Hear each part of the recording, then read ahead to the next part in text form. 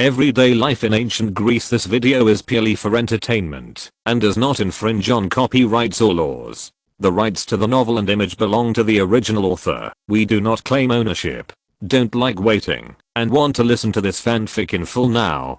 Subscribe to our Patreon, where you'll find the best fanfics. Chapter 151. Susa, the employee who went to investigate, told Cerberus in amazement, "Master, it turns out that the price of these castrated boys is much higher than that of ordinary boys. Each of them is worth at least 5 times the price of ordinary boys. It is said that the emperors of Persia are afraid that their concubines will have an affair with others, so they especially like to use eunuchs. Those beautiful boys can be sold at sky-high prices after being castrated." After knowing that it was not a conspiracy between the guide and the hotel, but just a coincidence, Cerberus was relieved, but he still felt a little uncomfortable living here, so he changed to another hotel. After settling down, while doing business in the market, he took time to visit this amazing city. The first place to go was of course the Hanging Gardens. It was just that, although Babylon no longer had a king, there was a governor.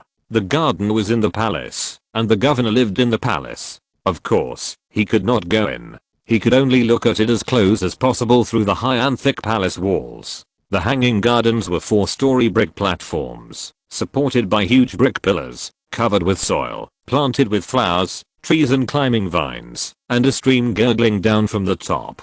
The gardens were higher than the palace walls, and to people living on the plains, they really looked like they were floating. The palace was next to the Euphrates River, and the irrigation water and stream water for the gardens were all drawn from the river. It was said that slaves pushed the handles connected to the gears day and night, and sent the water to the high platform through a bronze water pump. The construction technology of this garden was definitely a miracle in that era, especially its irrigation system, that could draw water to a height of more than 20 meters. Many outsiders like Cerberus came to see it outside the palace walls and were amazed. The Hanging Gardens were adjacent to the Holy Land, in the middle of which was an 8-story tower. On the top floor of the tower was a huge golden table and a gorgeous couch. It was said that the patron god of Babylon, Marduk, the sun god in charge of life and fertility, would sometimes descend here to rest. There was a priestess who issued an oracle here. There were many temples in the sanctuary.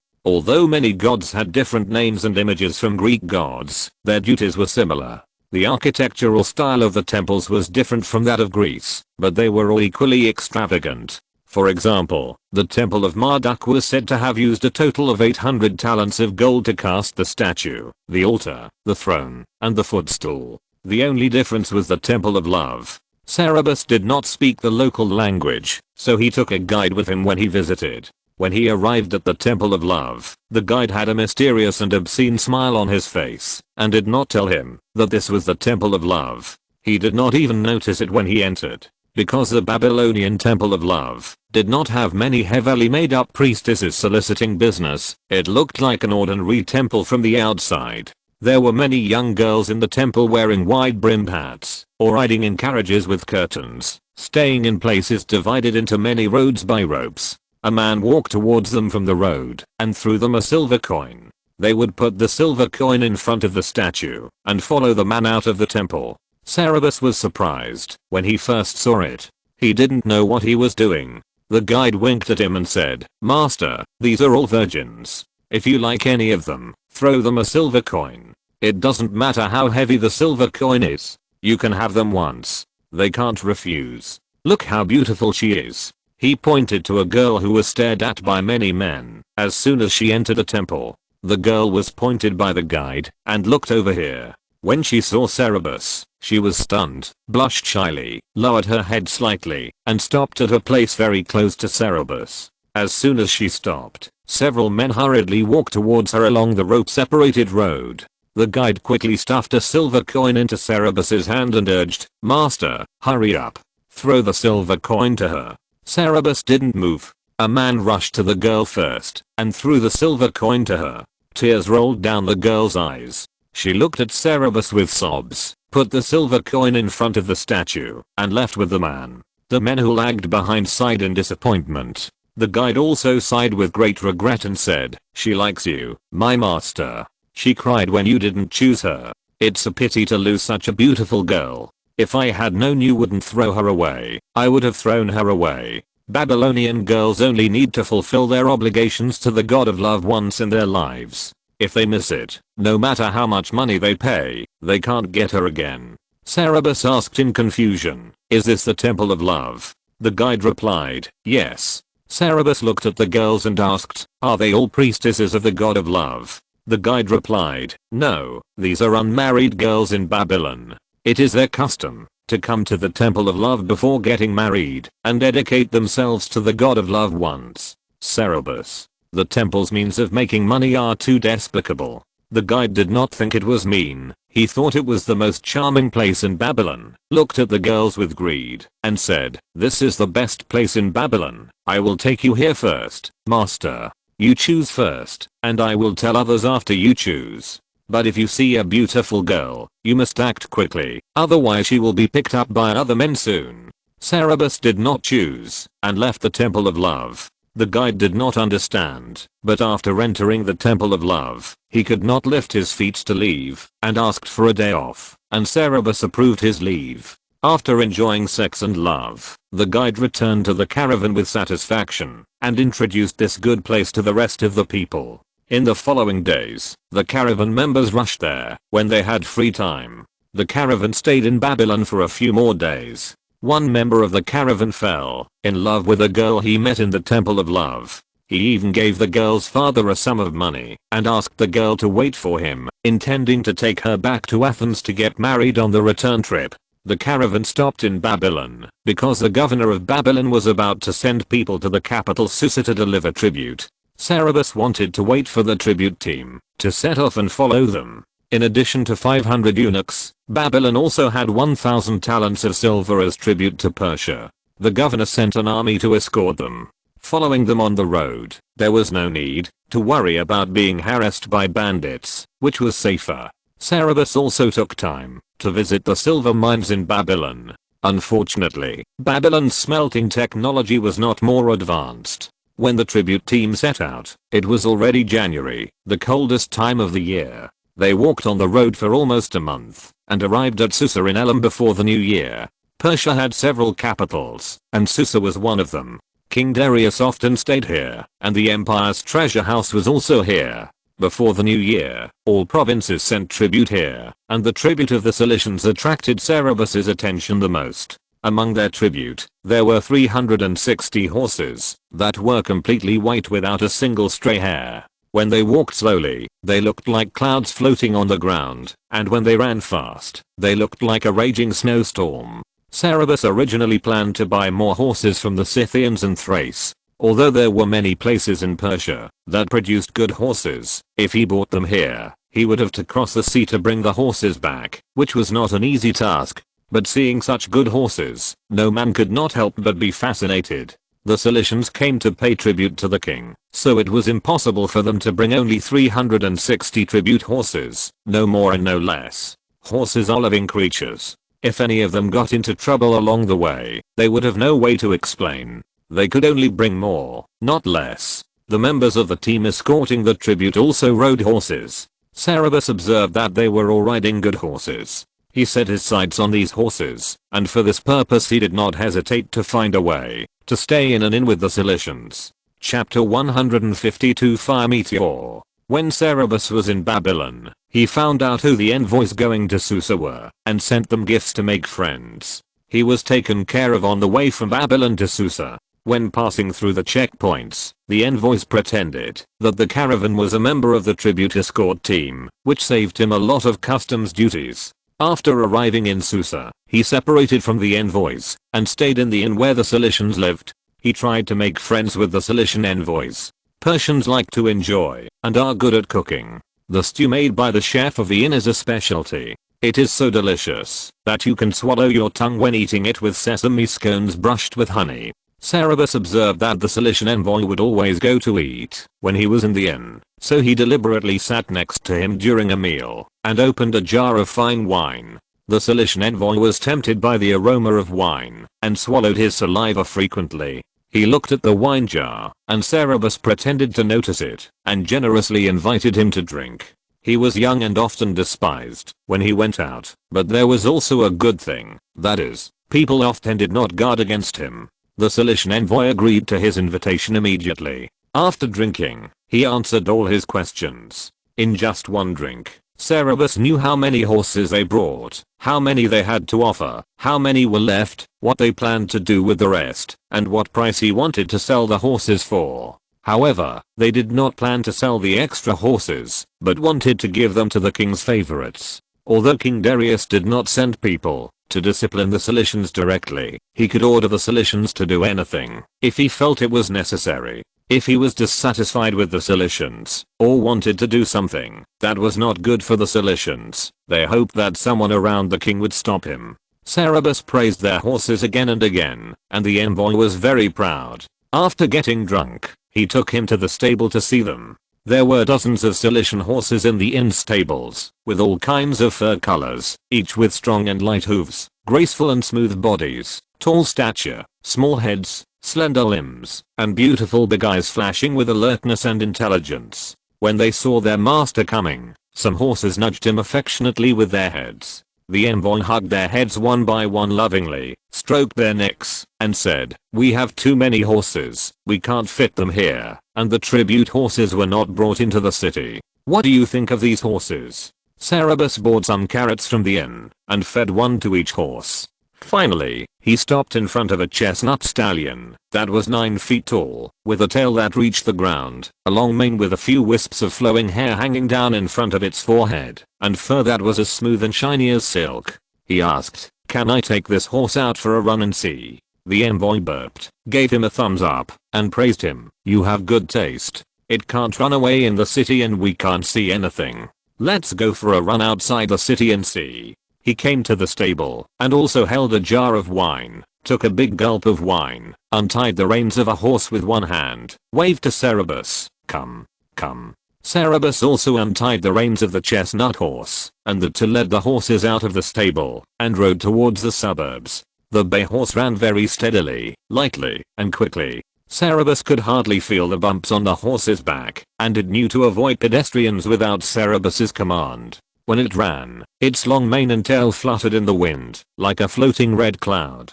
It was unbelievable that there was such a beautiful creature in the world. It attracted countless people's attention when it passed through the streets. The horse ridden by the envoy following the bay horse was no less impressive. As the horse ran, he held the wine jar and poured it into his mouth. The horse did not spill a drop of the wine in the big mouth of the wine jar. At this time, Cerberus and the Cilician envoy did not know that when they passed by a street, they fell into the eyes of a powerful figure in Susa. The man pointed at Cerberus and asked the people around him, "Who is that foreign boy? The horse he rides is really a good horse. Can we get it?" Cerberus and the Cilician envoy went out of the city and galloped for a while in the fields, where there was no one. Cerberus was very satisfied with the red horse. It ran as fast as a meteor, with strong explosive power, good endurance, and a smart character. His favorite horse, Grey, was a mare, and had reached the age for breeding, but there was no stallion that he liked in Athens. This red horse was a perfect match for Grey, and he secretly made up his mind to get this horse. After running for a while, the horse began to sweat, and Cerberus lovingly asked it to stop and dismount. The envoy caught up from behind and asked proudly, "How is it?" Cerberus stroked the horse's neck and said, "It can pull the golden chariot for the sun god." The envoy's Persian was not very good, but he understood his praise, dismounted, and said mysteriously, "Let the horses rest, and I will take you to see the tribute horses later." The two led the horses to a small river, let the horses drink water and rest for a while, and then rode to where the tribute horses were. The tribute horses were kept in a stable outside the city. When Cerberus arrived, the horse walker was driving the horses back from outside and into the stable. 360 horses as beautiful as clouds and snow galloped past him, which was a shocking scene. However, when the horses returned to the stable, he took a closer look and found that these white horses to be presented to the king were not as good as the horses he and the envoy rode. He thought about it and understood the reason. How could all the best horses happen to be white horses? And how could there be so many top-notch horses? Seeing that he was confused at first, and then suddenly understood, the envoy winked at him patted the white horse, and then patted their own horses, and said, "Persians love white. The king only ordered us to pay tribute to white horses, but in fact." He shook his head. After seeing the tribute horses, Cerberus returned to the city with the envoy. On the way back to the city, Cerberus asked him, "How is my wine?" The envoy shook his head and replied, "Good wine. Good mellow wine. I have drunk the finest wine from Thrace at the king's banquet, and it was just like this." Of course, this batch of wine was a 10-year-old wine that Cerberus collected from the best winery in Athens. Cerberus said, "I have some better wine than this. Do you want to try it?" The envoy was of course attracted. The two returned to the inn, and Cerberus invited him to his room and took out a set of glass wine utensils. The envoy was already staring at it. He had seen glass beads and gems strung together, decorated in women's hair and ears, necks, and wrists, but he didn't know that such a fragile and precious material could be made into such a large wine set.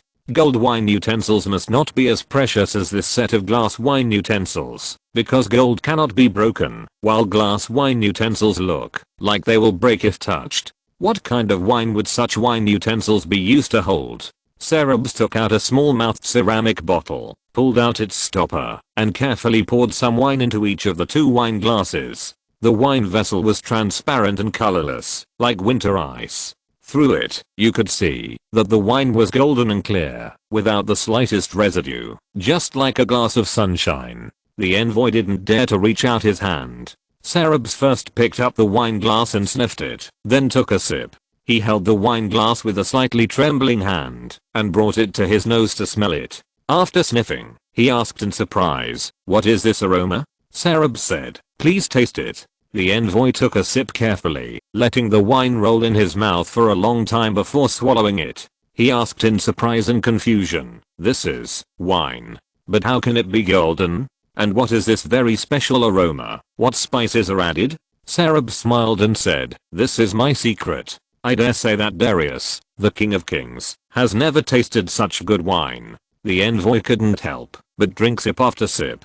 He had never tasted such a delicate and soft wine before, and the unique aroma he had never tasted made him intoxicated. In a short while, he finished a glass of wine. After the glass was empty, Cerberus did not pour him more. Instead, he put the cork back in and said, "I'm sorry, this wine is too precious. I don't have much, so I can't give you more." The envoy felt the aroma lingering in his mouth, chest and abdomen, and asked eagerly, "Will you sell this wine?" Cerberus shook his head and said, "No, I only have 10 jars of this wine. I brought it from Greece and passed through Egypt and Babylon without showing it to anyone. If anyone had seen it, I would definitely not be able to bring a single jar here. I originally planned to present this wine to the king, but I can give them all to you, along with this set of wine utensils." The envoy guessed something and looked up at him. Sure enough, Cerberus continued, "In exchange for your 10 horses." The envoy shook his head repeatedly. "No,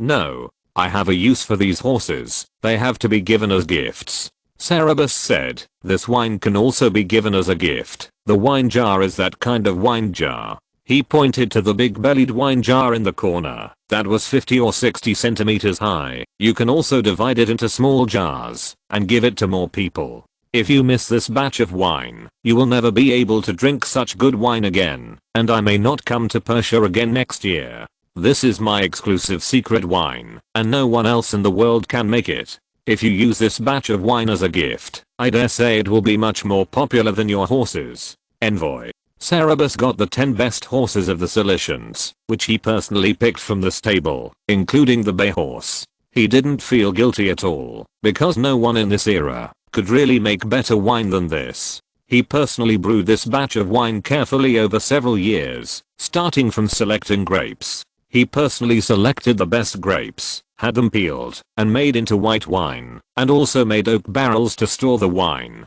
Using oak barrels to store wine not only makes the taste better, but also makes it more delicate and harmonious, and has a special aroma. There are many types of oak. Depending on the oak used, the aroma may be cocoa, coffee, vanilla, coconut or even bread, and there are also mixed aromas. This batch is a charming mixture of cocoa and coffee.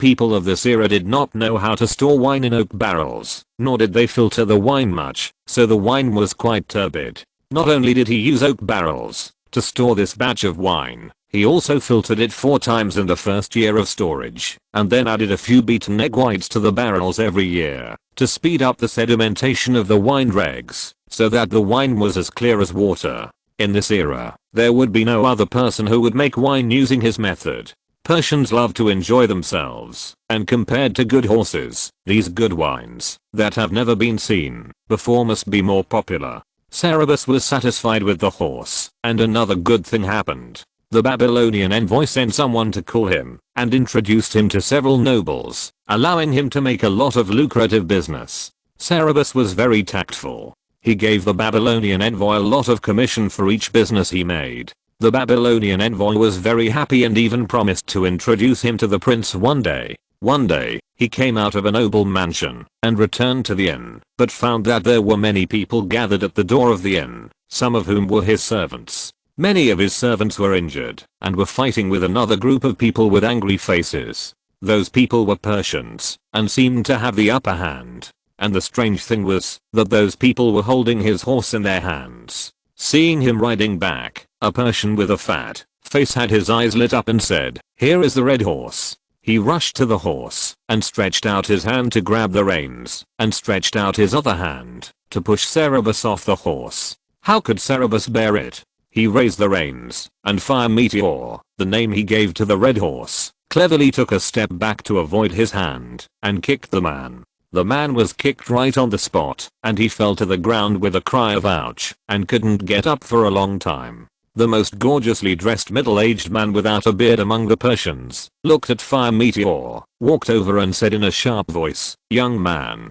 get off. This horse has been given to our master by the Cilicians." Chapter 153, Seizing the Horse. Cerberus was stunned for a moment and looked him up and down, whether in Greece or Persia. He had never seen a man of this age without a beard. He had some guesses about the identity of this man in his heart and said coldly, "This is my horse, not the horse of the Cilicians." The man raised his mouth corners and said with a fake smile, "This is a gift from the Cilicians to my master. How did it become your horse? Do you know who my master is? My master is Mardonius, the son of the sister of King Darius, the son of the most honorable Queen Atossa, the daughter of Cyrus the Great, and the most trusted cousin of Prince Xerxes." Cerberus said, "I have just arrived in Susa, and have not heard of this respectable great man. But the gift from the Cilicians to your master, you should take it from the Cilicians, not from me, an irrelevant person. For example, if someone wants to offer a gift to the gods, he points to something on the passerby and says that this is what I want to offer.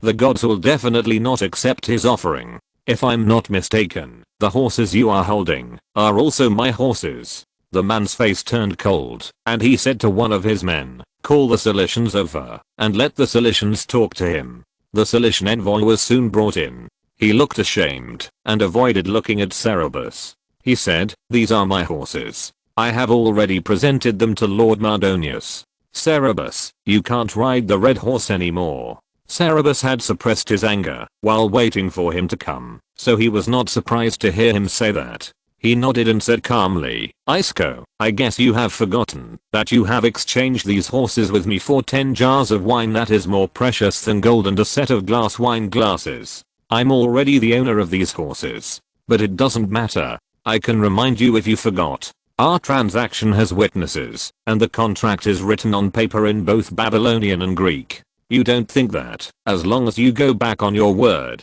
you can bully me, a foreigner who has come from afar, at will? Do you want to come with me to meet our witnesses? Do you want me to take out the contract and show it to you?" The Cilician envoy stammered, "These horses already belong to Lord Mardonius." Cerberus got off his horse and said, "Do you want to go back on your deal? Fine, give me back my wine, and don't forget the threefold compensation. My wine is worth 1,000 derricks, and the winner is worth 100 derricks. Bring me 3,300 derricks, and you can take the horse away." Derricks is the name of the Persian gold coin, each weighing 1 shekel, 8.33 grams. The gold-silver exchange rate in Persia is 1:14. So 3,300 derricks is equivalent to 12 or 13 talents of silver. In addition to the 360 white horses, Cilicia had to pay only 500 talents of silver to Persia every year. Isko couldn't afford the money, and sweat broke out on his forehead as he squinted at the man. The man approached the two and said, "What kind of fine wine is worth 1,000 derricks?" "Isko, you are not being cheated, are you? Who is your witness?" The Cilician envoy said, "Yes." Cerberus said, "It is the respected innkeeper." But after the conflict between the man and his gang and Cerberus's men, the innkeeper had been there and tried to stop them, but now he was hiding somewhere and no one could find him. The man smiled and said, "Is there really such a witness? You are not lying, are you, boy?" Cerberus frowned and asked someone to go to the room to get the contract. In addition to selling things to powerful nobles, he tried to sign contracts for other large-scale businesses in order to prevent disputes. If the nobles want to cheat, the contract will be useless. There were many people watching nearby. Cerberus showed the contract to everyone and asked a knowledgeable guest in the inn to read the content to everyone. After receiving the paper with the contract, the guest twisted it first and asked in surprise, "This is not papyrus, it is thinner and more delicate than papyrus. What is this?" Cerberus said, "It is the paper we made ourselves, which is rarer than papyrus. I can give you some later. Now please read the content of the contract." The guest suppressed his curiosity and read, "Isko the Cilician, exchange 10 horses that can run at least 25 parasanges, about 142 kilometers, in a day with Cerberus the Greek for 10 jars of fine wine and a set of glass wine utensils. Isko's horses include a 6-year-old bay stallion, 5 4-year-old chestnut horses, 1 male and 4 females, 2 7-year-old black stallions with white foreheads, white hooves and white tails, or 3-year-old bay stallion, and a 5-year-old white mare. Cerberus wine is made with a secret recipe. Each jar weighs 1 talent. It is more mellow than the finest wine aged for 10 years. It has a unique aroma, not frankincense, myrrh, or other spices. The wine is as clear as spring water, without any dregs, and is golden. Cerberus swears that there is no other person in the world who has this kind of wine." He couldn't help swallowing his saliva when he read this and looked at Cerberus curiously. The onlookers also made a commotion and whispered to each other. When Cerberus and Isko exchanged horses, they asked the innkeeper to be a witness. It was public. Many guests in the inn knew about it, but they still often talked about it in amazement. Persians love wine. The guest read out the description of the wine, which made many people salivate. The guest continued to read, "The glass wine utensils are 6 palm-sized cups and a wine jug that can hold 6 cups of wine." The person who witnessed this transaction was Hermippus, the owner of the Black Goat Inn. Both parties were willing to make this transaction. Hermippus witnessed Isko and Cerberus swear to the sun god that they would never go back on their word and that they would compensate the other party 3 times their losses if they went back on their word. At the bottom are the names of Isko, Cerberus, and Hermippus. After the guest finished reading, he returned the contract to Cerberus. The contract clearly stated the content of the transaction and there was nothing to question. The Persians did not have the habit of signing contracts when doing business in the past, but after annexing the prosperous commercial Babylon, they were influenced by that place and would engrave clay tablets for important businesses. Cerberus and Isko actually used precious paper to sign the contract, which was very extravagant, but the man did not care if the witnesses did not dare to come out to testify. What was the use of having a contract? He glanced at the Cilician envoy and said disdainfully, "Hermippus is not here now. Isko, is what is written on this true or false?" Cerberus raised his finger and said before the Cilician envoy could speak, "Please think about it before answering. Isko, this contract was signed by you.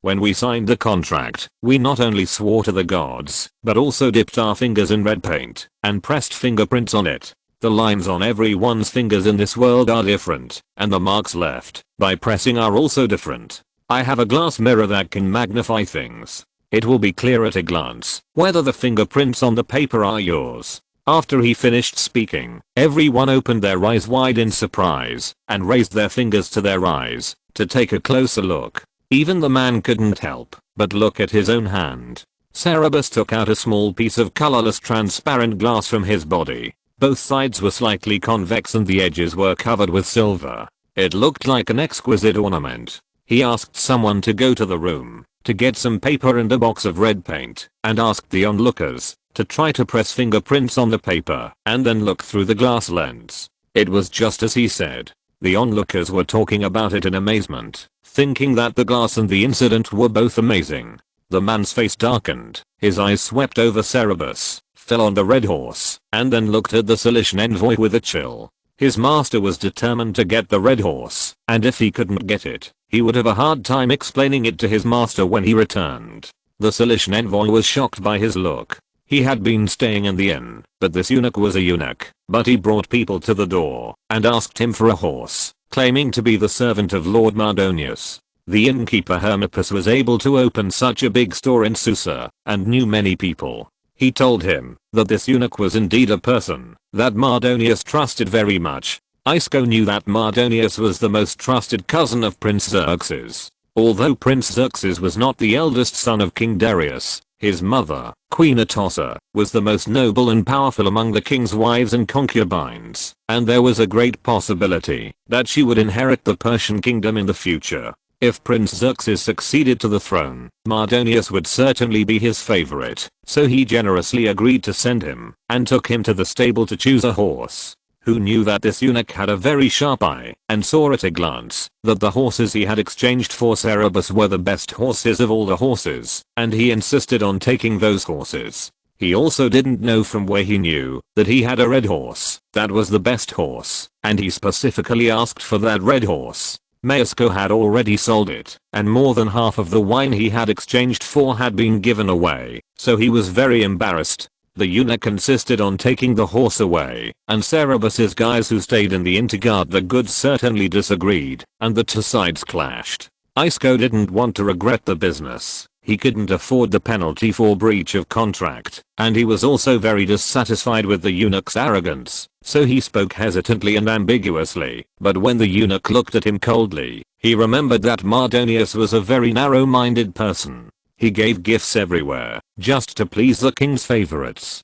Is it necessary to offend the future king's favorites for a dozen talents? Thinking of this, he hurriedly said to Cerberus, "I'm willing to compensate you according to the contract. Cerberus, you can take the horses to this lord first. It is an honor for these horses that Lord Mardonius likes them." Cerberus shook his head and said, "I don't believe you. We signed a contract and there are witnesses to the transaction, but you can still go back on your word. You must bring the money first, then you can take the horses away." Isco was embarrassed because he couldn't come up with so much money at the moment. The eunuch snorted and said with a fake smile, "Don't worry, this time our Mardonius family will be your witnesses and guarantee that he will never go back on his word. My lord is still waiting to see these horses. We will take the horses away first." He tilted his head to one of his men, and the man understood and came forward to grab the reins of the red horse. Cerberus frowned and pulled the reins, and the red horse raised its foot and kicked the man in the stomach, kicking him to the ground. The man held his stomach and rolled on the ground, screaming ouch, ouch. The eunuch said angrily, "Teach this ignorant foreign boy a lesson." The eunuch had dozens of people on his side, many of whom were Persian soldiers with weapons. When he came to the inn, he originally intended to use his power to overwhelm the Cilicians and make them obediently hand over the horses with both hands, but it turned out that the red horse had already changed hands.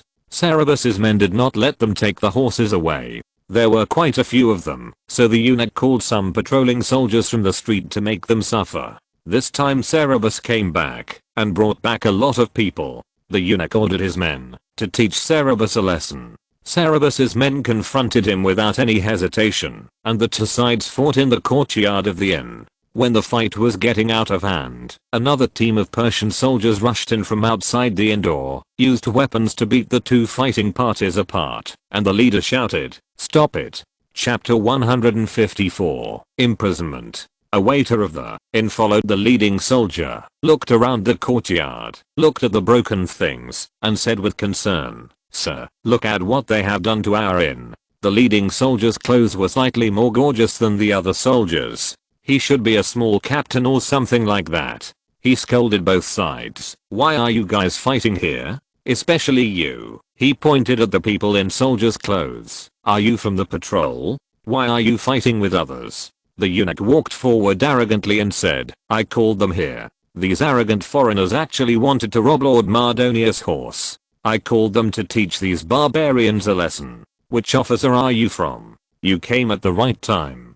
Catch all these robbers for me. Cerberus's Persian was not very good, and when he talked with the Cilician envoys and eunuchs, the interpreter translated for them from time to time. After hearing the eunuch's words, the interpreter translated it in a panic and asked, Master, these Persians are unreasonable. What should we do? Although the caravan members did not understand what the eunuch was saying before, they felt that something was wrong when they saw him being arrogant in front of the new soldiers. After hearing the interpreter's words, they were furious. Cerberus' heart sank, and he whispered to a man who was very capable, if the situation is not right later, you will find a way to escape first. Go to the Babylonian envoy, ask him to help us, and say that I will reward you handsomely. Only the royal palace and the dignitaries in Persia would use eunuchs. When the leading soldier saw that the eunuch had no beard on his face, he immediately showed him more respect. When he heard that he was working for Lord Mardonius, he really obeyed his orders and asked his men to arrest the caravan members. Although there were many people in the caravan, this was the capital of the Persian Empire. Cerberus could not rush out of Susa with only 100 or 200 people. He could only create some chaos as much as possible so that some of the men could escape. He and the interpreter were arrested and thrown into a prison, stuffed into a dark, cramped, dirty, smelly cell with no airflow. Cerberus, even though he had traveled through time, he had never thought that one day he would be in a Persian prison more than 2000 years ago. This prison was very large, with many cells and even more prisoners. Most of the people in the caravan were caught and stuffed into 7 or 8 cells, which were so crowded that there was almost no room for them to sit. When they were brought in, the other prisoners stared at them in surprise, because their clothes and appearance were obviously different from those of the Persians. Persians generally wore long-sleeved tops and pants, felt hats or pointed hats, and some even wore knee-length leather boots. Cerberus and his group wore flowing himashol and hitan. Most Persians have yellow hair and beards, while Cerberus and his men have black hair and black eyes. When Cerberus and his men passed by, the prisoners asked them in surprise through the wooden cell door, who are you? What have you done wrong? The interpreter was also arrested with Cerberus and his men. The eunuch was very narrow-minded. When the soldiers were arresting people, he pointed at Cerberus and said, that boy is the leader. Don't look at him, because he is small. He is the leader. Don't let him run away. As a result, Cerberus was arrested as a priority. The interpreter was close to Cerberus and suffered the consequences. He couldn't escape. After being stuffed into the cell, his companions in the caravan whispered to him what the other prisoners were saying. He translated the content of those questions. His companions were so angry that they asked him to quickly tell them how they were oppressed. Seeing that Cerberus had no intention of objecting, the interpreter squeezed to the cell door and told the other prisoners about what happened to him and his men. After hearing this, the other prisoners said in fear, foreigners, you are so bold that you dare to offend the king's relatives. You are in trouble, and I don't know what kind of revenge you will receive. The interpreter said aggrievedly, but can the king's relatives be unreasonable? We have traveled thousands of miles and worked hard to do business. If others want to rob our goods, do we have to give them with both hands? The prisoners sighed. How many powerful people are reasonable? If they were reasonable, you would not be here. The interpreter asked, terrified. Then how will he retaliate against us? The prisoners said with pity. Robbery is a serious crime punishable by death. The interpreter said in horror. What? After Dorian escaped from the encirclement of the Persian soldiers, he went to a tailor shop as quickly as possible to buy a Persian-style suit and changed his Greek clothes so that he would not be so conspicuous when walking on the street. He was the guy who was asked by Cerberus to ask the Babylonian envoy for help. After that, he went to the street where foreign merchants gathered. After much effort, he found a man who knew Greek and Babylonian and asked him to be his interpreter. Fortunately, Cerberus gave him a purse with a large sum of money when he asked him to do so. Otherwise, it would not be easy to find someone who knew the distant Greek language in the Persian capital. The purse that Cerberus gave him contained dozens of derricks, many silver coins, a handful of pearls, and a few gems. This was a huge fortune. After he escaped, he opened the purse and was almost dazzled by the precious light inside.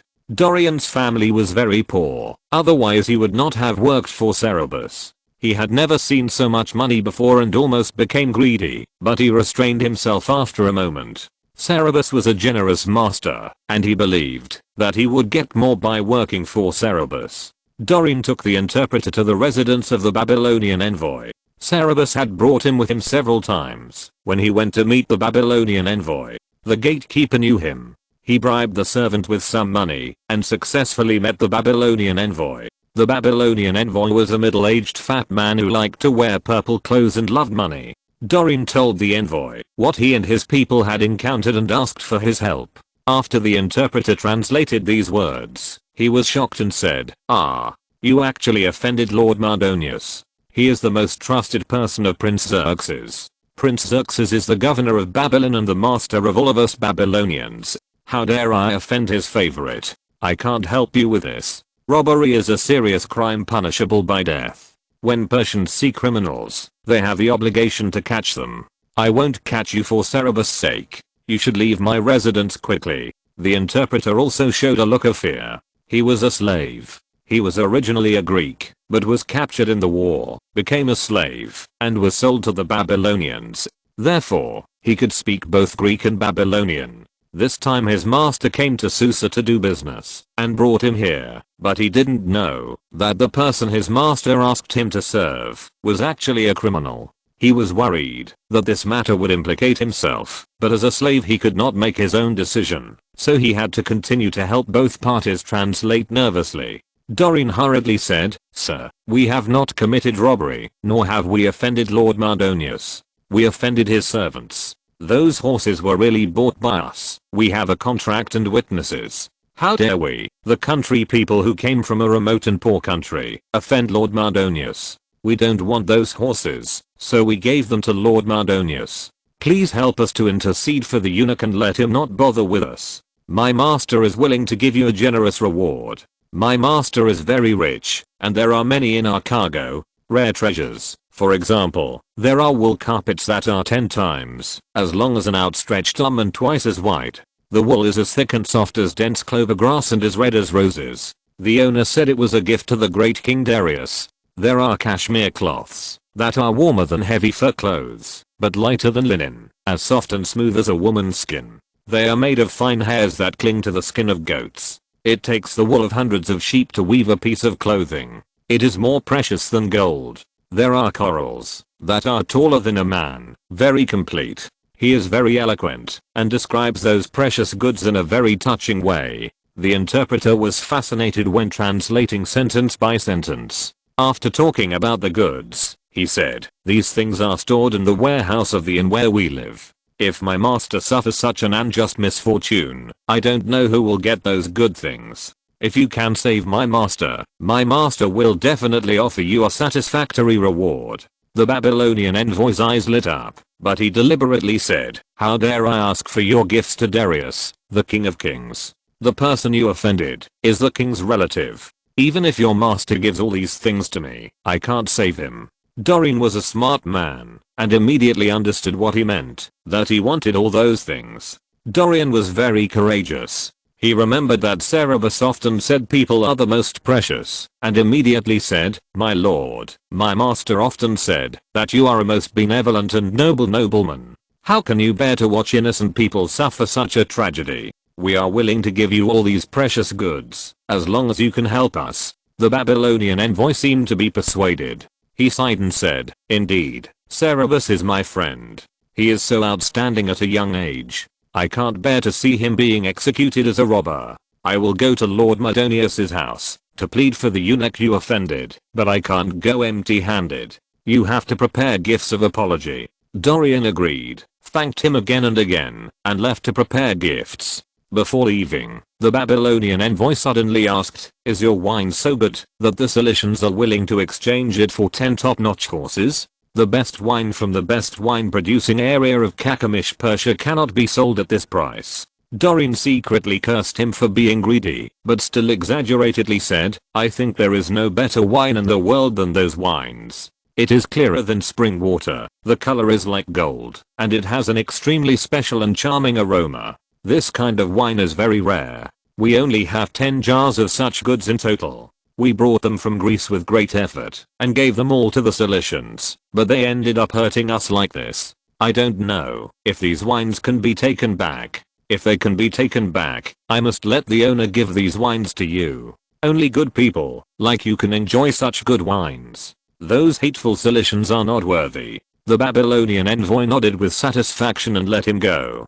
Dorian prepared a good gift and sent it to the Babylonian envoy's residence. The Babylonian envoy took the gift to the eunuch to plead for mercy. The middle-aged eunuch was arrogant and arbitrarily bullied foreign merchants like Cerberus, but was very friendly to officials. After receiving the gifts, he immediately sent someone to tell the prison that the conflict with Cerberus and others was a misunderstanding, and asked them to release the people. However, unexpectedly, the people he sent came back and told him that the prison refused to release the people, and a royal judge had taken over the case and was trying it. The eunuch asked who the judge was, and his subordinate said a name. The eunuch and the Babylonian envoy were stunned, and their faces turned a little ugly. That person was a supporter of the eldest Prince Artabazinus.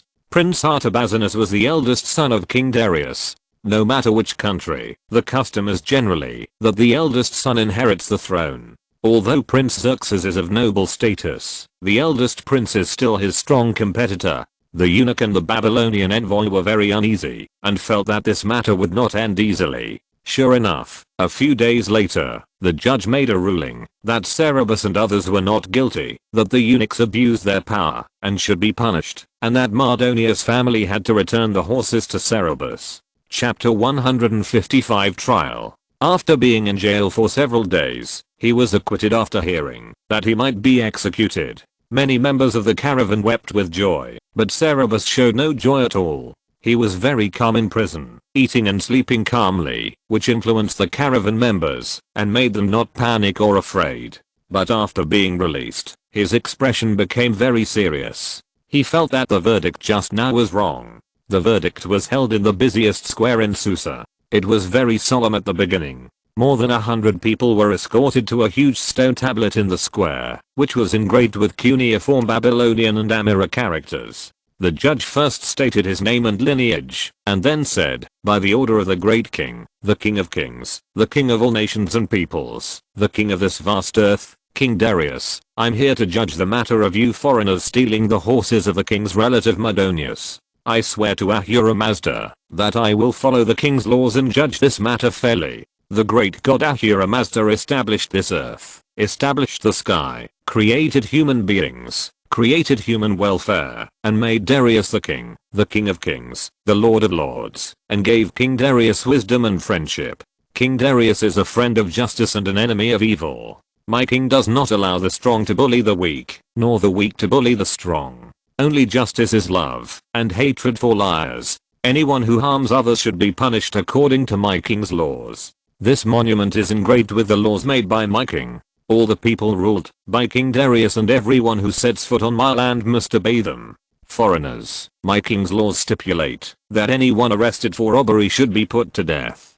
Did you really rob his master's horses as Mardonia's servant Jimilu accused you of? In fact, before this verdict, Dorian, a fellow of the caravan, had asked the jailer to send a letter to Cerberus, telling him that he had asked the Babylonian envoy to intercede and let the eunuch they offended withdraw the charges. Cerberus didn't know what had happened again, and the trial was still held as scheduled, but the punishment for the Persian robbery was so severe that he certainly couldn't admit it. He denied the accusation and took out the contract. The judge summoned the Cilician envoy to confront him about the content of the contract. Although the witness of the transaction was said to have suddenly left Susa for something and could not testify, the contract was irrefutable. The Cilician envoy had to admit that he was indeed the one who sold the horse to Cerberus. The judge asked him, then why did Mardonia's servant think that it was his master's horse? The Cilician envoy was speechless for a moment. The judge asked again, did you sell the horses to a second person after selling them to these foreigners?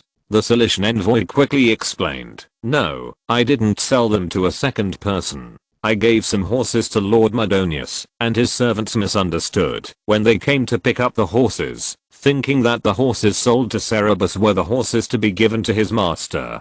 This was actually a misunderstanding." The judge said, "Then why didn't you defend these foreigners when they were accused of robbery? Have you told Jimalu that you had sold those horses to these foreigners?" The Cilician envoy. The judge said, "You have to answer this question. If you didn't tell Jimalu, and you didn't defend them, when Jimalu accused them, then you would deliberately put these innocent people to death. According to my king's laws, if evidence of a crime is provided in a lawsuit, and what is said is untrue, if the case involves life, the person should be put to death." The Cilician envoy said in horror, "Ah? Question mark? No, no, I." Sweat dripped down his forehead. He looked helplessly at Cerberus and others, and then looked at the judge pleadingly. The judge asked coldly, "Did you say it? If you didn't, you should be executed. If you said it, it is Jimalu who needs to be punished." Cilicia's face was grey, and after a long time, he said with trembling lips, "I told him that the horses have been sold." The judge immediately sent for Jimalu. It was a long time before Jimalu came to the square with the summons. The judge summoned him at noon, and he did not arrive until torches were lit in the square at night.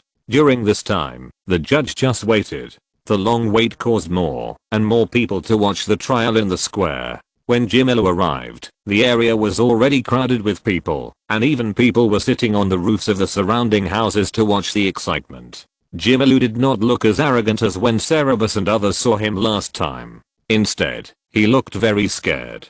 The judge tried him, and he confessed to the false accusation and bullying, but he chose his master out, saying that he acted on his own initiative. The judge sentenced him to be nailed to the cross and his body to be tied to the cross and not allowed to be collected. Jimalu was so scared that he collapsed to the ground with tears streaming down his face. He cried and screamed for mercy and wet his pants. No one sympathized with him, and those who stood close to him pointed at him with ridicule. After the judge's verdict was handed down, someone immediately erected a cross and nailed Jimalu to the cross with iron nails. Jimalu howled and bled dry. Cerberus and others were released in court. Although they were a little shocked by the cruel punishment, the caravan members still followed Cerberus out of the square and returned to the hotel happily. After being squeezed in the cell with a bad environment for several days, they had poor food and sleep. After returning to the hotel, everyone ordered good wine and meat, had a full meal, and then took a hot bath. They gathered in the dining room to eat, which attracted many people in the hotel. The guys in the hotel curiously and carefully asked how the conflict between them and Jimalu ended, and they proudly told them what happened just now. It didn't take long for everyone in the hotel to know that they were acquitted, and Jimalu, who bullied them, was executed. Cerberus did not eat and drink with them. After returning, he took a shower and changed clothes. After changing clothes, he asked the hotel waiter to send a meal to his room. While eating, he talked to Doreen about what would happen after they were imprisoned.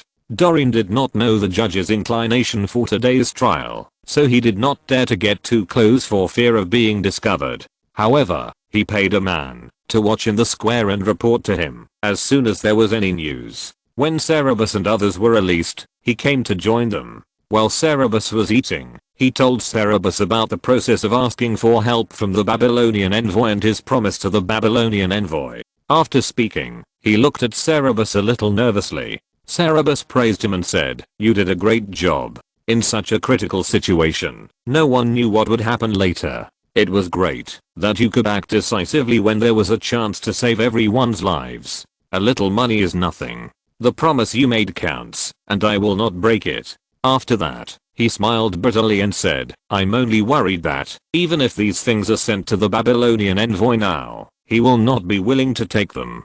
Doreen didn't understand what he meant, but he didn't explain in detail. After dinner, he and Doreen went to check the warehouse where the goods were stored. This inn is an old and reputable inn, and their lawsuit has not been concluded yet. No one has touched their things, and the goods are very safe. After counting the goods, Cerberus asked Doreen to go and relax with his companions, and he stood quietly in the night for a while. He looked up at the starry sky 500 years ago BC and sighed after a long time. Early the next morning, he asked the guys to get up, pack all the goods and tie them on the backs of camels and horses, and then asked people to drive these camels and horses to a secluded alley near the Babylonian envoy's house, and he and Doreen went to visit the Babylonian envoy's residence. As he expected, this time he couldn't get into the door of the Babylonian envoy's residence, and bribery didn't work. The Babylonian envoy refused to see them, nor did he want his things. The Babylonian envoys were so greedy that they didn't want their things. This was a very bad omen. Dorian asked in panic, "Master, what?" Cerberus asked him to find out where the luxury goods in Susa were generally sold, and he returned to the inn with the camel team. However, when they returned to the innkeeper told them that they could no longer stay in their room. The caravan clerk was furious and asked, "Why? We didn't owe any rent, and we didn't check out." The innkeeper smiled apologetically and said that he saw them take the goods away and thought they were not going to stay there anymore, so he had rented out the room and refused to let them stay. The caravan was helpless. They had specially renewed their reservation for another 10 days last night. It was impossible for the innkeeper to have such a misunderstanding. It was obvious that they didn't want them to stay any longer. They had no choice but to pack up their things in the room and leave. Then they went to several inns in a row, but none of them were willing to receive them. Although Susa is large, there are not many inns that can accommodate a large caravan of 100 or 200 people, and Cerberus did not allow them to disperse. Finally, it was not until dark that they found an inn that was willing to receive them. Although this inn is also a large inn, there are not many empty rooms, and many of them have to set up tents in the courtyard to make do. Fortunately, Susa has a mild climate, and it is not cold to live in the courtyard at this season. In the morning, when Cerberus asked the men to pack the goods, he also asked some of them to buy a large amount of food, dried meat, cheese, drinking water, and food for camels and horses in preparation for leaving Susa and returning to Athens. These things could not be bought in a short time. After they settled in the new hotel, Cerberus began to sell the goods they brought at a low price. The men were very distressed. Cerberus had a good eye. Most of the goods they brought to Susa were rare and precious. If they were not sold in a hurry, they would make a lot of money. But Cerberus insisted on clearing the goods as quickly as possible. When the roll of red carpet, which was about 20 meters long and 3 or 4 meters wide, was taken out for sale, even the innkeeper felt sorry for them and told Cerberus that he could help them present the carpet to the king and they would get more. But Cerberus refused. It took 5 or 6 days to clear the goods. During this time, Mardonius sent someone to deliver 10 horses, which were not the 10 horses he bought from the Cilicians, but they were also good horses. In addition to the horses, there was also 1,000 derrick. The person who delivered the horses spoke very nicely, apologizing for the bullying of the slaves of Mardonius's family, and explained that Lord Mardonius did not know about this, and it was the eunuch who privately bullied people outside by borrowing the power of his master and ruining his master's reputation. After receiving the horses and money, Cerberus took the horses, money and a large amount of gifts to Mardonius's mansion to ask for an audience, but he still did not enter the door, and the gifts were also rejected.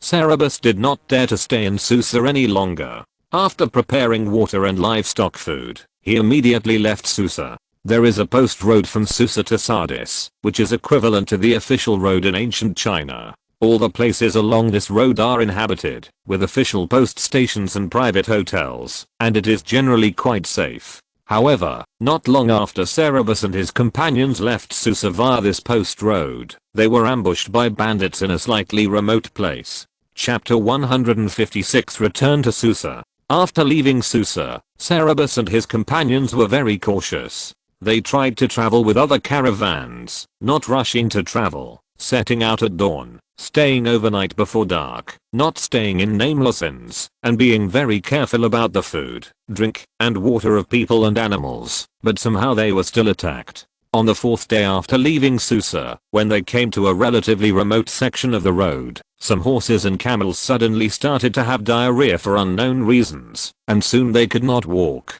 Seeing this, the caravans traveling with them left first. Cerberus was very alert and immediately asked people to transfer the important items carried by the camels and horses that were in trouble to the livestock that were not attacked, and left the livestock that were attacked and left quickly. However, it was too late. Some masked robbers rushed out from the mountains and forests on both sides of the road with sophisticated weapons and surrounded them to attack. These robbers were not ordinary robbers. They killed people without saying a word after they came out and did not even look at the goods on the camels and horses. The guards of the caravan were the best mercenaries hired by Cerberus from the Aegean Sea at a high price. They were all brave, but they were no match for them and were killed in a moment. The captain of the guard and several good fighters tried their best to protect Cerberus, saying, "Master, no, we can't stop them. There are a few horses that have not been hit. We will rush over and ride away first." Cerberus made a prompt decision and used a dagger to cut open the small boxes containing money on several camels, threw the boxes far away, and shouted in Persian, "Money is scattered, grab it. Money is scattered, grab it." Those boxes contained all the gains of their trip, at least thousands of derricks and several talents of silver coins, as well as many gems. After the boxes fell, the coins and jewels were scattered all over the ground, some scattered on the road, and some rolled in the grass and woods on the roadside, sparkling with a large area of attractive light. Most people would never see so much money in their lifetime. Many robbers were attracted by it. Even many people in the caravan were stunned. The robbers' offensive slowed down immediately. One robber couldn't help but bend down and grab a thumb-sized pigeon blood ruby at his feet. This action stimulated the other robbers. Many robbers gave up the targets they were attacking and rushed to the money box. There was a gap in the encirclement. Cerberus shouted in Greek to the caravan members, "Run. Run separately. Don't worry about the goods." After that, he and the guards forced back the robbers who were still surrounding them, rushed to the horses they had chosen before, jumped on the horses, whipped them and ran away. Seeing this, the rest of the caravan members who could grab horses and those who could ride camels rode camels and fled in all directions. Those who didn't grab horses or camels quickly took 2 steps and hid deep in the mountains and forests. The leader of the robbers chased Cerberus in the direction he fled, but failed to catch up. He went back angrily and beat up his men who were fighting for money. Cerberus and his men escaped the ambush, but they were not out of danger. The robbers quickly divided the spoils and chased them. They got some good horses from somewhere and chased Cerberus and his men in a mess. The only thing that comforted Cerberus was that, judging from the number of people chasing them, the main force of the robbers came to chase them, and the rest of the caravan should be able to escape. Cerberus and his men desperately fled to a small town and asked the sheriff for help. The robbers did not chase them to the town, but the sheriff took the soldiers out to search, but they did not find any trace of the robbers. Cerberus and his guards did not dare to leave the town. At night, the small hotel where they lived was attacked. Fortunately, they had a night watchman, so they were not attacked. They stayed in the town for a few days. Cerberus still had some money and valuable ornaments on him. He sold 2 gems to buy food, water, horse fodder, and local people's clothes. He also exchanged several injured horses with the locals for good horses. When a caravan passed through the town, they disguised themselves as locals and left the town in the caravan. This time they followed the caravan safely for 2 days, but the robbers caught up with them again 2 days later. The robbers seemed to have a deep hatred for them and wanted to kill them. Cerberus and others fled in the direction of Sardis at first. After being chased for a while, they found that they could not return to Athens alive, so they simply returned to Susa. The robbers did not expect them to change direction suddenly, and they were thrown off by them for 2 days, but they still caught up with them later. The closer they got to Susa, the more urgent they were chased. There were more than a dozen guards who fled with Cerberus.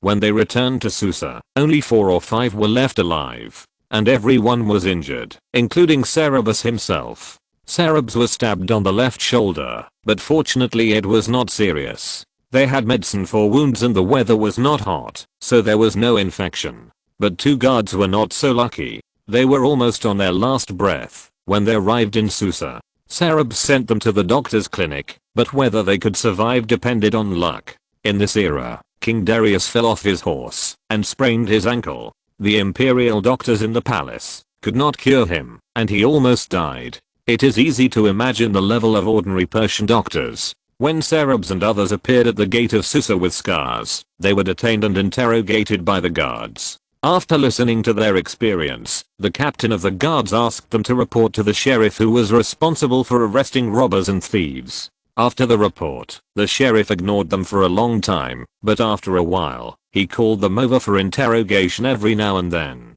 Even if he knew nothing, Cerebs could feel the undercurrent in Susa. He knew that there must be a fierce game going on in Susa at this time, and they were chess pieces involved in it, but they could do nothing about it. Returning to Susa does not mean that they are safe. The robbers may not kill people in Susa openly, but there are too many other ways to kill people. He didn't know what the chess player wanted to do with them.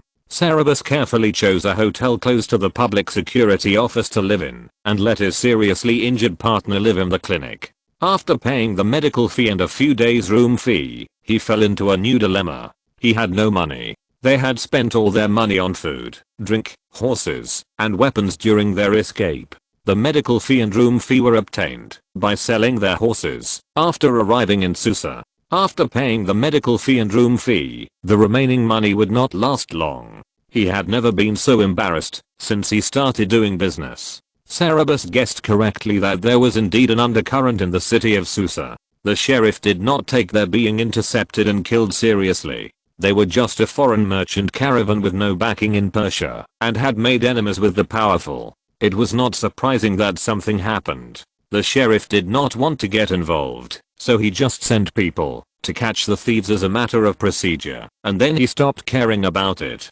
But when the new year came, there were many banquets in Susa. When he attended a banquet, he drank the golden wine that caused a big stir in the legend. When people were talking about the origin of these wines, he mentioned this matter. The royal judge Berejali, who was interrogating the case of Mardonius' slaves bullying others, heard it and aroused Berejali's interest. Berejali repeatedly asked him to try the case carefully. The sheriff was very embarrassed. He had his own speculation about this case. These foreigners only offended one powerful person in Susa, and that powerful person was very narrow-minded. He thought it was obvious who the master of these robbers was. Berejali was the eldest prince's man, and his purpose of paying attention to this matter was very clear. The sheriff was not the eldest prince's man, nor the second prince's man, and did not want to get involved in such a matter. But even if he didn't want to get involved, it was too late. After that, Berejali began to spread the news that the foreign merchant caravan that had offended Mardonius had met with misfortune again. Even the sheriff speculated that this might be Mardonius' revenge, let alone others. Robbing and killing a foreign merchant caravan was actually not a big deal, but when the news reached Mardonius' ears, he was furious because he did not do it. On the one hand, he sent people to warn the sheriff to find out the truth of the matter as soon as possible and clear his reputation, and on the other hand, he sent people to secretly watch Cerebus and several others. He hated Cerebus very much and specifically ordered the slave who was following him, if anyone comes to kill these country bumpkins again, don't help them, just wait for those people to kill them, and then catch those people. In addition to him, Berejali also hoped that the murderer would dare to strike again and kill Cerebus and others to make the matter a bigger deal. Chapter 157, Sun God's Tavern. He had no money, was unfamiliar with the place, couldn't speak the language, was carrying wounded soldiers, and was injured himself. There were countless malicious enemies lurking in the dark. Surrounded by enemies on all sides, Cerebus was not discouraged at all. After paying the room fee, he asked the waiter at the inn to find an interpreter who knew Greek, and then smiled and said to his 3 companions, "It's not easy to survive all the way to Susa. In Susa, they shouldn't dare to kill people so blatantly. Come on, I'll take you to eat something good and drink some good wine." After that, he asked the waiter at the inn, "Which is the best tavern in Susa?" The waiter hurriedly said, "Guest, we have good wine in our store. Our roasted lamb is also a specialty." Cerebus emphasized, "We want to go to the best tavern." He and the 3 guards were all injured. They had been on the run for many days, and were on the verge of life and death several times. Naturally, they were a little fierce. The waiter at the inn didn't dare to say more, and said a few names, all of which were famous taverns in the city. Cerebus and his companions took the interpreter to the most famous one. The most famous tavern in Susa was called the Apollo Tavern. It was located on a busy avenue near the 100 Columns Palace. It was a 3-story building in Babylonian style, covering a large area. The exterior walls were decorated with scenes from mythological stories and animal patterns such as lions, bison, and deer with colored glazed bricks. There were many semicircular arched doors made of bricks, which were very beautiful and built with superb craftsmanship. The tavern was very popular, and there was a constant stream of customers even in the daytime. Cerebs and his companions heard the noisy voices inside before they even walked in. The aroma of wine overflowed from the tavern, making the guards and the interpreter drool. When they walked into the tavern, there was a large courtyard with many plants planted, and a large pool. The 3-story building, built with adobe and bricks, surrounded the courtyard, with at least hundreds of rooms of various sizes connected by arcades and arched doors. The sun was just slightly west, and these rooms were almost full. Hundreds of waiters wearing the same clothes shuttled between the courtyard and the rooms to serve. When Cerebs and his companions entered the door, a clerk immediately came up to greet them and asked, "Do you have a reservation?" Cerebs said, "No." The clerk asked, "Do you want to drink in the lobby downstairs, or in a private room?" Cerebs replied, "I want the best room." He was actually penniless at the moment, and his appearance was rather disheveled. His clothes were covered in blood and holes, and he was injured, but he was calm and composed, and his temperament was extraordinary. The clerk really led the way, and led them to a good room. This room was on the 3rd floor, very spacious, with exquisite furnishings inside, and a very good view. There was a terrace overlooking the entire tavern. The clerk told them that there would be singing and dancing performances in the courtyard at night, and this terrace was facing the stage. Cerebus asked, "What are the specialties of your store?" The clerk said proudly, "There are many. Our roast camel, roast whole ox, roast whole donkey, roast whole lamb, and roast deer are famous in Susa, and even princes and nobles love to come and eat them. In addition, we have various stews, vegetable soups, fish cakes, pastries. Our stewed lamb and beef are unique. The vegetable soups are all the freshest dishes. The fish cakes are made in authentic Babylonian style, using only dried fish pounded in a stone mortar, sifted through linen, and added with spices, and nothing else is added to steam them. The pastries are sweet, salty, brushed with honey, dipped in sesame, steamed, baked, stuffed, and unstuffed. There are all kinds of them, and the mutton pie is so fragrant that you can swallow your tongue." He was very eloquent and said a lot. The interpreter drooled as he translated, and the 3 guards' eyes were shining. Some of them couldn't help but drooling on their chins. Cerebs knocked on the table and asked, "Can you only roast the whole lamb?" The clerk said hurriedly, "Of course not. You can also buy it in small quantities. You can order any part of the meat and as much as you want." Cerebs said, "I want a whole roasted lamb, 1 portion each of camel meat, beef, donkey meat, and venison. I want the hump of the camel, the tenderloin of the beef, the hind leg of the donkey, and the tail of the venison." The clerk stood in awe. This is a knowledgeable person, and he must have an extraordinary background. Few of the princes and nobles who come to their store know how to eat like this. It was a good idea to bring them to this private room. Cerebus went on to say, 1 portion each of stewed beef and mutton, 1 portion each of vegetable soup and fish cake, and any pastries you like. The clerk replied respectfully, "I've made a note of that. What kind of wine would you like to order?" Cerebus asked, "What kind of wine do you have?" The clerk said, "We are most famous for wine, of course. In addition, we have barley wine, date wine, coconut wine, and we also have barley juice." Cerebus asked curiously, "What is the difference between barley juice and barley wine?" The clerk replied, "Barley juice is not wine. It is a beverage soaked in barley malt, and it is not fermented. Barley wine is a high quality wine we bought from Egypt, and brewed with wheat, and it is very mellow. The barley juice in our store is very delicious. I'll give you a jar for you to try later." Cerebus laughed and said, "Thank you very much. Is date wine brewed from dates? I didn't know that dates can be used to brew wine before." The clerk corrected, "Date wine is not made from dates, but from the young branches of date palm trees. Although this wine tastes strong, it can easily give you a headache if you drink it, so you'd better be careful if you want to drink it.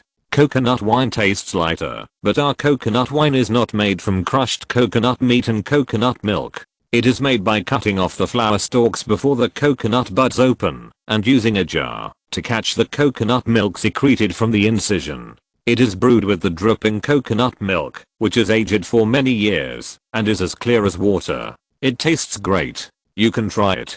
A guard interrupted dissatisfiedly. There is no taste of alcohol in coconut wine. It is for women to drink. Men have to drink strong liquor. The strong liquor that people of this era referred to as wine. Cerberus said, "Tell me about your wine." The clerk said, "Our wine is famous. No tavern in Susa can make as good wine as ours. Our wine is shipped from Hexi province, which is probably the Israel region in later generations. I heard that it is close to the sea. There is little rain in summer. The sun is so scorching during the day that it will crack your skin, and it is so cold at night that you have to put on more clothes, which is especially suitable for growing grapes. The grapes are dark in color and strong in flavor, and the wine brewed is the strongest. There is no other place that can compare. There are many people in our tavern who specialize in collecting wine there all year round. They run from one vineyard to another, testing each jar of wine, and only want the best. You must try our wine when you come to our tavern.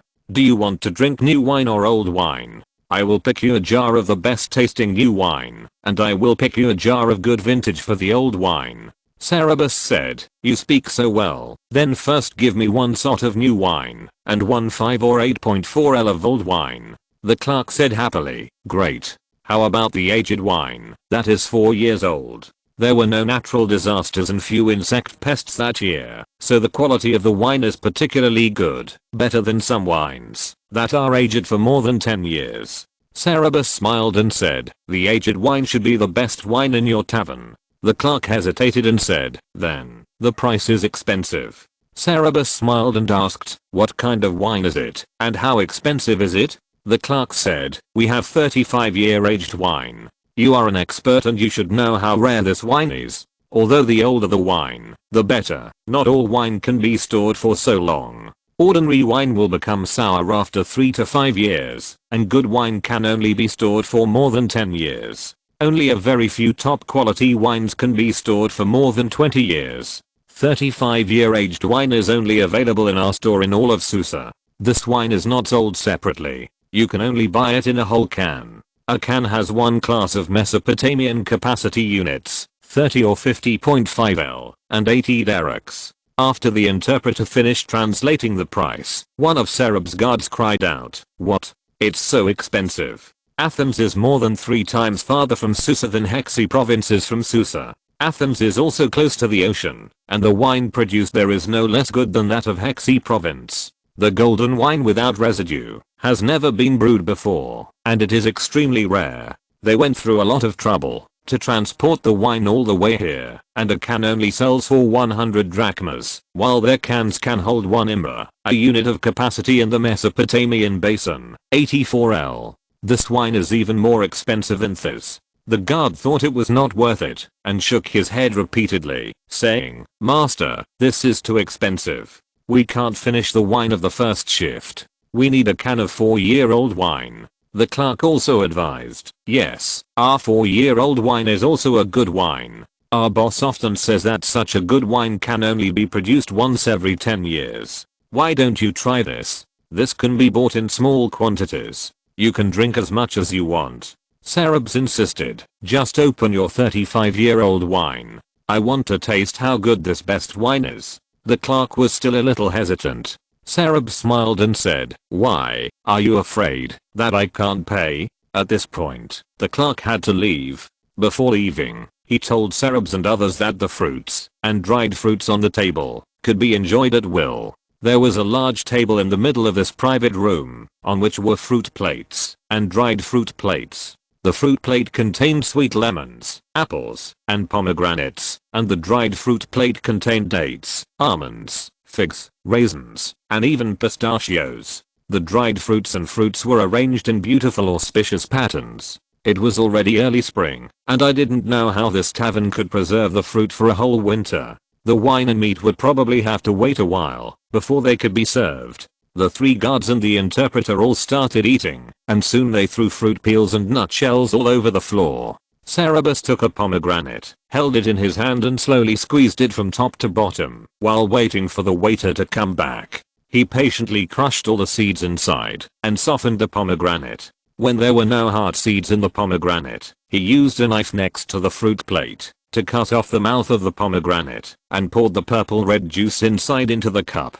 Susa produces fruits, and probably because of the large temperature difference between day and night, many fruits are very sweet and delicious. The pomegranates produced here are different from those produced elsewhere. The skin is very tough, the seeds are red and juicy, and after squeezing it soft, the juice can be poured out directly and drunk, and it tastes delicious. After the waiter left the private room, he did not go directly to the kitchen to order food and get wine, but went to tell the owner about it first. After listening to him, the tavern owner asked him to describe Cerberus's appearance, accent, and age in detail. After thinking for a while, he said, "Serve them the wine." The clerk was a little surprised. There were only a few bottles of 35-year-old wine in the tavern, which were the owner's treasures. Although Cerberus looked extraordinary, he was in a mess now, and might not be able to afford the money. However, the owner might have other considerations. He agreed and went to the kitchen to order dishes first, and then went to the wine cellar to get wine.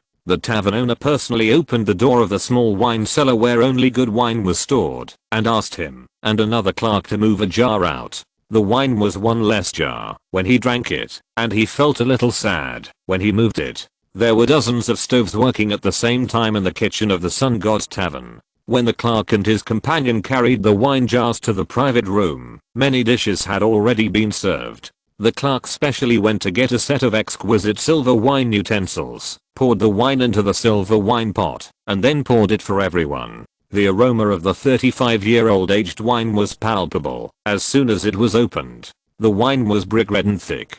Cerberus sniffed it gently, shook the glass, and took a sip to taste it carefully. After a while, he put down the glass and said, "Is this the best wine you have?" The clerk's heart tightened, and he quickly said, "Sir, why is this wine not good enough?" Cerberus said, "I heard that something like this happened in the city of Susa recently. A caravan came from faraway Greece and brought a kind of wine. The wine is golden, and the liquid is not as thick as ordinary wine, but as clear as mountain spring water. Not only does it taste mellow, but it also has a very rare aroma, which is neither floral nor fruity, nor frankincense or myrrh. It is more charming than all these aromas.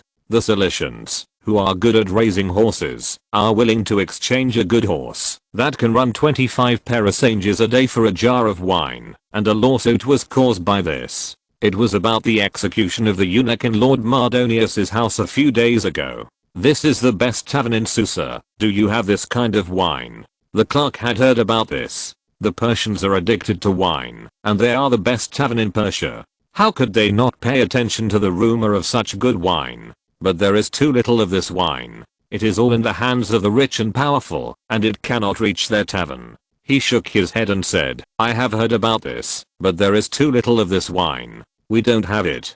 Cerberus smiled and said, "I do. I'm the owner of the caravan that brought the golden wine here. Do you want this wine in your tavern?" Chapter 158 Black Hand. The clerk found the owner and told him about this. The tavern owner was not surprised and said, "I know." Then he went to Cerberus's private room. As the owner of the most famous tavern in Susa, he was very concerned about everything related to wine. He knew about the news that the Cilicians exchanged BMWs for wine as soon as it spread. He also tried every means to get a small jar and tasted the mysterious fragrance that he had never seen before. It was indeed charming, and the wine was also a rare good wine. After tasting it, he asked someone to inquire about Cerberus's caravan, but before they had time to discuss cooperation, the caravan had an accident. However, because he had inquired, he knew a lot about this caravan, including who the owner of this caravan was.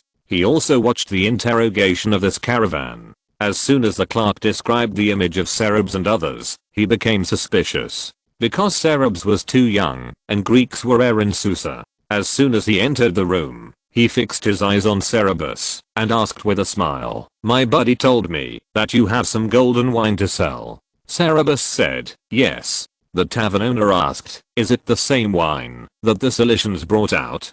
Cerberus said, "Yes." The tavern owner asked, "How much of this wine do you want to sell?" Cerberus said, "I have 30 jars of 3-year-old wine, 50 jars of 2-year-old wine, and 100 jars of new wine." The tavern owner said, "Where is this wine now?" Cerberus said, "In my hometown Greece." The tavern owner sighed and said, "Then this wine is stored quite far away."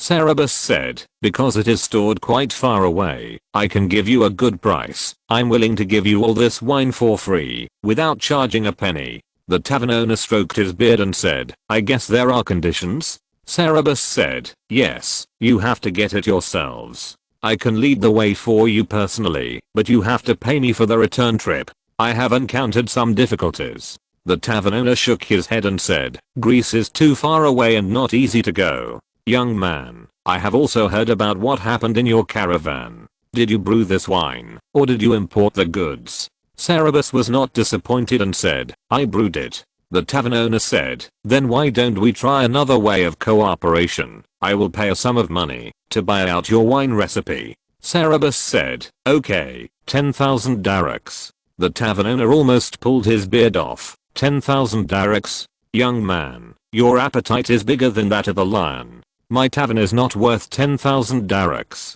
Cerberus said, "This wine recipe is more valuable than your store." The tavern owner choked and said, "Such a high price, no one in Susa can afford it. Young man, please lower it." Cerberus said, "If you want a bargain, the wine sold to the Cilicians is 4 years old." The tavern owner interrupted in surprise, "What did you say? That wine is only 4 years old?" Cerberus nodded and said, "Yes. I sell those wines for about 100 drachmas per jar. 30 jars of 3-year-old wine, 50 jars of 2-year-old wine, and 100 jars of new wine are worth at least 3,000 drachmas. It would cost only a few dozen drachmas to send us to Greece. Isn't this price more cost effective?" The price difference was so big that the tavern owner was tempted. However, he still wanted the wine recipe more, and he knew something about the things involved in this caravan. He didn't dare to wade into the muddy water, but insisted, "I still want to buy your wine recipe. Young man, please lower the price." Cerberus said, "The price of this recipe cannot be reduced by a penny. If you don't want to buy it, I will go to another tavern to ask." The tavern owner hurriedly said, "Why are you in such a hurry? Young man, I'll treat you to this meal. Let's have a good drink and talk after we are drunk." Persians love to drink and like to talk about things when they are most intoxicated. Cerberus's alcohol tolerance was not very good, but fortunately, although Persians like to talk about things when they are drunk, usually the decision made after sobering up the next day is valid. Cerberus was not worried about making any inappropriate decisions after being drunk, and he really drank a lot. After many days of life and death escape, his tense nerves needed to relax. The tavern owner brought a lot of good wine for Cerberus to taste. After drinking, he said to Cerberus, "Young man, I will tell you the truth. The price you want for the wine cannot be paid by any store in Susa. Even if it can be paid, you have no protector in Persia, and you can't leave alive with the money. Think about how many crises your caravan has encountered just because of those horses." Cerberus sneered, "Even if I ask for less, I may not be able to leave Persia alive." The tavern owner was choked again, and he couldn't refute it, so he had to say, "Drink, drink." The two started drinking again. Even when he was drunk, Cerberus still refused to lower the price. The innkeeper had no choice but to let him go, and asked him to think about it again. He really couldn't afford 10,000 daric. Cerberus didn't think about it. The next day, he spread the news that he was going to sell the method of brewing golden wine, and publicly offered 10,000 daric. There were many inns in Susa, big and small, and many owners were salivating over the recipe, but as the owner of the Sun God Inn said, no one could offer the price. But Cerberus insisted on not lowering the price, which made people hate him so much that their teeth itched. Just when some inns couldn't hold back and were discussing how to raise money to buy the recipe, a man came to the door. It was the innkeeper who had tried to get Cerberus to present the carpet to the king. When Cerberus saw this man, he thought, "The fish has taken the bait." The innkeeper was called Nadintum, in his 30s, very tall, with a long beard hanging down to his chest, carefully trimmed into a square shape. When he saw Cerberus, He said with emotion, "I didn't expect to see you again, Cerberus. Why did you go back to Susa and not stay in my hotel? You were rejected by so many hotels last time, but we received you." Cerberus said, "I encountered some difficulties and now I can't afford to stay in the White Lion." Natintum said, "Are you out of money? But I heard that you are selling a recipe for making golden wine, and it costs 10,000 darics." Cerberus said, "That's why I have to sell this, because I have no money. Do you want to buy it?"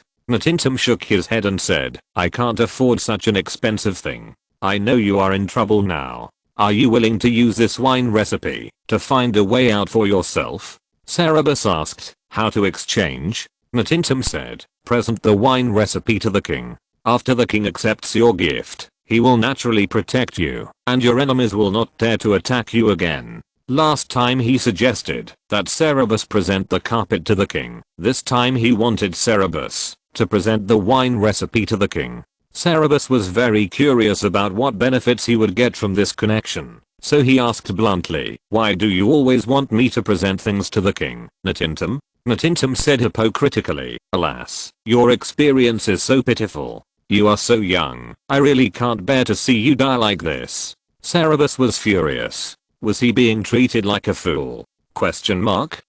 But he suppressed his temper and said in a tone of disbelief, "It's just a recipe for making wine. No matter how novel it is, how could Darius, the king of kings, protect me for this?" Natintum laughed and said, "Of course not. You can't see the king at all with such a small gift. But I have a way. My master can help you say something good.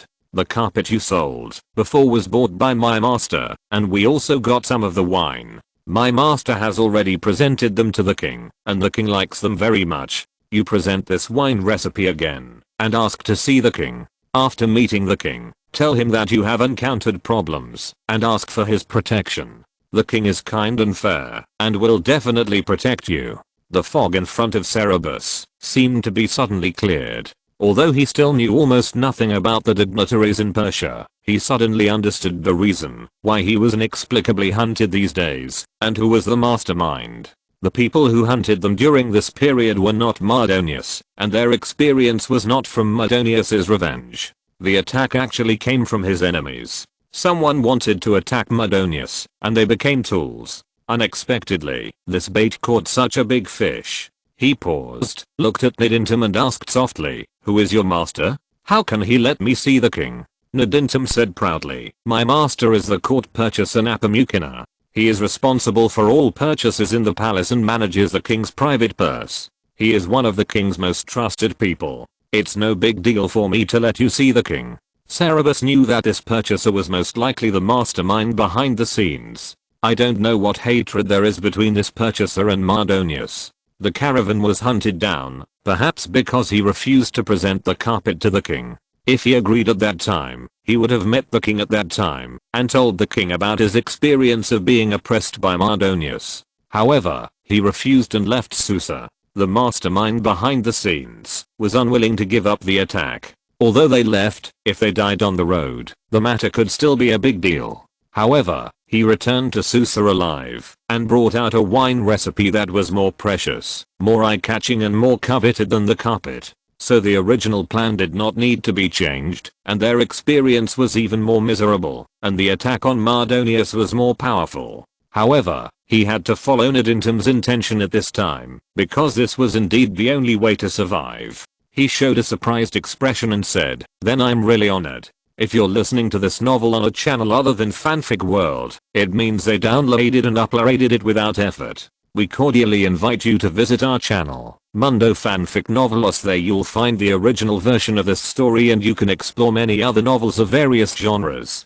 We're waiting for you to immerse yourself in a world of incredible novels." Chapter 159, King of Kings. Cerberus had seen the palace of Susa from a distance, but had never approached it. There were soldiers guarding it from a distance, preventing ordinary people from approaching. This time when he went to meet the king, he was not able to see what the Persian palace looked like. He was asked to keep his head down the whole time, and not look around.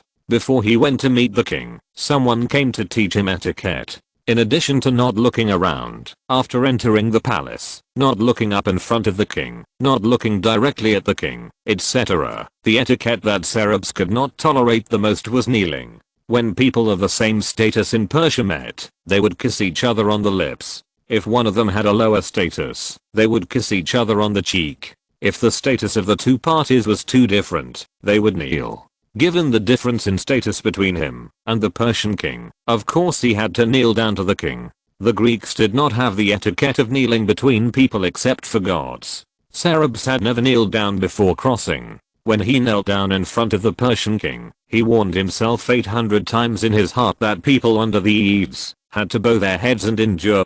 Darius met him in the room. He was watched by the eunuchs all the way and was not allowed to look up.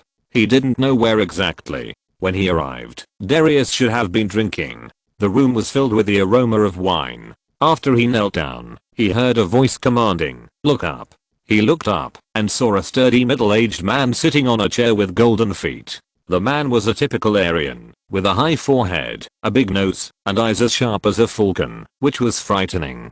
He wore a soft felt hat commonly worn by Persian men, which was inlaid with oval gems and flower-shaped decorations of excellent quality. He was wearing a red robe, and the hair on his forehead was carefully curled. The drooping mustache was curled to the tip of the mustache. The beard on the chin was divided into 4 rows and hung in front of the chest, trimmed into a square shape, and the hair was combed into a big bun behind the neck. This should be the legendary king of kings, Darius.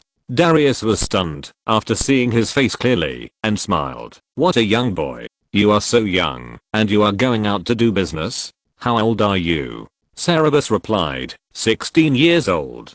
Darius was surprised. "Only 16 years old? Where are you from?" Athens in Persia had a grudge. Cerberus did not want to cause trouble, so he said, "My hometown is Crete." Darius said, "Tell me about Crete." Cerberus had only been to Crete twice and actually did not know much about Crete, but the situation of the Greek city-states was similar, so he roughly talked about the situation in Crete. Darius asked him how he came to Persia from Crete, and Cerberus talked about their journey. After that, Darius asked him to talk about the situation in Greece, and Cerberus was worried. He knew that there was a war between Persia and Greece, but he did not know the exact time of the war. He suspected that King Darius asked these questions to collect information for the war, and said that it was his first time to go out to do business, and he did not know much, so he only talked about some of his experiences on the way from Crete to Egypt and Persia. Darius asked a few more questions about the Greek world, such as how many city-states there were in Greece, which ones were the most powerful, how powerful they were, who was the monarch, etc. Cerberus said he didn't know what he could, and made up some true and false things about what he couldn't.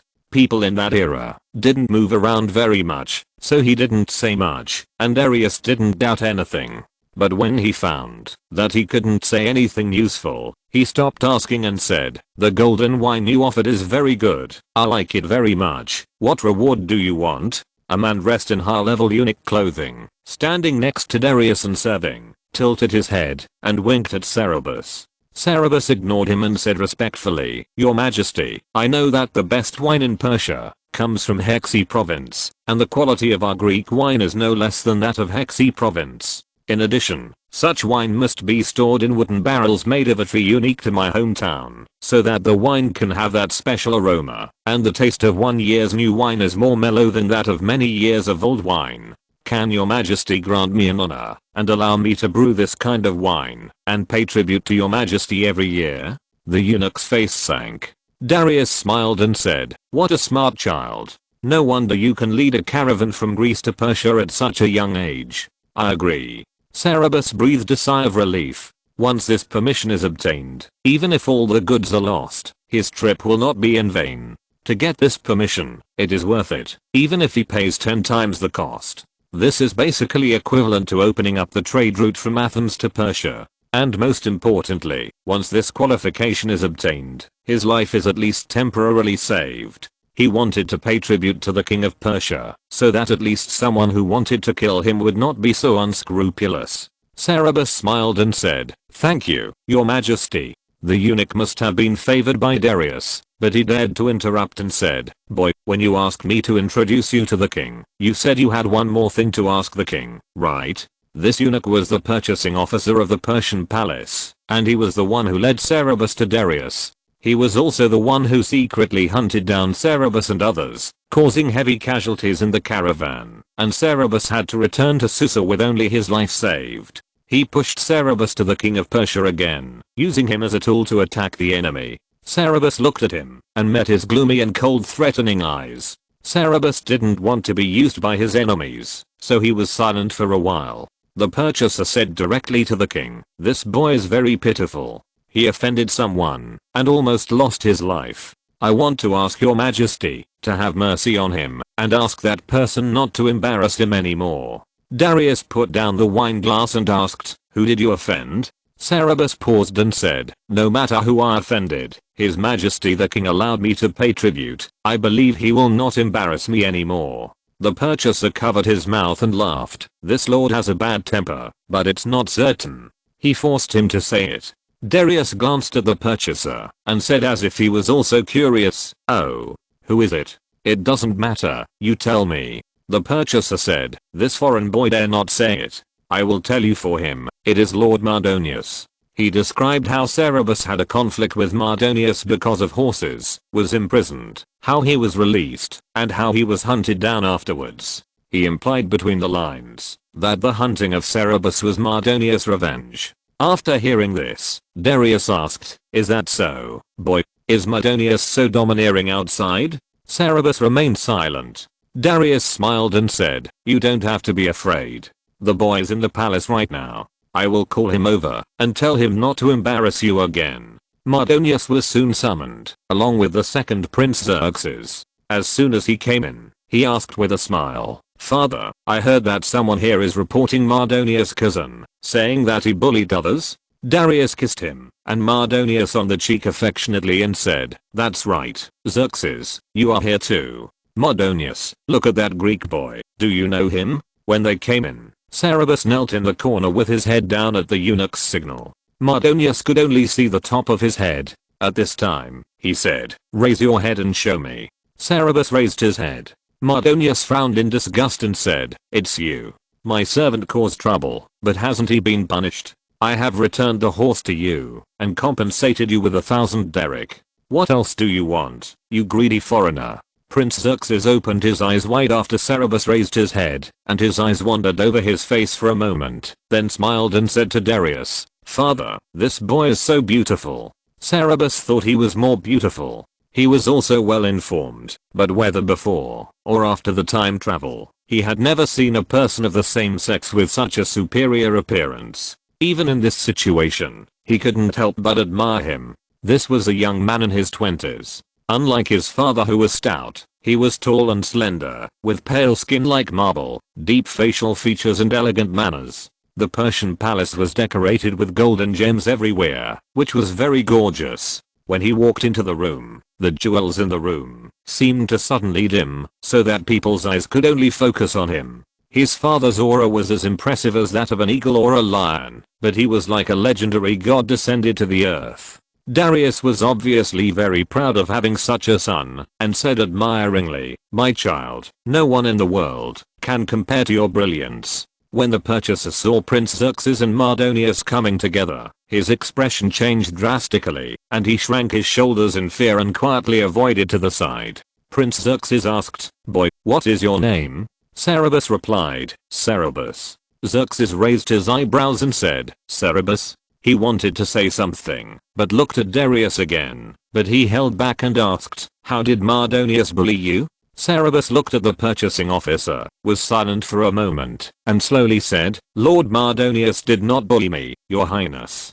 Darius smiled and said, "Foreign boy, that's not what you said just now." Cerberus said, "Your majesty, I didn't say that Lord Mardonius bullied me just now. It was the lord next to you who said that." Darius thought about it, and realized that it was true. Cerberus didn't say a bad word about Mardonius. The smile on his face faded.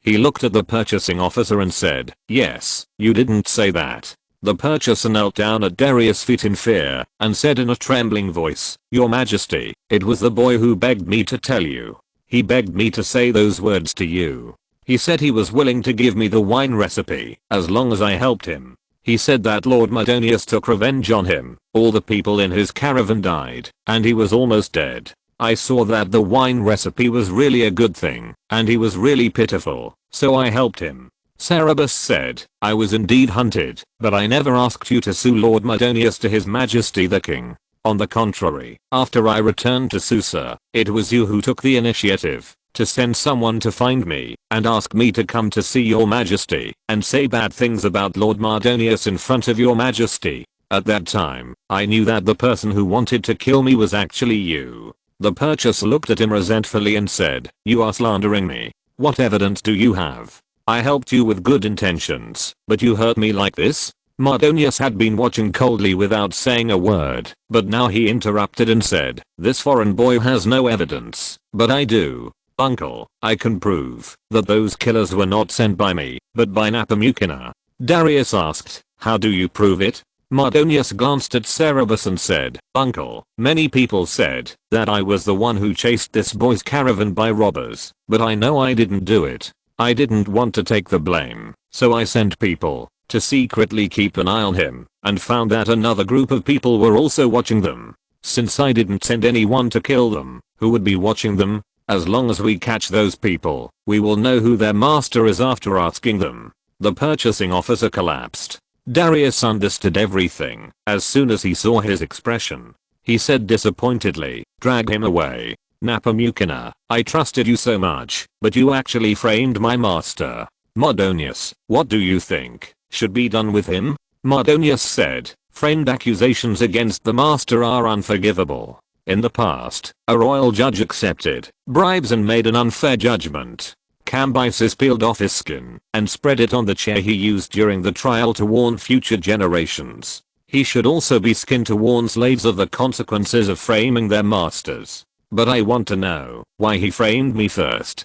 Darius said, okay, then interrogate him, and then peel him off as a warning to the slaves. The purchasing officer was dragged away like a dead pig, and Cerberus's clothes on his back were soaked with cold sweat. If he failed to testify against the king's confidant in person without any preparation, his fate could be imagined. But the purchasing officer forced him to frame the king's relatives, and even if he succeeded, he would not have a good end. He really had no other choice. After the purchaser was dragged away, Darius said to Cerberus, foreign boy, you are very brave and smart. I will give you the honor of having dinner with me. Cerberus bowed and said, thank you, your majesty. Darius left Xerxes and Mardonius to have dinner together, and the servants brought up a lot of sumptuous food. Before eating, a servant knelt down in front of Darius and said, Master, don't forget the Athenians. He said it 3 times, and then Darius began to eat. Cerberus opened his eyes wide in surprise, not knowing what the ceremony was. Prince Xerxes smiled at him and said, don't you know what this means? The Athenians burned Sardis, and my father always remembered to take revenge on them. He asked the servants to remind him 3 times before each meal. Cerberus suddenly felt that the delicious food in front of him had lost its taste. Cerberus. The meal in front of him suddenly didn't smell good. In the last chapter, a friend asked about the measurement. The 5 or 8.4 liters is not because of discrepancies in the data. It is because I use the measurement in the appendix of the history of the Persian Empire. It should be that when the history of the Persian Empire was published, the exact weight of the unit sud had not been studied. This book is quite old, and it may have been studied now, but I didn't find the information, so I use this one. Chapter 160 Prince Xerxes. Cerberus had no appetite for the meal, but Darius and Xerxes were at ease, enjoying the food, and talking to each other in a relaxed and pleasant manner. During the meal, Darius said to Mardonius, Mardonius, Napamukina just praised the horses you took from this foreign boy, saying that you returned them to him with ordinary horses. Is this true? After dinner, bring them to me, and show me how good they are. He loved horses, and was still thinking about them. But Mardonius was stiff. He didn't dare to lie, but he couldn't bring out the horses. The horses had been given to Prince Xerxes, who gave them to Darius as a gift.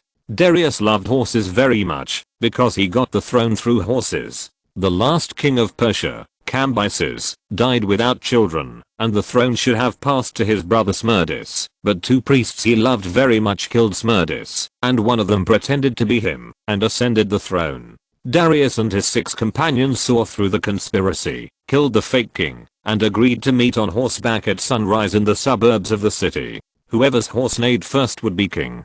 Darius's groom was very clever. He took Darius's horse's favorite mare to the suburbs at night, tied it to a tree, and then took Darius's horse there, and let it neigh with the mare. When everyone rode past the tree the next day, Darius's horse neighed first, and ran towards the tree.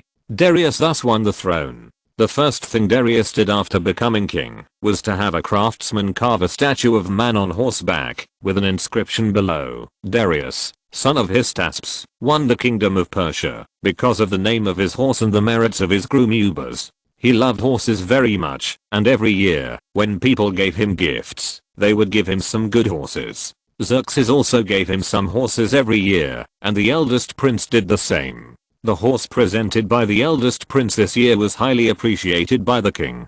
The reason why Mardonius was so excited when he saw the horse ridden by Cerberus on the street and had to get it was because he wanted to get a better horse and suppress the eldest prince's limelight. He then understood why Nepomucena wanted to harm him for no reason and used such a trivial matter as a foreign merchant caravan. Even if he really killed it, the king would not do anything to him. At most he would reprimand him a few words. It turned out that Nepomucena's ultimate goal was not to attack him, but to attack Prince Xerxes. Prince Xerxes made so many troubles just to present a few good horses to the king. This was not a face-saving thing.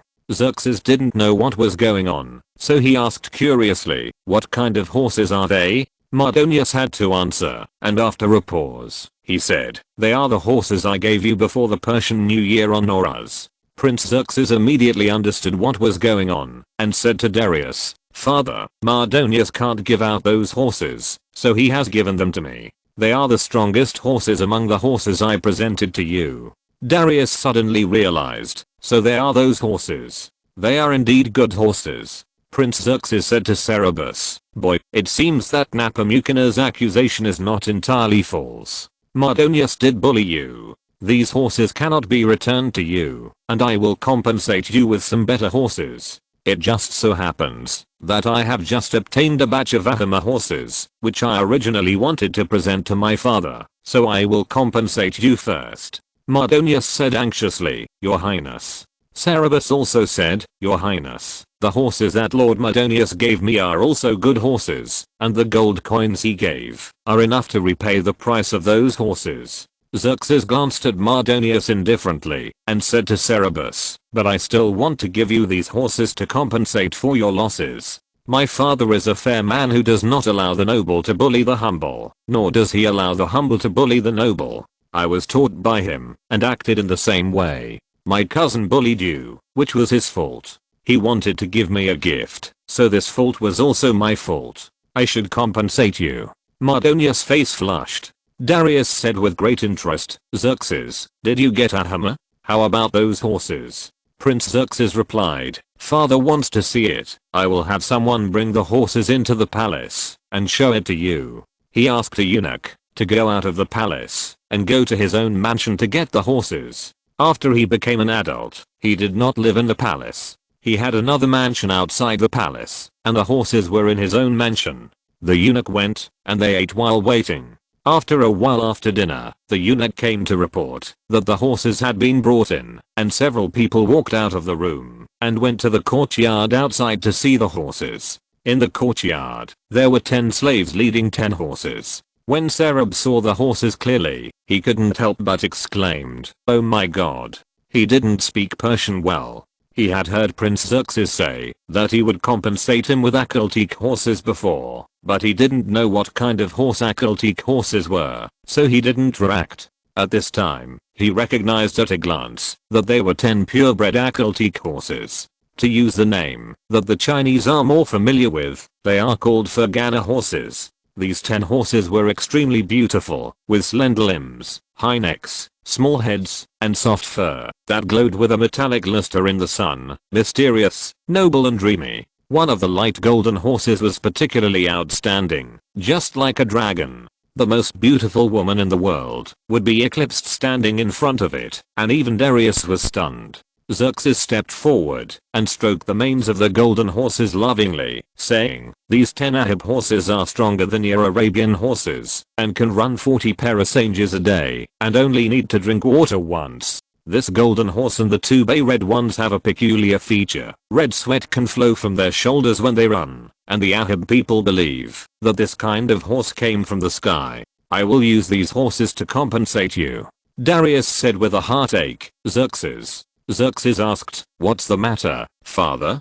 Darius covered his chest and said, "Nothing. I have seen it. You can take it away. I'm leaving." After that, he covered his chest and left. He left Cerberus to have dinner, intending to reward him with some money after dinner, let him lead the way, and take a few spies to Greece to collect information from various city-states. He intended to use military force against Greece in recent years. He once had a Greek doctor slave who he trusted very much. He sprained his ankle and almost died. The doctor cured him, so he trusted him very much. He asked the doctor to take people to Greece to gather information, but the doctor never came back, and his messenger died in Greece. He wanted to send another person. He didn't want to mention this at this time. How could a foreign boy have such good horses? Even his horses were not as good as this one. But he also knew that Xerxes would never take back what he said. Xerxes was good in everything, but he was a little influenced by his noble princess mother, and he didn't take things seriously. He thought that this was the spirit that a king should have, but now he felt that this boy was too generous. He really couldn't bear to give such horses to others, but regretting it was too petty and unworthy of the king's status, so he had to leave quickly and not look at them. Cerberus was fascinated by these horses, but seeing that the king was reluctant to give them, he still declined, saying, "Your Highness, these horses are too good. I dare not accept this reward." Xerxes said, "I never take back my rewards." Cerberus was very happy and felt that all the hard work and danger along the way were worth it. In fact, the value of these horses could not be compared with a trade route, but he was happier to get them than to open the trade route. Although Cerberus had always been humble in front of the king and the prince, he was also calm and self-controlled. At this time, he showed his true happiness. Prince Xerxes looked at him and suddenly said, "You are so arrogant, the son of the gods of Athens. Even Darius, the king of kings, and the prince of Persia can't move you. Are you really from 1,000 years later?" Cerberus's blood was frozen. Prince Xerxes waved his hand to let the slaves lead the horses away, walked around him slowly, and chanted, "A visitor from 1,000 years later, arrogant Narcissus. When the land of the Greeks is trampled by iron hooves, you will decide whether they will all become slaves, or whether the vast empire will no longer be glorious. You can actually decide the rise and fall of the vast Persian empire." Mardonius was dumbfounded, not knowing what this meant. Xerxes saw his confusion and said with a smile, "I have a slave with superb sculpting skills, named Tolmides, who is said to be the best sculptor in Greece. He once sculpted a statue of a beautiful boy for me to decorate the garden. Some time ago, the governor of Sardis gave me some female slaves, one of whom was from Greece and actually knew the statue. She told me that the beautiful boy was called Cerberus, and that he was an Athenian, not a Cretan. This beautiful boy was deeply loved by the Greek gods, and had many miracles. There is a temple in Greece that has very accurate prophecies. It once predicted that this beautiful boy would determine the rise and fall of my Persian empire in the future, and asked me to find a way to kill this son of God." Xerxes was taller than Cerberus. At this point, he bent down slightly and got close to Cerberus' face, stared into his eyes, and asked with a smile, "Her Greek name is Chloe. You have a grudge against her, right?" Chapter 161 Red Robe. On that day in Corinth, Chloe asked Cerberus to marry her. After being rejected by Cerberus, she rushed out of the hotel in anger and wandered around the city aimlessly. Many people thought she was a superior and talked to her. She had a bad temper to begin with, and it was even worse at this time. She scolded anyone who talked to her, and many people left. However, there was one person who was not angry after being scolded. He asked her what difficulties she encountered, and said he would help her. She told the man her life story and maliciously said that there was treasure on Aegeus Island and she knew where it was and could lead the way. She tempted the man to gather a group of robbers and go to Aegeus Island to massacre all the people. After that, she wanted to instruct him to kill Cerberus, but was rejected. Athens was strong, and it was a major transportation route, and the man did not want to offend the Athenians. After looting Aegeus, the man revealed his true face, detained Chloe, and offered her as a slave to the governor of Sardis. Chloe was stunningly beautiful, and the governor of Sardis gave her to Prince Xerxes. After becoming a slave and drifting to faraway Babylon, Halo saw the statue of Cerberus in the garden of Prince Xerxes. She was shocked and cried in front of the statue. Prince Xerxes happened to see her. Xerxes asked her the reason. She hated Cerberus for not marrying her. She told Xerxes about Cerberus and urged him to kill him. Xerxes thought the prophecy was ridiculous. How could a kid from a wild land influence the rise and fall of the great Persian Empire? Greece was a faraway wild land in the eyes of the Persian prince. In his eyes, the Pythia of Delphi was a witch from the wild land. The prophecy was the witch's ravings, and the miracles of Cerberus were a scam. There were also such scammers in Persia who claimed to have divine power and cheated believers' money. He had heard of it. Xerxes had seen a lot of good things since he was a child and was very sensitive to beauty. The craftsmanship of the statue was really superb and very charming, so he recognized Cerberus as soon as he saw it. Cerberus was suddenly exposed, as if someone had suddenly poured a bucket of ice water over his head. His face turned pale, and after a while, he said, "Yes, I have a grudge against her. Athens once offended Persia, and I was afraid that I would be hated because of my identity, so I concealed my identity. Please forgive my sin, your highness." Xerxes asked, "Is that prophecy slanderous?" Cerberus said, "That prophecy is not slanderous. Pythia of Delphi did make such a prophecy for me, your highness. Do you want to kill me to remove a threat to Persia?" Xerxes laughed loudly and then said contemptuously, "The great Persian Empire will decline because of a little foreigner like you. If you dared to lie to me just now, I would kill you, but you are very smart, and you saved your life." Mardonius shouted disapprovingly, "Your highness." Xerxes waved his hand at him. Cerberus breathed a sigh of relief. He won the bet. When his identity was just revealed, he hesitated whether to deny it, but finally decided to admit it. Although Xerxes seemed to be very reasonable, he had a hunch that this person was a very arrogant person who hated being deceived and fooled.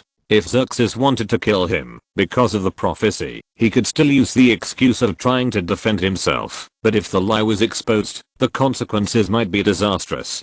Cerberus bowed his head respectfully and said, "Thank you, your highness, for your magnanimity." Xerxes asked, "What does the prophecy about the visitor 1,000 years later mean?" Cerberus said, "Your highness, I don't know either. Since the prophecy came out, countless people have asked me this question, but I don't understand. I'm just an ordinary person. I asked Pythia, and Pythia said that the gods will make me understand when it's time." Prince Xerxes smiled and said, "You are an ordinary person. Don't you have divine power?" Chloe said that, "If your hands touch the wounded, they will heal without medicine." Cerberus said, "Your highness, my caravan has more than 200 people. If that were true, there wouldn't be only 4 people left, including me. Please look at my shoulder. I'm injured myself. If I had divine power, I would definitely heal myself first." Xerxes asked with interest, "Then why do the Athenians worship you like a god?" Cerberus said, "The Athenians do not worship me as a god, my lord. Some of the less knowledgeable people are apt to believe absurd rumors and firmly believe that, for example, their illnesses will be cured by my touch. They are convinced that they will get better and are optimistic, so their illnesses are cured by themselves. But it is not me who cures them, but themselves. However, such treatments are only effective for minor illnesses, not for major ones. The wise people in Athens actually understand this, and when they are sick, they will go to the doctor, not me." Xerxes looked him up and down in surprise and asked, "Boy, how old are you?" When asked this question again, Cerberus replied, 16. Xerxes said admiringly, "You are so knowledgeable at such a young age. We Persians are the best people in the world, and the closer we are to the Persians, the better the people are.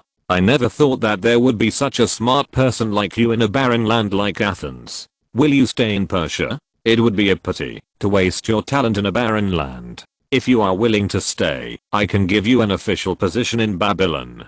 Mardonius not only disagreed, but also looked at Cerberus with hostility. Cerberus showed a pleasant surprise, and then said with embarrassment, "Thank you for your kindness, your highness, but I can't stay in Persia. My father and mother are in Athens, and I'm their only son. I have to go back to serve them."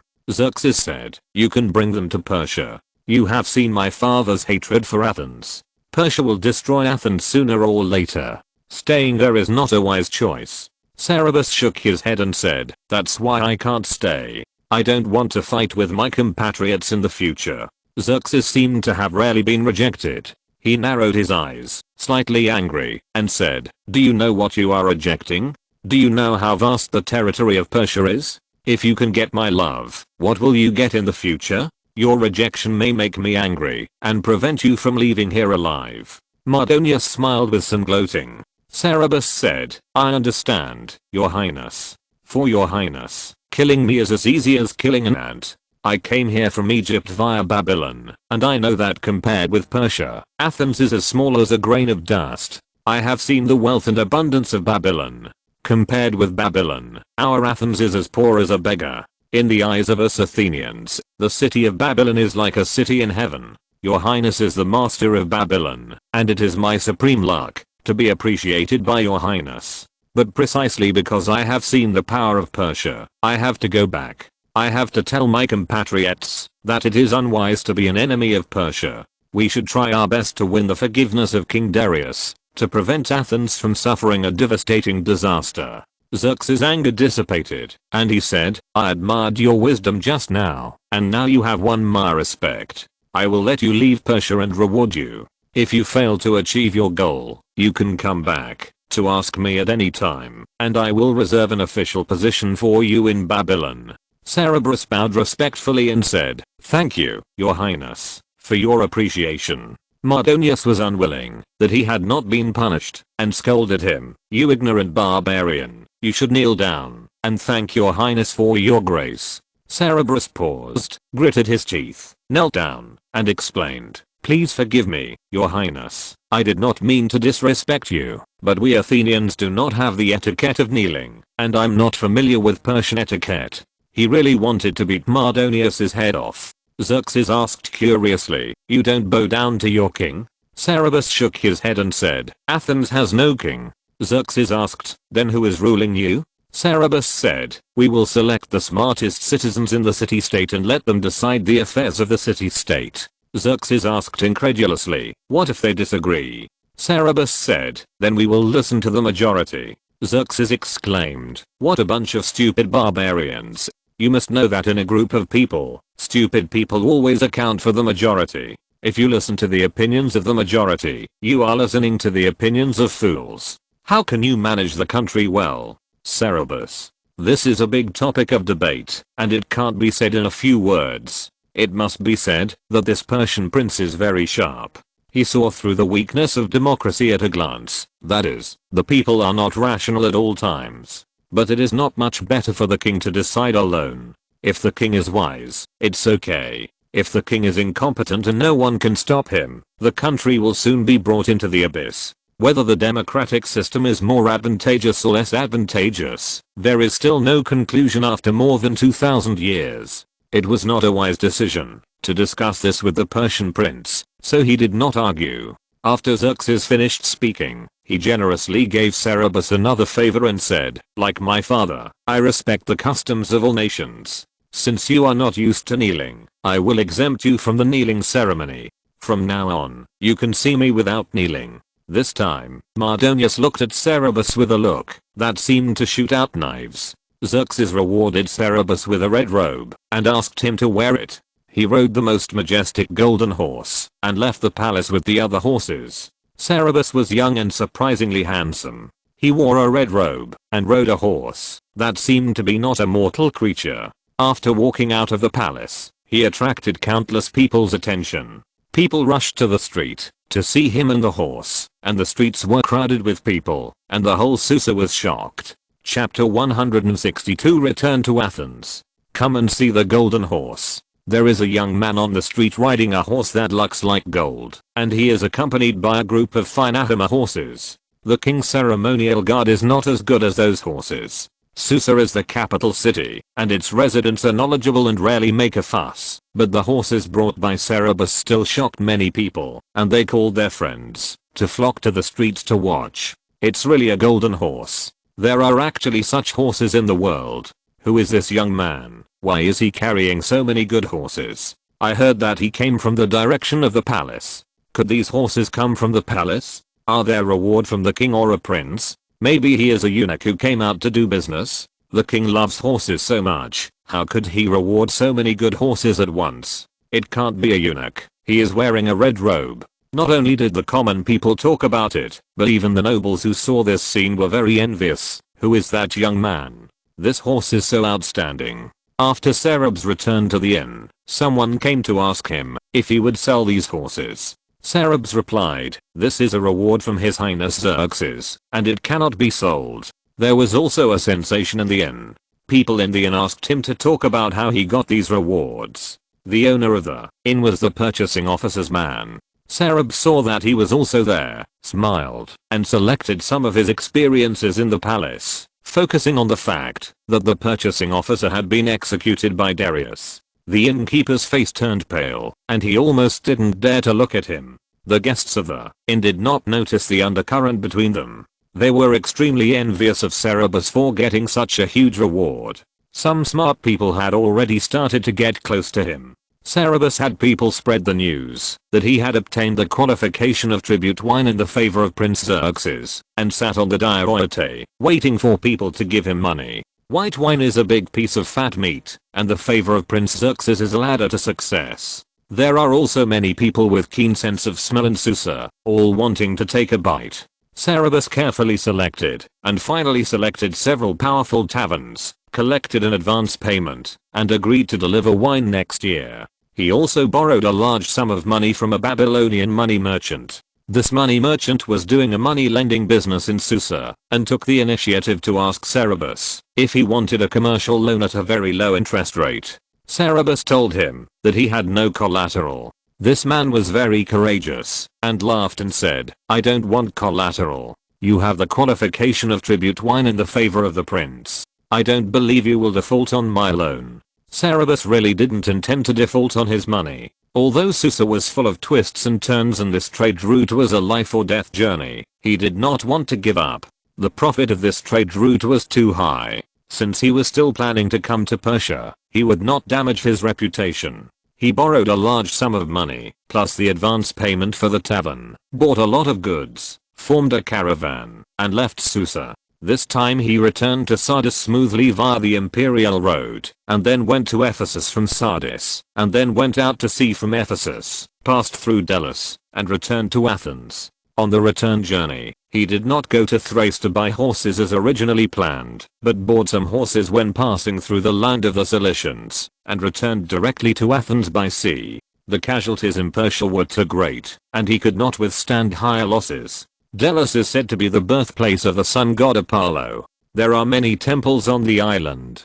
It is another religious center in the Greek world and the largest slave trading market. It is said that at most tens of thousands of slaves were traded here in one day. When passing through Delos, Cerberus bought a group of slaves on the island, one of whom was good at finding mineral veins, and Cerberus spent 1 talent. It was already September when he arrived in Athens. It had been a whole year since he left Athens in September of the previous year.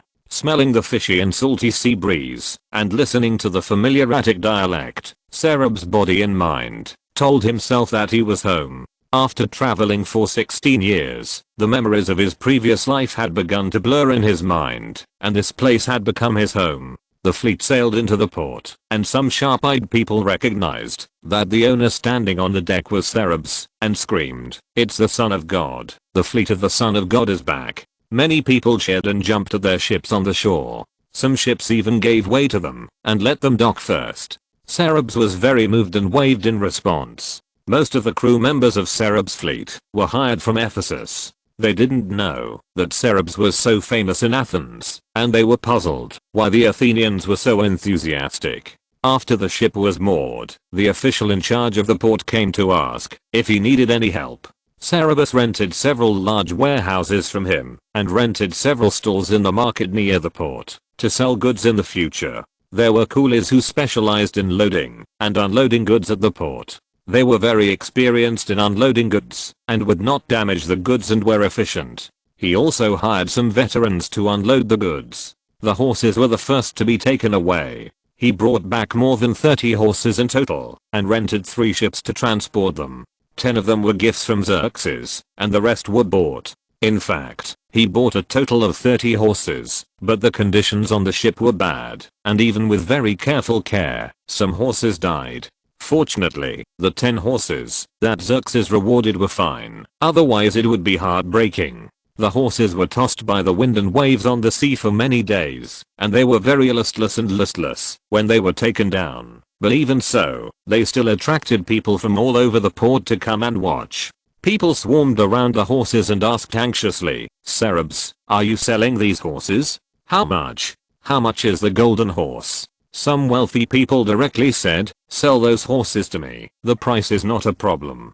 Cerebus refused one by one. No horses, not a single one.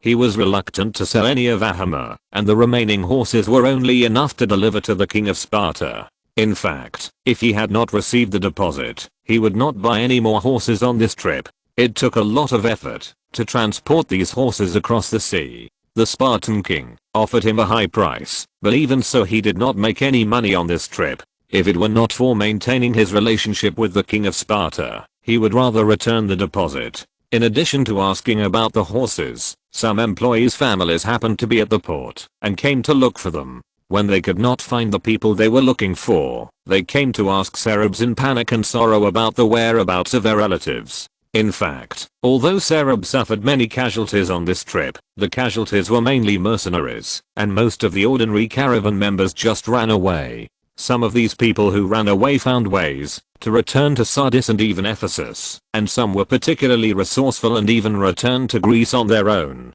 Cerebus picked up some on the way, and for the rest he left people in Sardis and Ephesus, waiting there to help them return home.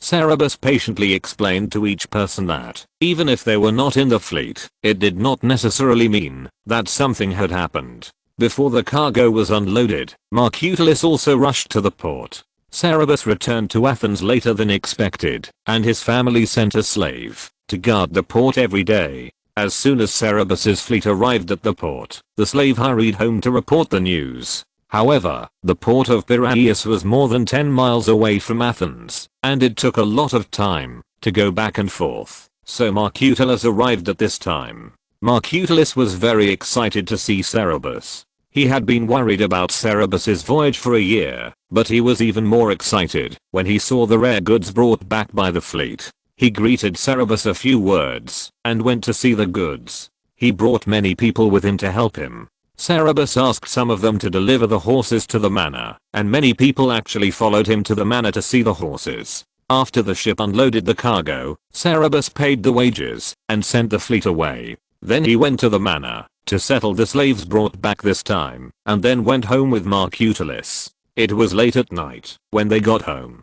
Gangera, Megana and Belle had been waiting anxiously at home. When he finally returned, they cried with joy. Cerebus was exhausted. When he got home, he relaxed physically and mentally. He took a good bath, ate a meal, and fell asleep on the bed. He didn't wake up until the next afternoon. When he woke up, he was hungry. He had a good meal, and then he was busy for several days to deal with the cargo brought back this time, the backlog of things in Prato, and reward the employees who went to sea with him this time. When things were a little over, he breathed a sigh of relief and dealt with the invitations to the banquets he had received in the past few days. Although it was common for Athenians to go out to sea for business, most of them were short distance trips. Few people went to Egypt, and it was unprecedented to go to the capital of Persia. This time he went to Susa and brought back many rare goods and so many beautiful horses. Everyone was very curious about his journey. his good friend Aristides, the Alcestimon family, Themistocles, the leading figures in Athens, and Cerberus's classmates, all wanted to invite him to get together. Cerberus didn't have the energy to entertain them one by one, so he simply invited them to go to the manor to see the horses. Chapter 163, Conversation under the olive grove. The blue sky covered the blue ocean, and the Attica Peninsula was gently wrapped in the blue sea and sky. At the southern end of the peninsula, in a manor near the sea outside Athens, Cerberus and several slaves were brushing some horses. These beautiful elves enjoyed the service of humans, and wagged their tails comfortably. A child ran over and said, "Master, your guests are here." Cerberus looked at the sky, and was a little surprised. So early? Athenians usually visit in the afternoon and evening, and it is not yet noon. He went out, and saw that there were quite a few people, including Aristides, Themistocles, Aeschylus, and Chrysippus, several businessmen who had some intersections in the business world, and several famous big men in Athens.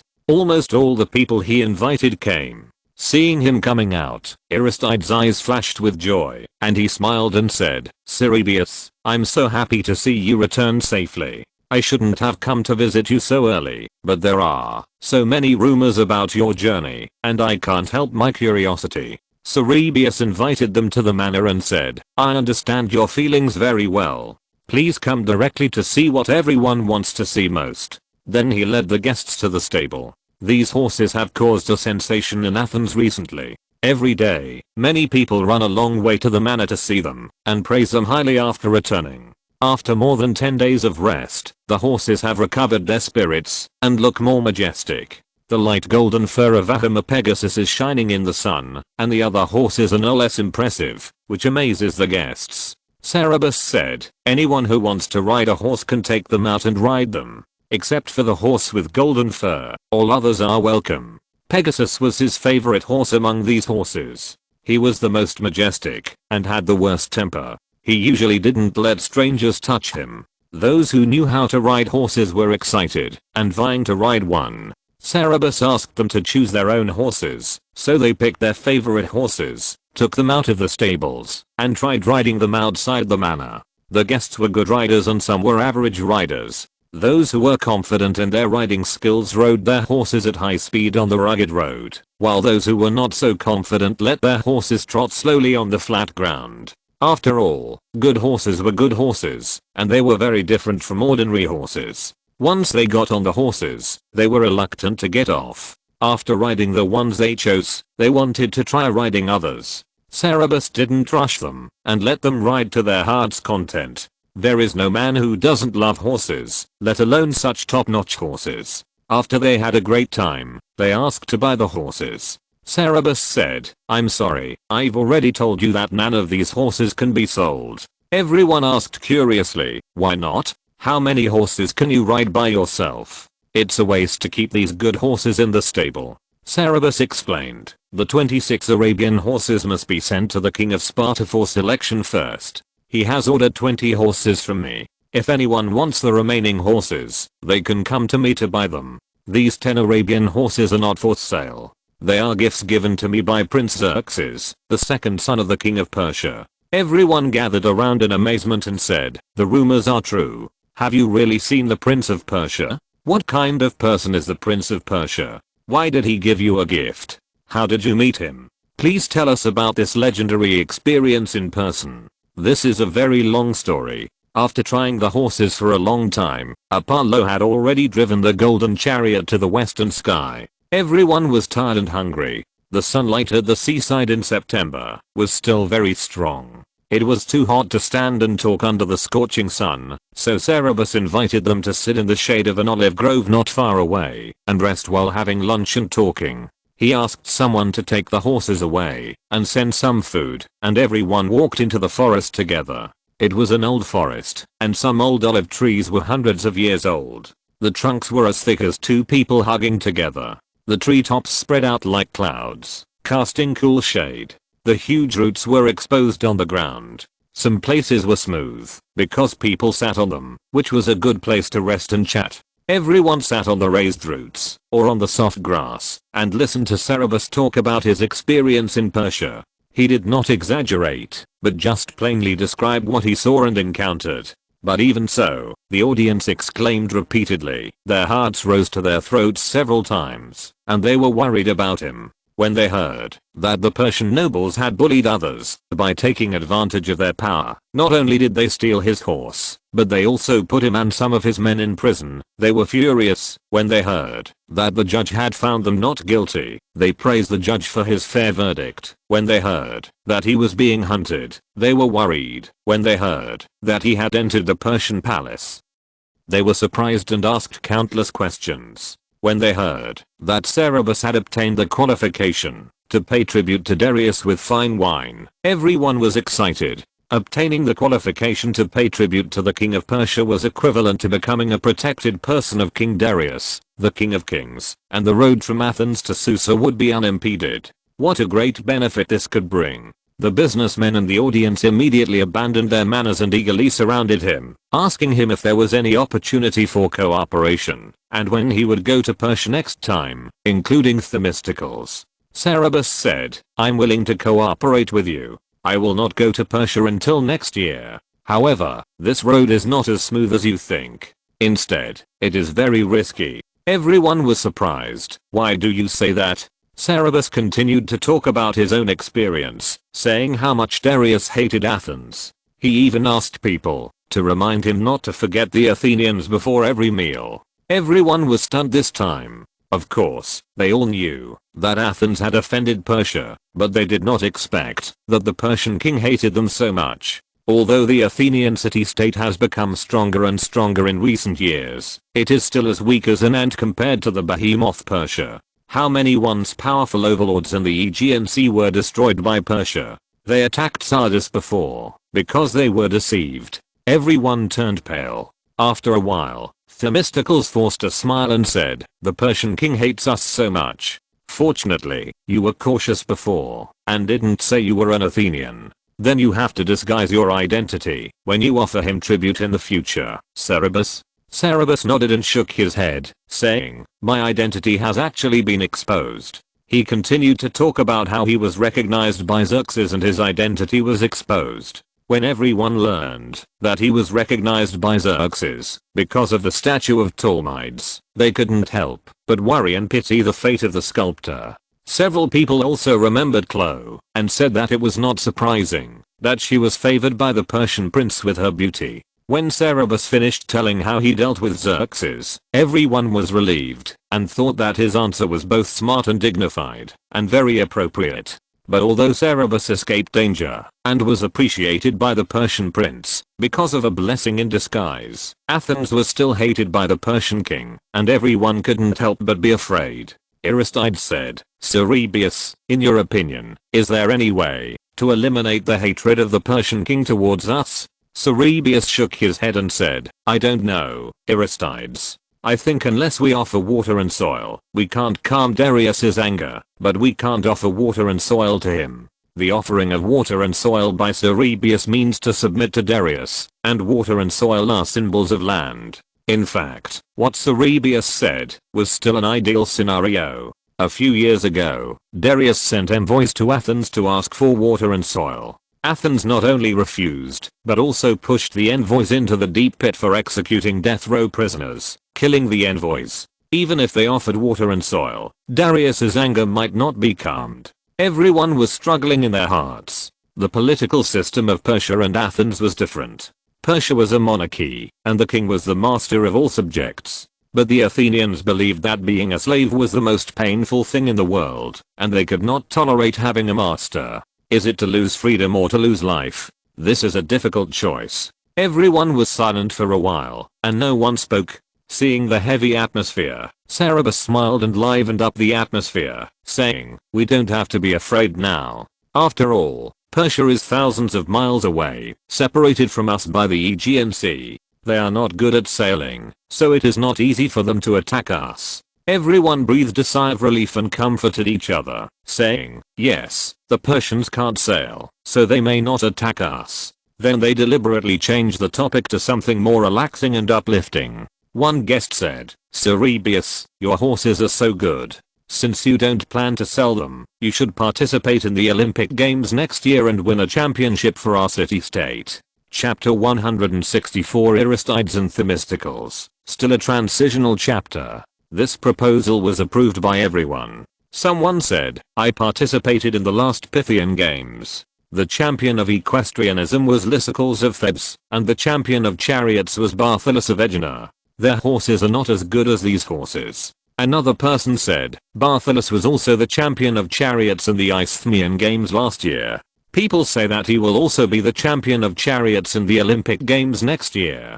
Cerebius, if these horses of yours participate in the competition, he will have no chance. The Greek world has more than just the Olympic Games. Every city-state will hold games during festivals, but some are larger and some are smaller. In addition to the Olympic Games, there are also the Pythian Games held in Delphi and the Isthmian Games held in Corinth, which are very famous. When these three major games are held, each city-state will send people to participate, just like the famous world sports events in later generations. The Olympic Games are the most famous among them. Aegina was a city-state hostile to Athens. It was located at the throat of Athens, and invaded Athens many times. The Athenian navy was not as strong as its navy, and was unable to fight back. If Athens could win the championship from the Aegina people in the Olympic Games, it would be a very encouraging thing for Athens. Everyone thought it was a good idea and said excitedly, Cerebs, if you participate, you will definitely win the championship.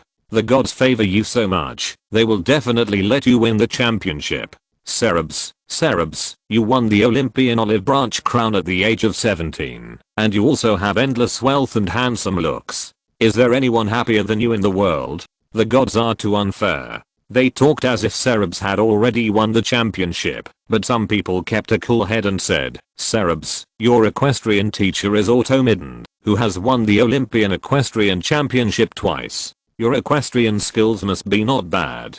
With such a good horse, you will definitely win the equestrian championship. But it's hard to say about chariots. Chariot races are not won by good horses. Chariots depend on the cooperation of the horses and the driving skills of the driver. The horses that pull the chariots must have a docile temperament and have received strict training, otherwise the chariot will easily capsize. In the Olympian chariot race, the driver had to turn back and forth on the track 12 times. In the last race, there were 40 chariots participating, but only one made it to the finish line.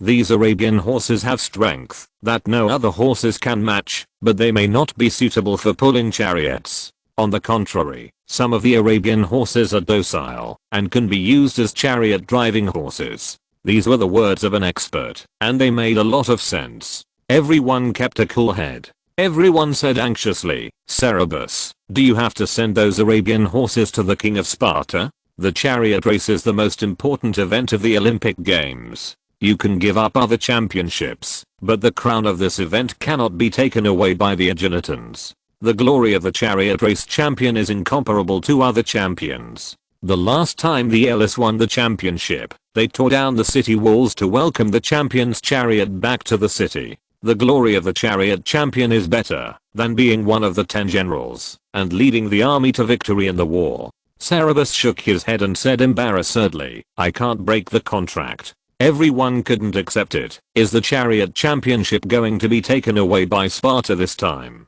This is not only your personal honor, but also the honor of the entire city-state. Compared with the honor of the entire city-state, what is personal reputation? Cerebus still shook his head and refused. Everyone was very dissatisfied and said to Aristides, Aristides, you persuade him. Before Aristides could speak, Themistocles said, don't force him. For such a big business, he must have received a deposit from the king of Sparta. If you force him to break the contract, who will help him pay the money? Besides, the cost of raising these horses will never be small. If they want to participate in the competition, they have to buy a carriage, which is another huge expense. Will they pay him for it? These words made everyone very unhappy. He made so much money this time at sea, and his family has a business like Prato that makes a lot of money every day. For the honor of the city-state, he is not willing to spend even this money? Cerebus glanced at Themistocles and said, these horses really can't be left, but I will think of other ways. Themistocles said with an exaggerated expression of surprise. I thought these horses were already the best horses in the world. Can you find better horses than these horses? Cerberus asked back. Themistocles, do you hope I can find them, or can't I? Themistocles was stunned for a moment, and said with a fake smile, of course I hope you can find them, to win glory for the city-state. Cerberus smiled and said, then I will try my best to get some better horses and win the championship in the Olympic Games. I hope you will be happy for me then. Themistocles' smile was a little stiff. Cerberus made such a promise, and everyone was satisfied. After dinner, they left together. Aristides did not leave, but stayed to talk to Cerberus. After everyone left, Aristides said, Cerberus, Themistocles is jealous of you. Cerberus said, I would rather he be jealous of me than be used as a trophy by him to compete with you for the limelight. Aristides laughed and said, he is more jealous than anyone else. Your influence in the city-state is growing, and he begins to feel threatened. Then he asked a little worriedly, how can you find a better horse? You can't buy it in Athens. It's September now, and it's not a good time to go out to sea, right? The storm season is coming soon. Cerberus said, I have my own way, you don't have to worry. Aristides said, it's good that you have a way. If you can get a good horse and win the championship, it will be a good thing for you. You are 17 years old, and are about to participate in public life. Winning the Olympian Championship is a huge political capital, and you will have a lot of say in public affairs. Themistocles is jealous of you for this reason. He is a very ambitious person in politics, and you make him feel threatened. If it wasn't for the political capital that could be gained by winning the Olympic Games, why did Cerberus go to such great lengths to get horses in Persia? In fact, even if he wasn't forced, he would have taken the initiative to find a way to participate in the Olympic Games. Cerberus said, Aristides, I'm about to leave Athens again. Aristides asked, going to Sparta? Cerberus said, I'm going to Sparta to deliver horses.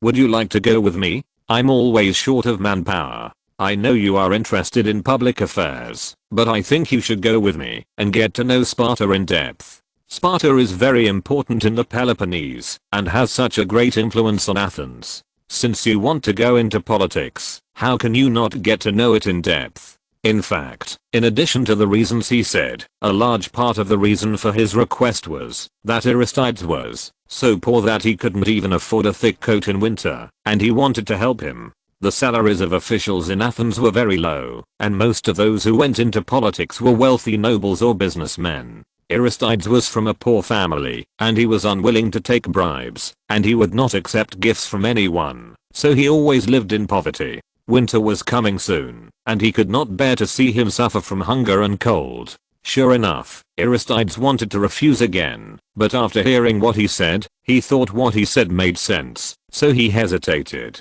But after hesitating for a while, he said regretfully, Cerberus, you are right, I should go with you to see Sparta with my own eyes. But the city-state is checking the accounts this month, and I'm the deputy of the treasurer, so I can't leave. This was too unfortunate, and Cerberus had no choice but to go by himself. It was more than 240 kilometers from Athens to Sparta. This time he did not bring any goods, but only sent horses, and they were all good horses with excellent speed. In just 2 days, Cerberus arrived at the Eurotas Valley. Chapter 165 Gorgo. In the autumn, the Spartan plains had been harvested, and the fields were deserted. There were only some farmers in the woods cutting down oak trees. The oak trees cut down at this time were free of insects and were the best materials for making plow shafts. On both sides of the road leading to the town, the leaves of the trees turned yellow, and the wind blew them down. Sarab and his men drove the horses past the trees, and the fallen leaves fell on their shoulders, the heads and manes of the horses.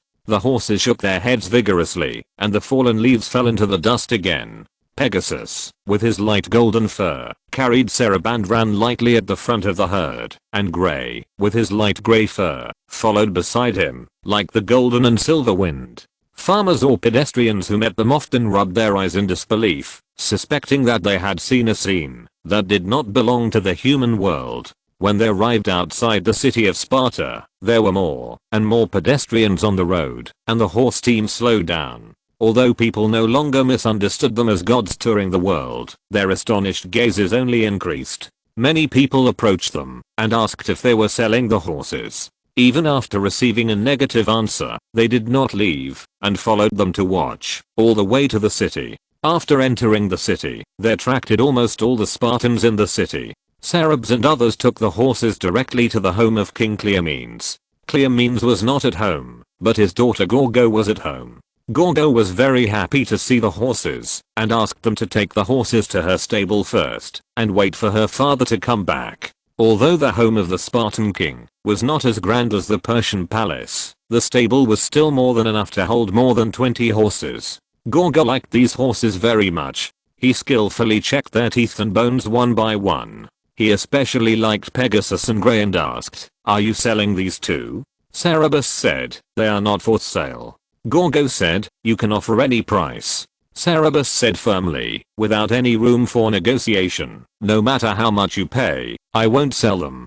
Gorgo asked again, "Where did you get such good horses?" Cerberus said, "This grey horse is a foal I bought from the Thracians and raised it myself. This golden horse was given to me by Prince Xerxes of Persia." Gorgo was very surprised. "The Persian prince gave it to you?" Cerberus said, "Yes, so I can't sell them."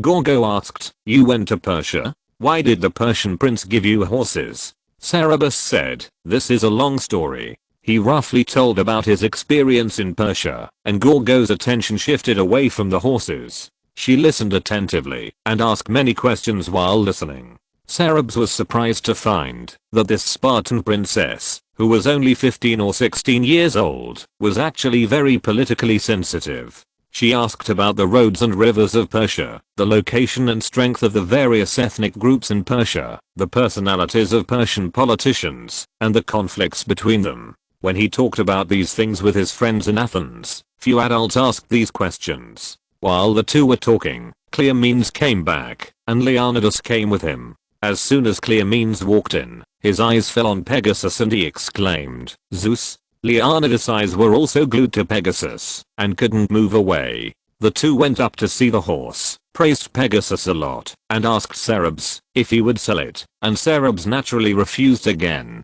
Gorgo said, "Father, this horse has a special origin. I think you should hear about it." Cleomenes asked with great interest, "Oh, what is its origin?" Gorgo said, "This matter cannot be explained in a few words. Father, I suggest that you invite this son of God to sit in the reception room. Ask the slaves to go to the public dining hall to get your food and wine, and invite this son of God to eat with you, and listen to him slowly while eating. I promise that this is very worth listening to." He hasn't finished speaking just now, and I still have many questions to ask him. Cleomenes trusted his daughter very much and said, "I believe in your judgment, Gorgo. You have a wiser mind than many men. So, son of God, are you willing to sit in my living room, dine with me, and tell us the origin of this Pegasus? But before that, we have to ask Leonidas if he wants to choose his own horse first." Leonidas said, "I would also like to hear about the origin of this golden horse. King, do you mind if I also dine with you?" Cleomenes didn't mind, so Leonidas asked his slave to bring his own meal, and they went to the reception room together. Cleomenes asked the helots to go to the public dining hall to get his own meal. The citizens of Sparta usually ate together in the public dining hall, and only occasionally would they cook alone at home, and even the king was no exception. Soon the food was brought, which was some rough bread, cheese, wine, and a small amount of meat. Cerberus observed that the king's food was the same as Leonidas, but the portion was twice as much as his. Although Cleomenes was a king, he only had a stomach as big as that of an ordinary man, and he couldn't eat the extra food. Usually he would share this food with his family, but this time he invited Cerberus to eat it. Gorgo ate with them. She should have eaten her own food, which looked more refined than the public meal. While eating, Cerberus told the Spartan king how he got Pegasus. Cleomenes was indeed Gorgo's father. When he heard that he had been to Persia, he immediately asked about the territory and rivers of Persia. His interests were exactly the same as Gorgo's. In addition, he also asked about the national strength of Persia, the king's control over the country, etc. Cerberus was a very careful person. He had observed carefully and could answer all these questions. Cleomenes looked at him with admiration. Son of God, I have heard of the oracle about you. You have such wisdom that perhaps you will really decide the fate of Greece and Persia in the future. What do you think the Persian king thinks of us Greece? Cerebius did not talk about Darius' hatred for Athens. He was silent for a while and said,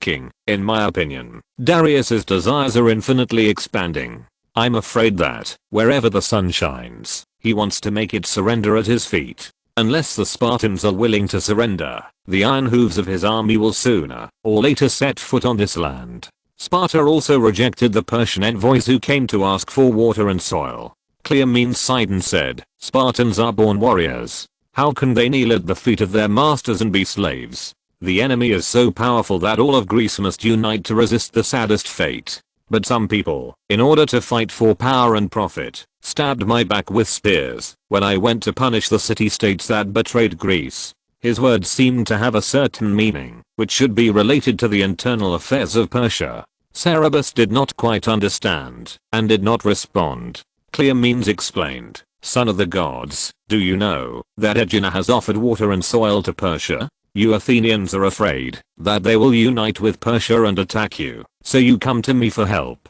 I led the army to Aegina, wanting to arrest the culprit who advocated betrayal among the Aeginans. In our city-state, the hero who won the chariot championship in the last Olympic Games secretly sent a letter to them to instigate them to resist me in order to compete with me for power and undermine my prestige, causing me to return empty-handed and have no choice but to let the Aeginans stand on the side of the Persians. The chariot champion of the last Olympic Games was Demaratus, another king of Sparta. He was the first Spartan king to win the Olympic championship. His name was praised everywhere in the Greek world, and even Cerebus had heard of it. Are the two kings of Sparta fighting each other? Cerebus looked shocked that another king would do such a thing. Gorgo said, when the crisis comes, the citizens will find out who is more capable and can lead us to victory, father.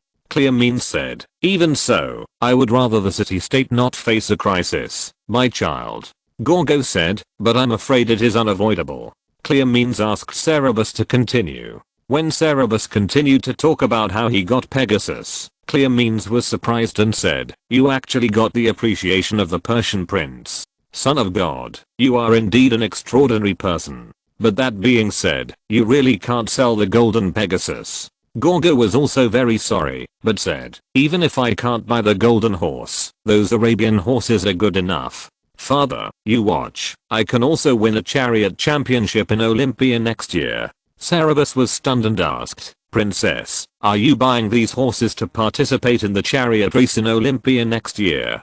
Gorgo replied, why? Olympia only stipulates that women are not allowed to enter the stadium, but there is no rule that prohibits women from participating in the chariot race. The chariot race in Olympia does not require the participants to drive the chariot to the stadium themselves. Whoever owns the chariot is the one who participates in the race. There has never been a woman participating in the chariot race in Olympia before, but there is no clear rule that chariots owned by women cannot participate. If Gorgo wants to participate, it is indeed not against the rules.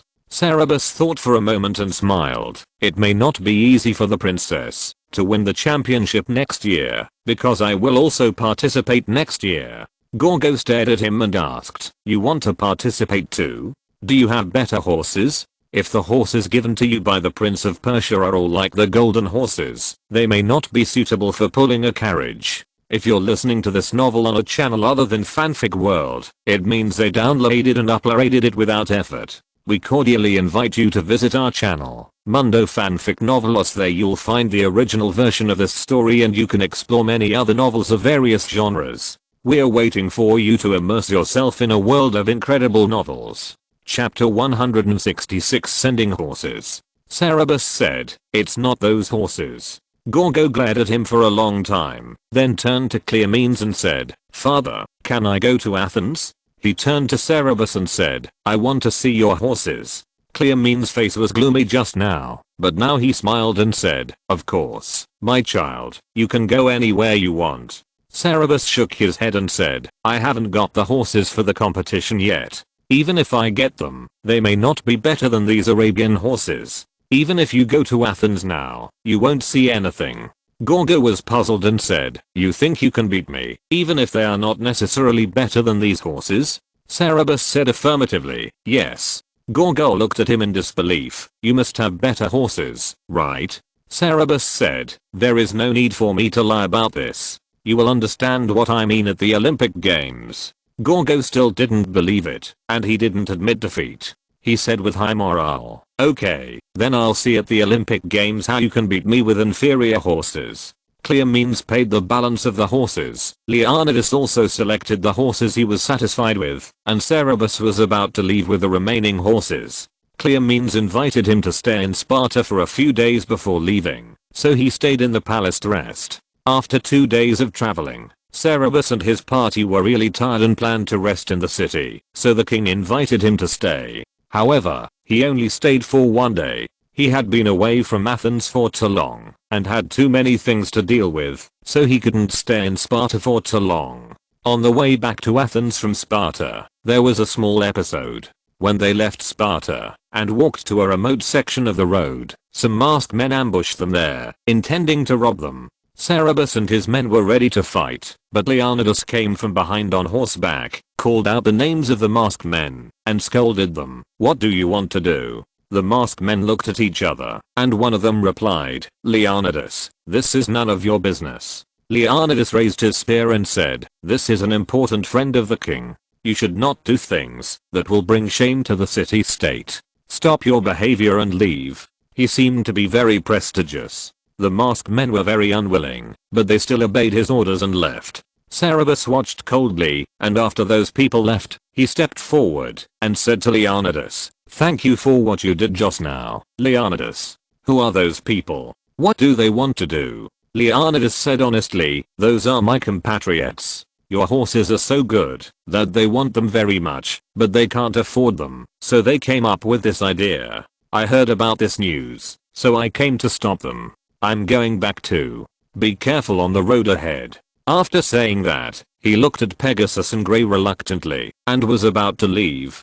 Cerberus then relaxed his guard, laughed, and said, "The road ahead is still very dangerous. I wonder if there are other people like this. Leonidas, can you give us a ride? Can you take us back to Athens? Do you want to see the other horses that Prince Xerxes gave me? They are also good horses." Leonidas was obviously moved. He hesitated for a moment and said, "Then I have to ask for leave first." Sparta was a soldier, and he needed the approval of his superiors to leave the city. Cerberus was not in a hurry to leave this time. He smiled and said, "We will wait for you." Leonidas returned to the city and asked for leave. He really sent them back to Athens. Cerberus kept his promise and took him to see the Ahamus. Leonidas really loved horses. Cerberus let him try those horses at will. He observed that he liked the black one the most and wanted to give that horse to him. Leonidas was very surprised. "Why? Don't you want to sell these horses?" Cerberus replied, "Yes, they are too precious, so I don't want to sell them. But it is not my wish to let them die in the stable. Except for my favorite Pegasus, I will find 9 owners worthy of the remaining 9 horses. I hope their future owners are young people with outstanding character and talents. You are the first, Leonidas." Leonidas asked, "We have only met a few times and have not known each other for long. How do you know what kind of person I am?" Cerberus said, "We have only had 2 transactions. You got the news that someone was going to rob us, and you came to help us without asking for anything in return. Doesn't this prove your character? You Spartans respect the strong. Your compatriots respect you so much. Your talent must be good." Leonidas said, "I stopped them because you are an important guest of the king and an influential figure in Athens. I don't want to cause conflict between Sparta and Athens because of this, not because I want to help you." Cerberus said, "Isn't it a virtue to be loyal to your city-state? Leonidas, do you think that your character and talents are not enough to deserve this horse?" Leonidas did not think that he was unworthy, so he said, "Thank you so much, I will take it away." He did not want to stay in Athens for long, so Cerberus prepared horse feed and dry food for him and let him leave with it. After Cerberus got these horses, he kept thinking about how to deal with them to maximize the benefits. He could not ride so many horses. If these rare and good horses were sold, he could make a lot of money, but he thought it was too wasteful. Money can be made everywhere, but a hammer is not something that can be easily obtained in Greece. He is getting older, and he will have to serve in the military in 2 years. After serving in the military, he can get citizenship. The citizens of Greece at this time are different from the citizens of later generations. Citizens at this time are the name of the privileged class in the city-state, and they are the power class. In the city-state, women are the property of their fathers before marriage, and the furniture of their husbands after marriage. Slaves are talking tools, and only citizens are the masters of the city-state. Cerberus did not intend to give up this power, and planned to use this batch of horses to expand his influence as much as possible. Influence is power. Not only in Athens, he wanted to expand it all over Greece. Sparta was the most powerful city-state on the Peloponnese Peninsula. Leonidas was an outstanding figure among the young generation of Sparta. He was outstanding in character and talent, and had prestige. Cerberus thought it was worth it to be able to make friends with him with a horse. After sending Leonidas away, he went back to the stable and smoothed the mane of a white horse. He kept this horse for Aristides. He had already taken a fancy to this horse for Aristides, but how to give it to him was a problem. Aristides was so poor that he couldn't afford to keep the horse. He had to find a job for Aristides first. It soon became known that Cerberus had let Leonidas take away an hammer. Some people who wanted the horses came to him and asked, "Cerberus, didn't you say that you would not sell the horses that the Persian prince gave you?" Cerberus replied, "Yes, I didn't sell them. I planned to give them to the most outstanding young man in Greece in terms of moral character and talent. I have already given one to a Spartan young man." The man asked in surprise, "Are you giving it to him?" Cerberus replied, "Yes." He repeated his reasons and selection criteria. The man choked and muttered, "You gave it to the Spartan first." Cerberus said, "Of course I have already reserved a horse for the most outstanding young man among our Athenians, but I need an opportunity to give it to him." He smiled a little helplessly. There was only one young man recognized by Athens as having high moral character, and the man knew who he was talking about. When he smiled like this, the man also figured out why he kept it, but didn't give it away, and he also smiled amusedly. Among those who came to question him was Themistocles. His recent hostility towards Cerberus suddenly disappeared. He asked with a smile, "Cerberus, do you think I'm outstanding among the young people of Athens? Can I get one of your horses?" Cerberus emphasized, "I will choose the one with the most outstanding talents and virtues." Themistocles, do you think your talents and virtues are the best among the young people of Athens? Themistocles was depressed. He had a bad reputation because he often did things too unscrupulously. He mocked, "Cerberus, there is only one young Athenian who is perfect in your heart, right? But I think he will not be perfect for long, and his reputation in the city-state will not be good for long. I know he has been causing trouble for himself recently. I suggest you wait a while before giving him the horse you reserved for him to see if he can protect his flawless reputation." Chapter 167. The Trouble with Aristides. Aristides had indeed encountered some troubles recently. Cerberus asked someone to inquire, and found that during a festival that had just passed, the city-state expenditure account he published was questioned by many people. A group of people told people with certainty that he had embezzled money. Would Aristides embezzle money? This was really ridiculous. Cerberus knew how ambitious Aristides was. For his ideals, he would not accept money given to him by others. How could he embezzle money in public affairs? He asked someone to copy the bill, and found no problems. But the rumor of Aristides' embezzlement spread more and more. Cerberus went to him and asked, "My friend, have you been in trouble recently?" Aristides laughed when he heard him say that, and said, "You heard about it, Cerberus?" Cerberus said, "It's a ridiculous rumor. Are your enemies attacking you?" Aristides replied, "Some people are attacking me. They want me to submit to them, and let them grab the wealth of the city-state into their own wallets. They are dreaming." It turned out that the festival that just passed was the first festival that Aristides was in charge of after becoming the treasurer. The city-state had some expenses for holding the festival. After the festival, the person in charge of purchasing came to report to him and the account reported was inflated and inconsistent with the actual expenses. Aristides naturally could not agree and asked him to report again. It was a common practice for the purchaser to report false accounts. How could he be willing to do so? He lobbied Aristides to turn a blind eye, saying that he had done so in the past. Of course, Aristides would not be convinced by him and insisted that he did not make a penny. Purchasing is a lucrative job, and that person paid a high price to get this position. If Aristides didn't let him report the false accounts, he would have to pay for it. How could he bear this? The false money was not taken by him alone, but he had to share part of it with others. For example, Aristides could get a share according to the convention. The man used this point to persuade Aristides, and promised that the share he would get would be more than the share given to the treasurer before, but Aristides still refused. Aristides didn't take it himself, and he also prevented others from taking it.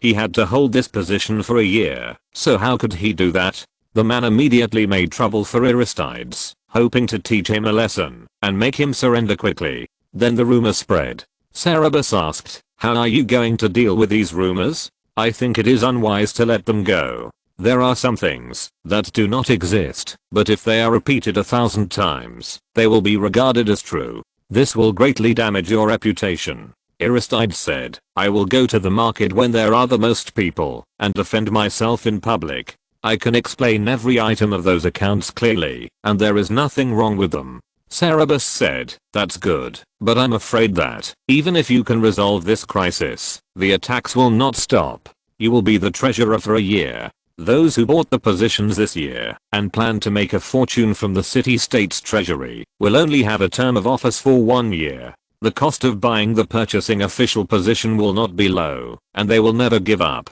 Aristides said, "No matter what method of attack, I can't give up my principles." Things turned out as Cerberus worried. Although Aristides clarified the matter, the attacks did not stop, but intensified. The city-state had many places to spend money, and Aristides could not explain every account to everyone in person. Some accounts were complicated, and even if he explained them to many people, they might not understand. Many things that had no shadow were spread widely. For example, he received a bribe of so-and-so, so that he gave a certain thing to so-and-so, and he made a certain amount of profit from a certain thing. Aristides' simplicity was said to be a way to gain fame. Many people swore that they saw his parents secretly buying certain luxury goods, and that the money must have been stolen from public funds by their son, which completely destroyed Aristides' original good reputation. Aristides was enraged and found Cerberus, saying, "Those despicable villains think that they can scare me like this and become corrupt with them.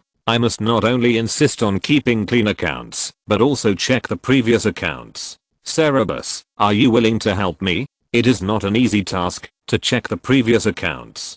The city-state's public funds flow in a complex way every year, and ordinary people may not be able to understand the accounts." Although Aristides was capable, Cerberus thought that his knowledge of finance was just average. He was still alone, and it was not an easy task to check the accounts. Moreover, this matter was very offensive. The treasurer of Athens changed every year, and most of the prestigious people had served in the position. He wanted to check back. How far would he go? How many people would he turn into enemies? Cerberus did not think he could do it. Cerberus asked, "Aristides, how far do you want to check back?" Fortunately, Aristides was still rational and said, "Only check last year's accounts. Other people's accounts are other people's business. The accounts I take over must be clean." Last year's treasurer was Aeschines, a good friend of the current purchasing officer. As far as Cerberus knew, he was also a main member of the instigation and attack on Aristides.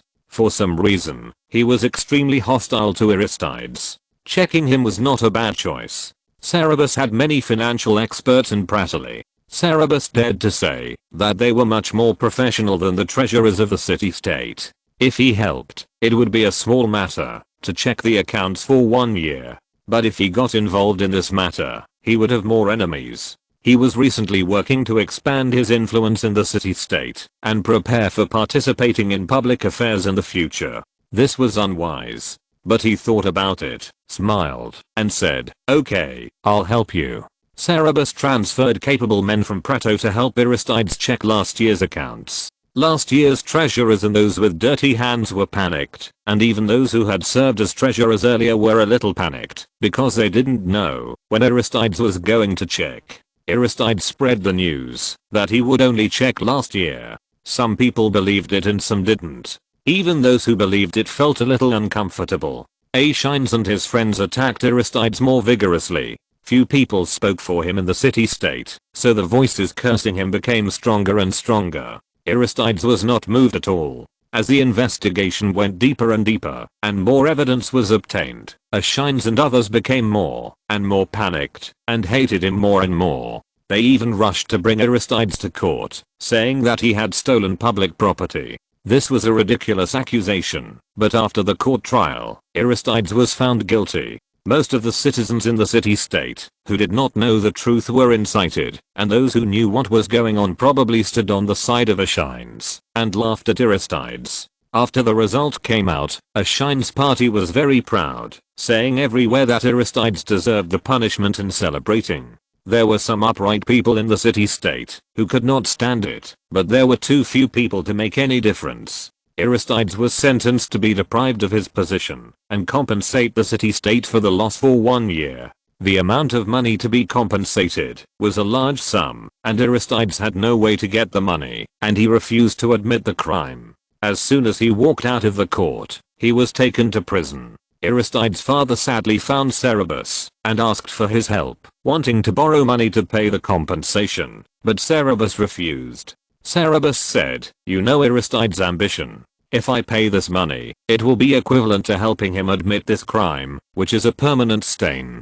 Please rest assured that I will not sit idly by, and will definitely help him clear his reputation." Chapter 168, Court of Appeal. There are two ways to clear Aristides' name. One is to accuse Aeschines and provide evidence to prove that he is the one who took bribes and slandered Aristides. The other way is to ask the citizens' assembly to review the case. It seems easier to accuse Aeschines, because the evidence of Aeschines' bribery is in the hands of Cerberus. The Athenian citizens' assembly can only be held if more than 6,000 citizens participate. More than half of the citizens participating in the assembly need to believe that Aristides is innocent and willing to stand on his side. Only then will Aristides be acquitted. But the court's decision to put Aristides in jail has already shown that it is completely on the side of Aeschines. Accusing Aeschines to them will inevitably be futile. So there is actually only one way to clear Aristides' name, that is, to ask the citizens' assembly to review the case.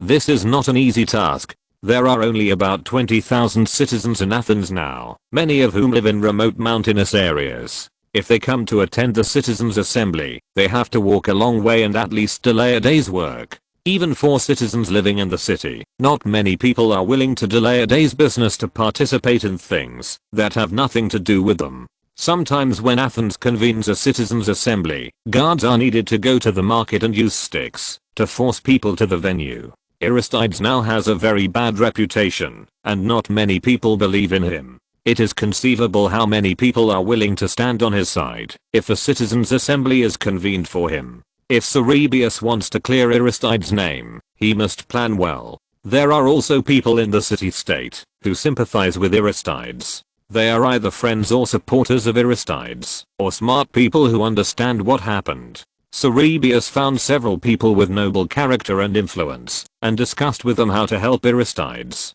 These people all said, "This is really unbearable. If I can help Aristides, I will definitely do my best." One of them, who had served as the King Archon of Athens, and was a member of the Areopagus Council, said, "I have reminded Aristides before that he should not be too rigid in doing things, but he is too stubborn. There is no weed in a wheat field. If Aristides can stop being so rigid in the future, I can lobby in the council and maybe I can revoke his sentence." In addition to the 9 archons and the citizens' assembly, Athens also has the Areopagus Council. In name, it is the citizens' assembly that holds the highest power in the city-state. All citizens elect 9 archons through the assembly every year to exercise the right to manage the city-state on their behalf. But in fact, the highest power in Athens is in the hands of the Areopagus Council. Only the best born and richest citizens of the 500 ICE level can serve as archons in Athens. After leaving office, these archons will automatically become members of the Areopagus Council and serve for life.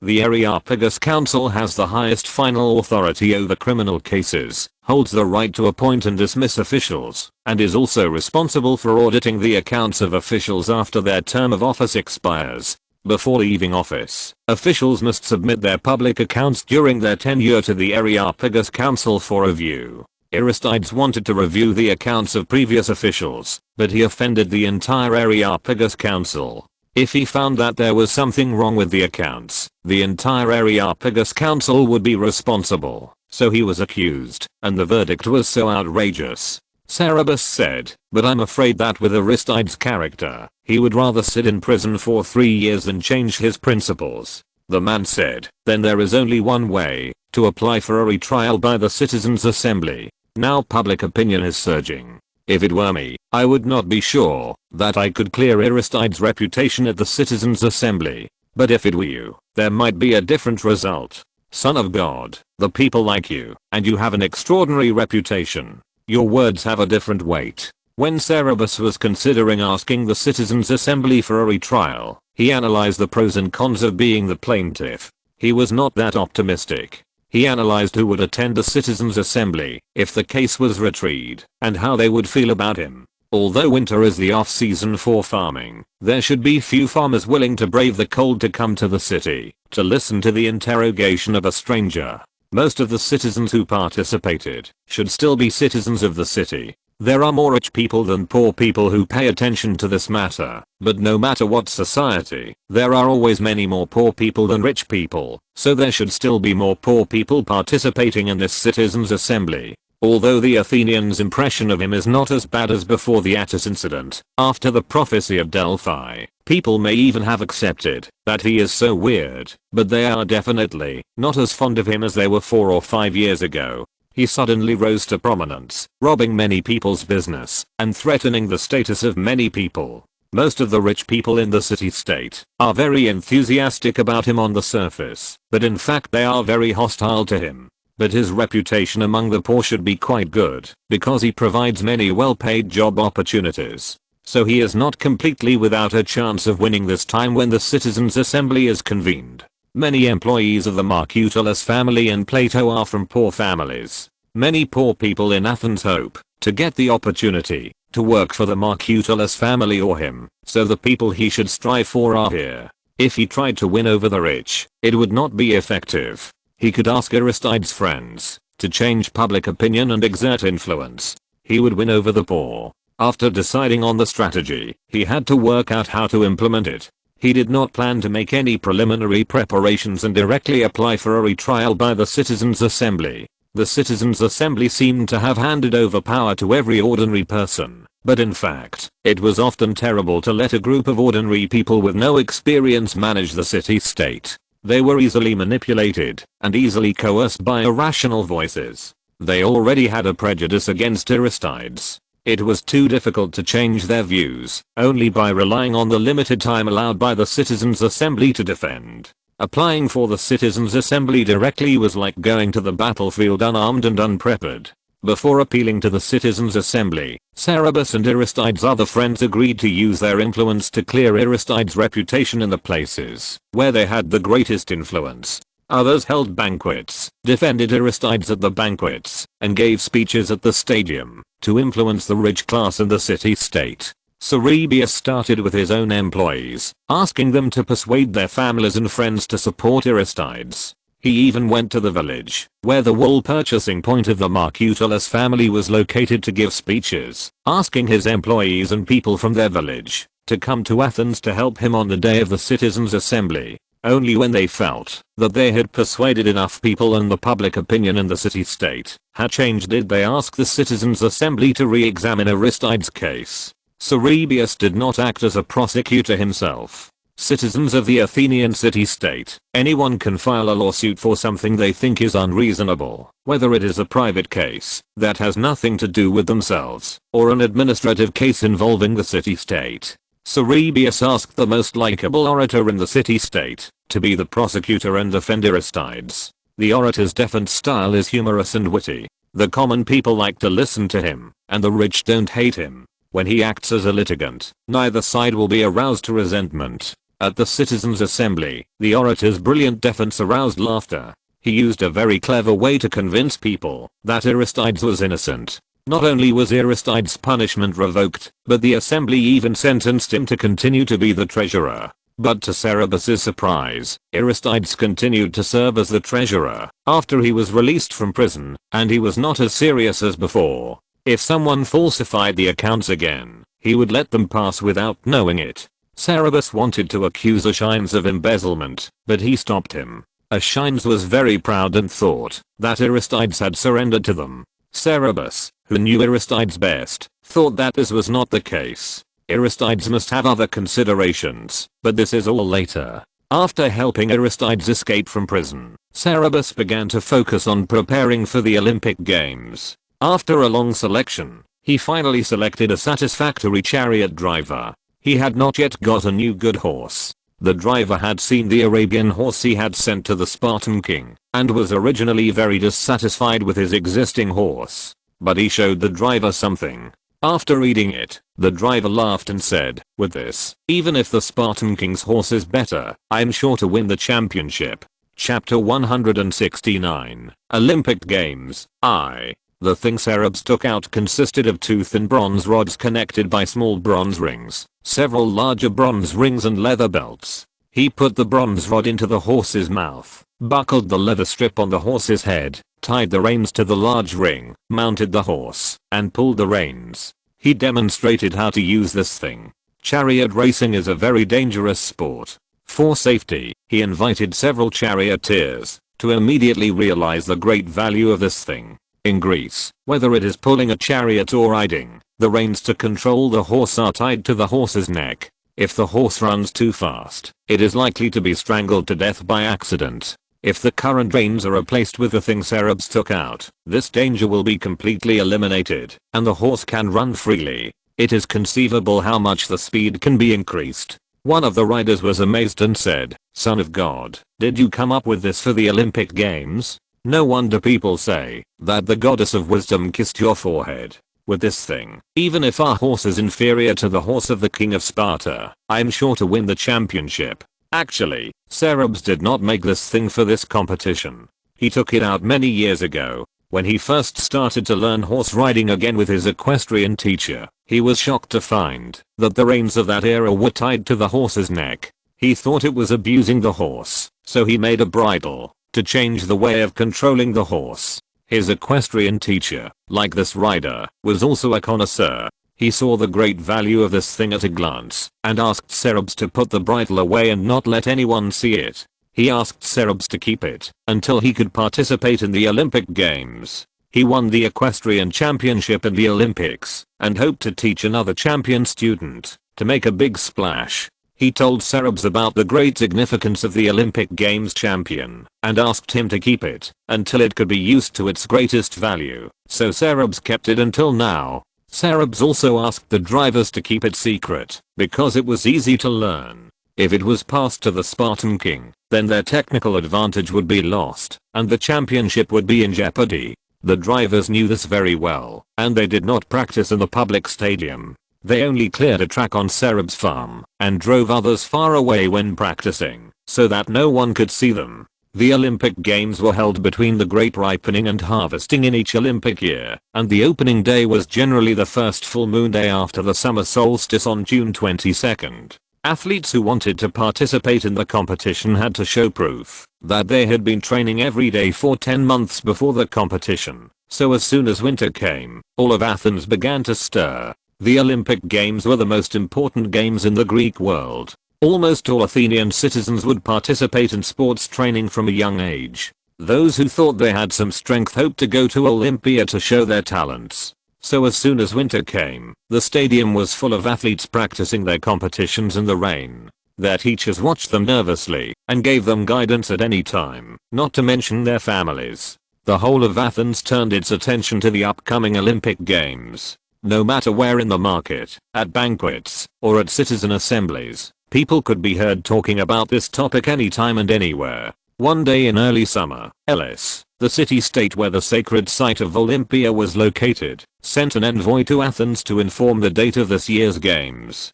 Athens stopped military friction with a neighboring small city-state and began to prepare for the Olympic Games. As the envoys delivered the message, all the city-states in Greece entered a 3-month sacred truce. There was a rule in the Olympic Games that the contestants would be notified of Olympia 1 month before the start of the competition and trained at the sports school there at their own expense. Synopsis sent someone to book a hotel and sign up for the race in advance, but he didn't go to Elis until the last few days. This was because he was too busy with business matters, and he also wanted to keep the secret weapon of the horse bridle secret. When he arrived at the Olympian sanctuary, the sanctuary was already bustling with activity. The town of Olympia was crowded with people, and all the hotels were full. The wilderness near the temple of Zeus was full of tents, and many people even slept in the wilderness. Synopsis and his party passed by there when they entered the town. The ground was full of feces and garbage, which was extremely dirty and disgusting. It was obvious that the people of Elis had neither management nor planning. Seeing this, he almost wanted to turn around and leave. Fortunately, the hotel he had booked at a high price was relatively clean, and the sports school and the Olympian sanctuary, where he would stay for a while, were not that dirty, so he held back. If the sports school and the Olympian sanctuary were also like this, then even if winning the Olympian championship could exchange for the throne of Zeus, he would definitely turn around and leave. After settling down in the hotel, Synopsis walked around the town and the holy site. It seemed as if all the Greeks had flocked here. Not only were there athletes who were going to compete, and spectators who were coming to watch the games, but there were also vendors selling food and souvenirs. There were also musicians playing the harp and flute, singers singing for money, orators showing off their eloquence, poets showing off their literary talent, and there were even more. Women were not allowed to participate in or watch the Olympic Games, and they were not allowed to enter the stadium. Even during the games, they were not allowed to do business, but even so, their beautiful figures could still be seen on the streets from time to time. Synopsis even saw a few familiar faces that he had glimpsed in Athens or Corinth. After the tour, he and the driver went to the sports school, which was even more crowded. They passed through the training grounds for nude competitions such as running, long jump, discus, javelin, wrestling, boxing, and went to the venues for horse racing and other chariot competitions. As soon as they reached the chariot racetrack, they happened to see two chariots collide at the turning point. One of the drivers fell off the chariot and was stepped on by the horse. The horse stepped on his stomach, and he spat out blood. Synopsis frowned, but the drivers remained calm. One of them even commented with a smile, "Ouch. This hoof stepped on his internal organs. I don't know if he can survive." The owner of the chariot ran over, cursing. He didn't even look at the driver who was holding his stomach in pain. He went to check the injured horse with a distressed look on his face. Synopsis paused. Fortunately, a few more people ran over. One of them checked the driver and then directed the others to carry him off the track. Synopsis saw that the person who checked him was quite experienced and should be a doctor, so he continued to move forward. When he stopped, the drivers looked at him curiously, wanting to see what he would do. There were too many mysterious legends about their employer, and they wanted to see if the employer would use his divine power to heal the injured driver directly. Synopsis did not use his divine power, and one of the drivers let out a disappointed TSK. Then he boasted about himself and said, "Synopsis, we got our share of the money,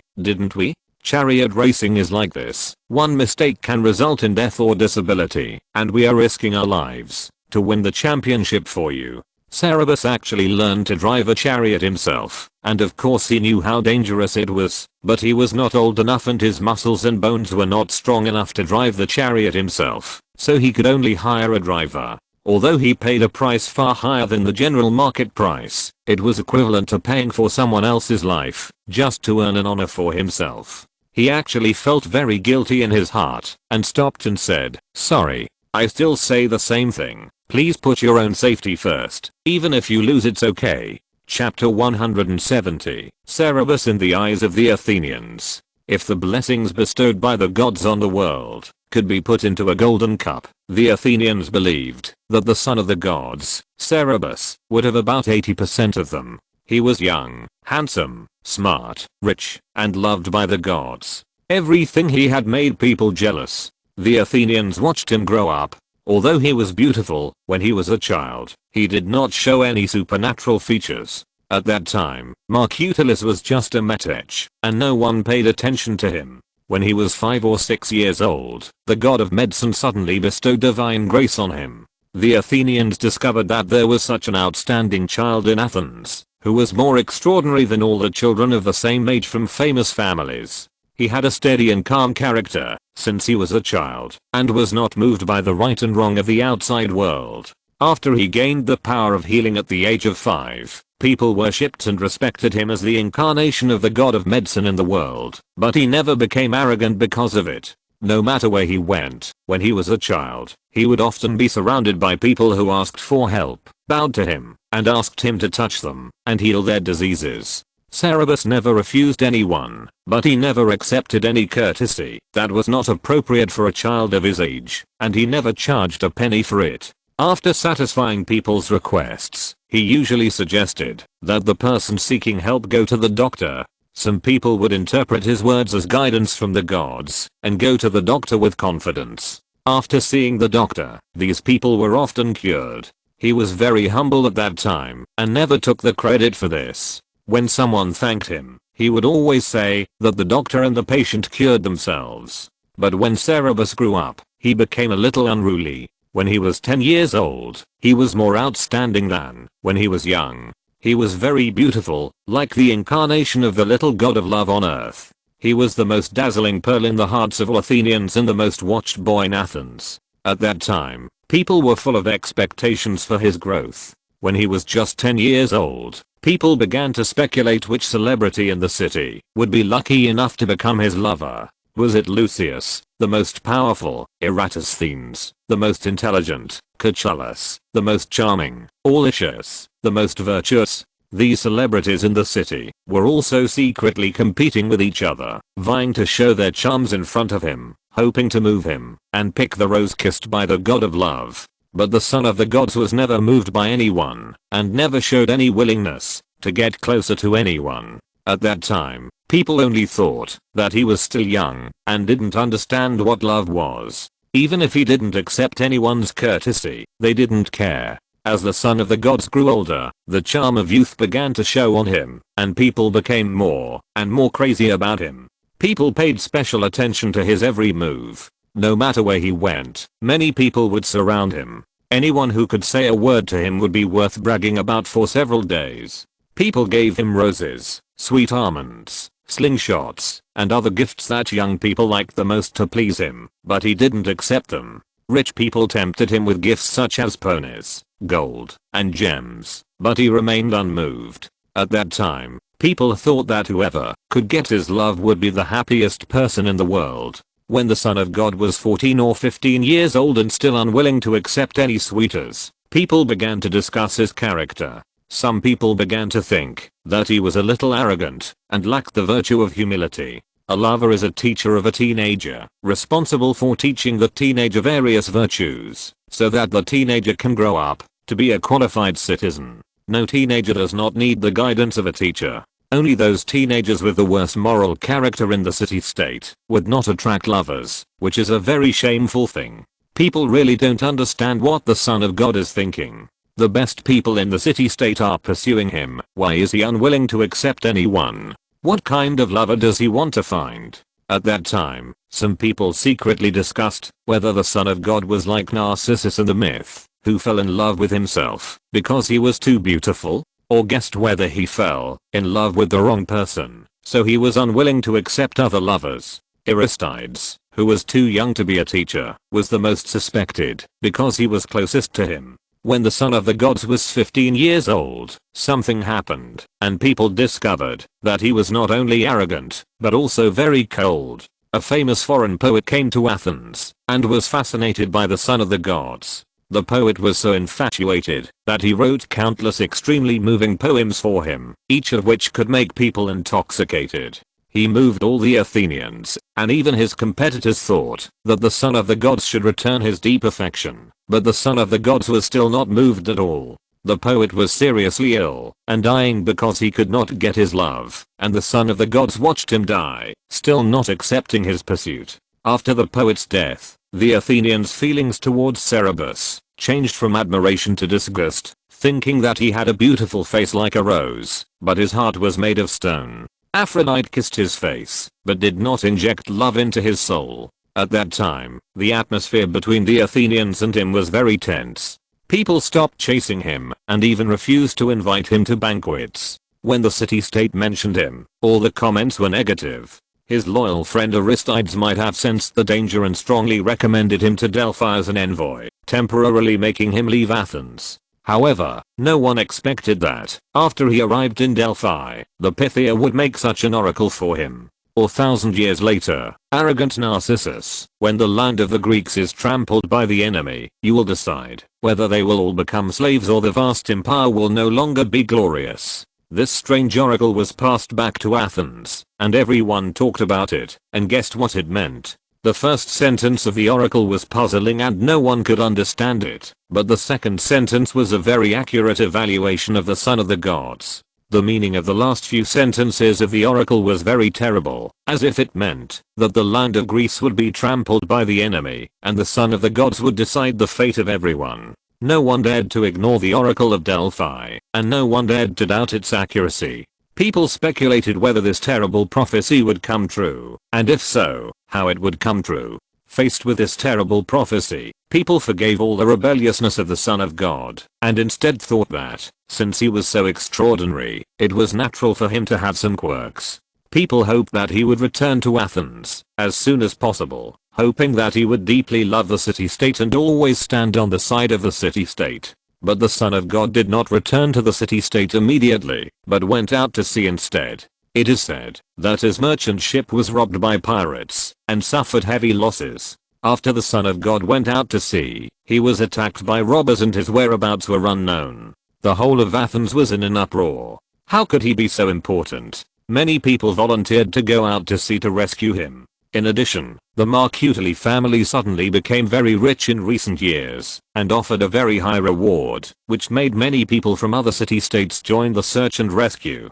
People carefully searched for him for a long time on the sea, nearby islands, and coasts, but did not get any news. The dangers at sea are extremely great. If an ordinary person had been missing for so long, the searchers would have given up long ago. Just because the missing person was the son of the gods, everyone firmly believed that he was favored by the gods, and a miracle must have happened to him, so he could hold on for so long. But the time was too long, and everyone couldn't help but feel discouraged, and began to think that perhaps the oracle of Delphi meant something else. But the gods really did favor the son of the gods. After everyone gave up, he returned safely, and brought back a beautiful girl. His miraculous survival made the Athenians believe that he was deeply favored by the gods, and even the merchants who had business dealings with him were discouraged.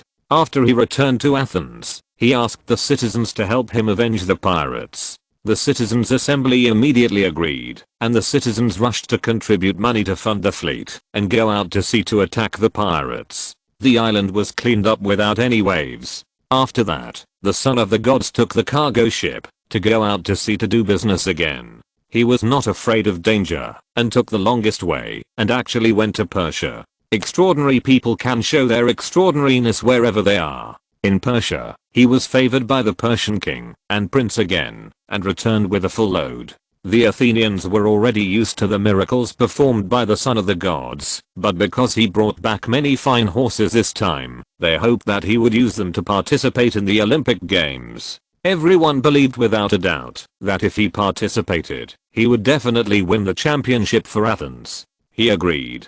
Before the Olympic Games began, the Athenians who had come to the holy land of Olympia specifically for the chariot and horse racing competitions had already begun to boast that the city-state of Athens would have the youngest Olympian chariot and horse racing double champion. Chapter 171, Olympic Games, 2nd. This was not the first time he had said such a thing. The drivers exchanged glances in confusion, and one of them said in a reproachful tone, "Son of God, what are you talking about? Not trying your best to win the race, but giving up because of fear of injury. What a cowardly act." Do you think we are such cowards? Cerberus said nothing more. The two chariots that collided were quickly cleared from the track, and the rest of the chariots continued to practice. The chariot training ground was not very large, but there were many chariots for practice, and many chariots were waiting in line outside the ground. These chariots were of different styles, old and new, and the horses pulling the chariots were also of varying quality. Among them, several chariots had particularly exquisite bodies and the horses were particularly majestic, which was very eye-catching. Cerberus looked carefully and found that some of the horses looked very familiar. He had sold them to the king of Sparta. When Cerberus looked over there, the chariots were lined up.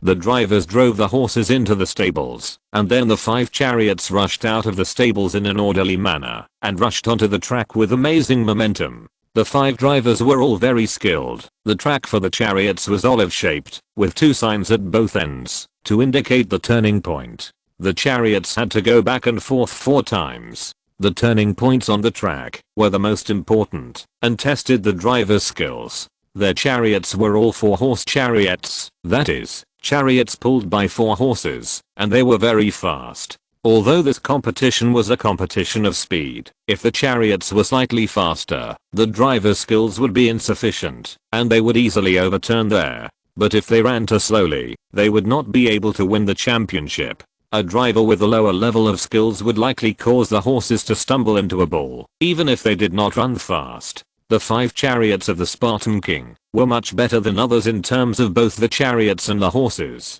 Once they got on the track, they left the other chariots far behind. The driver was very skilled.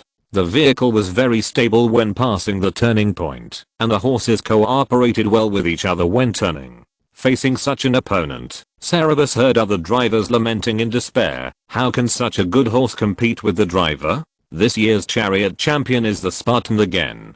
Cerberus' driver snorted coldly and said softly, that's not necessarily true. Wait until we come over and show you what is a more advanced driving skill. They watched the Spartan driver practice, and then watched other drivers practice for a while, and went to find the administrator in charge of managing the track, to make an appointment for practice. The administrator was surrounded by several people.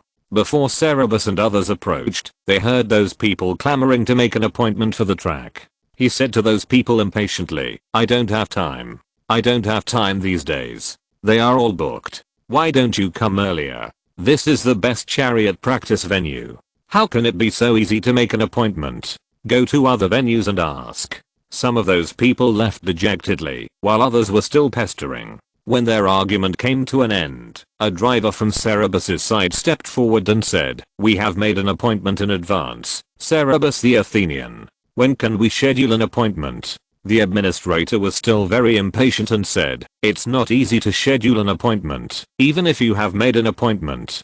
Be patient. Then he turned his head and looked over. Seeing Cerberus, he was stunned. After a while, his voice became softer by at least 2 octaves. Are you the son of the gods in Athens? I saw you at Demetrius' banquet. I wonder if you remember me. It turns out that the appointment was made for you. There are too many people who have made appointments for this stadium, so it's not easy to arrange, but I will try my best to schedule you in. It should be soon. Please send your chariot here. Cerberus thanked them and left with the drivers. After they left, the charioteers said to Cerberus jokingly, Master, your beauty is as shining as gold, and as precious as gold. You should come to help us make appointments more often, so that we can practice longer than others. Cerberus was not someone who could not take a joke, and said with a smile, my time is more precious than gold. You should just use your gold to buy practice time, and I will pay. They walked out of the sports school, and wanted to drive the chariot back to where they lived. At the door, they were stopped by a person, a young poet from Athens named Aeschylus. Aeschylus and Cerberus were friends. Cerberus sponsored a tragedy performance, and he was the playwright. Aeschylus said, Cerberus, I heard that you were coming, so I hurried here to meet you. You are here indeed. Why are you here so late? Cerberus said, it's not too late. Isn't it the right time now? What do you want to see me for? Aeschylus said, isn't it too late? If you come 2 days later, you won't be able to register. I came a month earlier than you. Cerberus was a little surprised. Why did you come so early? "Do you want to participate in the competition?" He had never heard of what competition Aeschylus was good at. Aeschylus replied, "Of course I want to become famous. I want to participate in the singing competition. If you don't come, I'm afraid I won't be able to catch up." Before the Olympic Games, there were lyre and singing competitions for musicians and poets. The singing competition was a competition for poets, and the content of the competition was that the contestants sang their own poems. It was reasonable for Aeschylus to participate in this competition.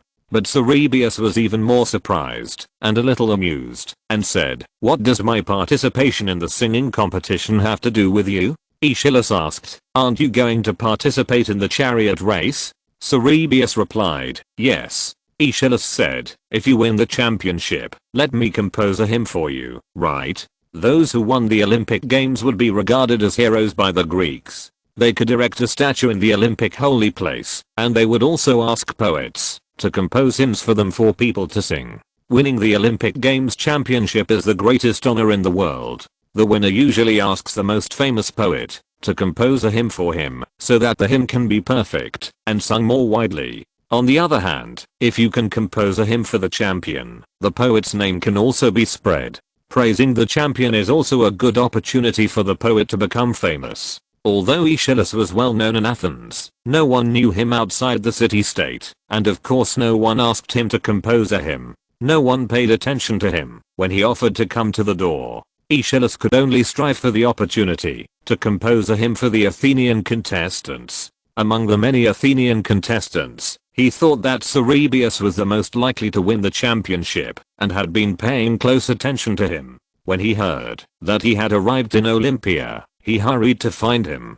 Cerberus laughed and said, "Okay, if I can win the championship, I will definitely ask you to compose a hymn." Aeschylus asked, "Where is your chariot? Let me watch you practice first, and I will definitely compose the hymn to perfection." Cerberus took him to his residence and went to the stable to harness horses for the chariot with the drivers. In order to participate in this competition, he prepared 2 chariots and 10 horses to pull the chariots. The Olympic Games did not limit the number of people in a city-state to participate in the competition. For competitions such as chariots that did not require the owner to participate in person, there was no limit on how many chariots a person could have. Preparing the chariots was to prepare for a spare chariot if one chariot had a problem, and the extra 2 horses were also spare horses. But if there was no accident, both chariots could participate in the competition. Aeschylus was amazed when he saw the bridles and the way they tied the reins to the horses' chests. He said, "Cerberus, is this why you have been hiding your chariot from others? I think your horses are no better than the Spartan horses." Cerberus said, "Yes." The men drove the chariot to the sports school. On the way, the bridles and the reins tied to the horses' chests attracted countless eyes. Cerberus was not the only Athenian who participated in the chariot race. There were several others. When they saw Cerberus, they all came forward to greet him and surrounded their chariots in amazement, asking questions non-stop. Many drivers or chariot owners from other city-states also came to see the novelty. Cerberus said last year that he would participate in the chariot race of this year's Olympic Games, but he never let his chariot practice in the stadium for a day, and he did not allow anyone to watch when he practiced in his own manner.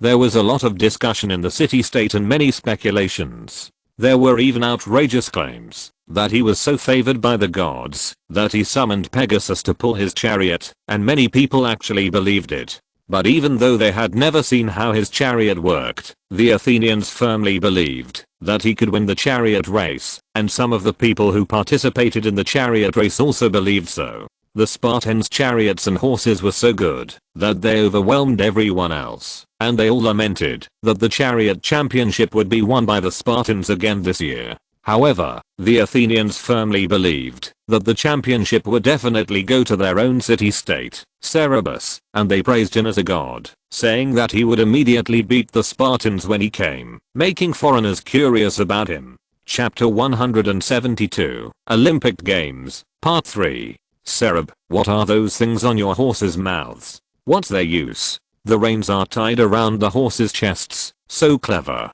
But can you control the horses like this? You'll see when we run a lap on the track later. One of Cereb's drivers answered for him proudly. Sereb, did you know? There are women participating in the chariot race this year. It's Gorgo, the daughter of the Spartan king Cleomenes. The Holy Land originally did not allow her to participate, but she said that the Olympic Games only stipulated that women were not allowed to appear on the field, not that women could not participate in the competition. The priests could not refute her and had to agree to let her chariot participate. You must beat her, otherwise we will lose to a woman. Look, those 5 particularly good chariots are her chariots. Someone pointed at the Spartan racing cars and said. Sereb's charioteers were extremely surprised. What? The owners of those chariots are actually women? The people around them all confirmed the news, and they were very angry, thinking that women dared to participate in the competition, which defiled this holy competition. What made them even more angry was that this woman might really win the chariot competition. Every time the Spartan chariots left their opponents far behind, the men present felt like they were being run over by the chariots. Sereb smiled, a little appreciative. Although Gorgo had clearly stated that he would participate in the Olympic Games when trading horses, it was still a bit admirable for a girl to really do such a thing that no one had done before. However, he did not intend to let her in this kind of competition. Letting her participate would be an insult to her courage, but the others present did not think this was courage, and they had high hopes for Sereb's chariot. Before Sereb's got to the line, a man got there first and said to Sereb's, it's my turn. Let your chariot run a lap first and let us see how it runs. Sereb said, thank you very much. His 2 drivers drove the chariot onto the track with a smile on their faces. They ran a few laps slowly to get familiar with the track and then suddenly accelerated in the last few laps. As soon as they accelerated, the advantages of the bridle and chest pulling method of pulling the horse were clearly revealed. There was no need to worry about the reins strangling the horse when stopping suddenly, and it was easier to control the horse. After just a few laps, the drivers who were standing outside the track with Serebs cheered excitedly, as if they had won the race. Everyone's practice time was limited, and soon the time was up. The 2 chariots stopped and were about to leave the track. Suddenly, an unknown owner walked over and said to the 2 drivers of Cerebus, the next practice time is mine. Do you want to run a few more laps? The 2 drivers looked at each other and said bluntly, thank you very much. The man said again, I have a few friends who want to compete with you. Are you willing to compete once? The 2 drivers also wanted to show their abilities and said, of course. So they asked the spectators outside the field to be referees and drove the chariots into the stables, intending to race like a formal competition. This movement alarmed many people, and several more chariots asked to join.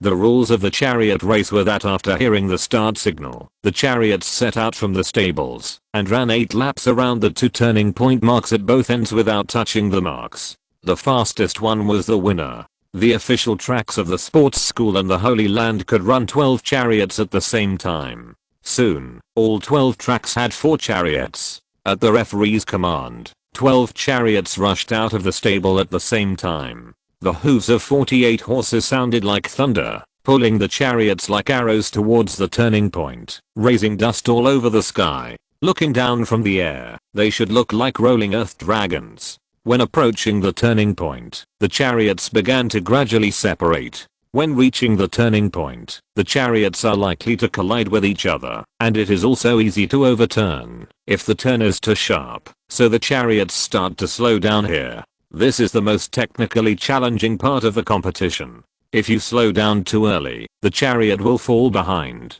If you slow down too late, if you don't hold it down when turning, the chariot may overturn. It is not only a test of skills, but also a test of psychological quality. Even the most experienced drivers often make mistakes here. In the chariot competition, there are often situations where none of the chariots can run steadily to the end after a game. Both of Cerebus's drivers showed great driving skills. They turned the corners quickly and steadily. The horses cooperated well with each other, and with the advantage of the bridle and reins, they left the other chariots behind at the first turning point. In 8 laps on the track, they had to pass the turning point 16 times. Cerebus drivers performed very stably, accumulating little by little advantages, and in the end they were several laps faster than some slower vehicles. This huge advantage was shown, and there was another round of cheers outside the track. Many people were excited, as if their chariots performed so well. When this round was over, Gorgo's driver actually came over and talked to them. "Is this the chariot of the son of the gods of Athens?" Cerberus's driver replied, "Yes, what's wrong?" Gorgo's driver said, "Can we take a closer look at your horses?" Cerberus's driver was a little reluctant because the bridle and reins did not require any technical skills, otherwise they would not have kept it secret for so long. But because it was too unskilled, once it was brought out, it would be impossible to keep it secret, and it was useless to stop it. Cerberus had already explained that there was no need to stop this situation, especially since the opponent was a woman. They pretended to be generous and said, "Look." Gorgo's driver watched carefully and said, "Can we play a game?" Cerberus walked over and nodded, saying, "I'd love to, but our horses need to rest for a while." After 2 rounds, the horses were tired. This was a legitimate request, and Gorgo's driver agreed. Cerberus's driver drove the chariot outside the arena to let the horses know, wiped the sweat off the horses' necks lovingly, and fed them water and beans. Cerberus, Aeschylus and others followed. Aeschylus had been keeping his eyes open and carefully observing everything on the arena since he arrived at the arena, especially Cerberus, his driver and the chariot, and thinking about his own poems in his mind, without saying a word. At this time, he also asked nervously, "Cerberus, what do you think? Do you think we can win?" Cerberus smiled and said, "Didn't you say that I will definitely win the chariot race?" The people who followed them were a little nervous at first, but seeing his calm attitude, they thought he was very confident and felt relieved. But in fact, Cerberus was not sure of winning. Although these horses of his were the ones left over by Gorgo and her father, the difference in leg strength was not far, and the optimization of the bridle and reins was enough to make up for this gap.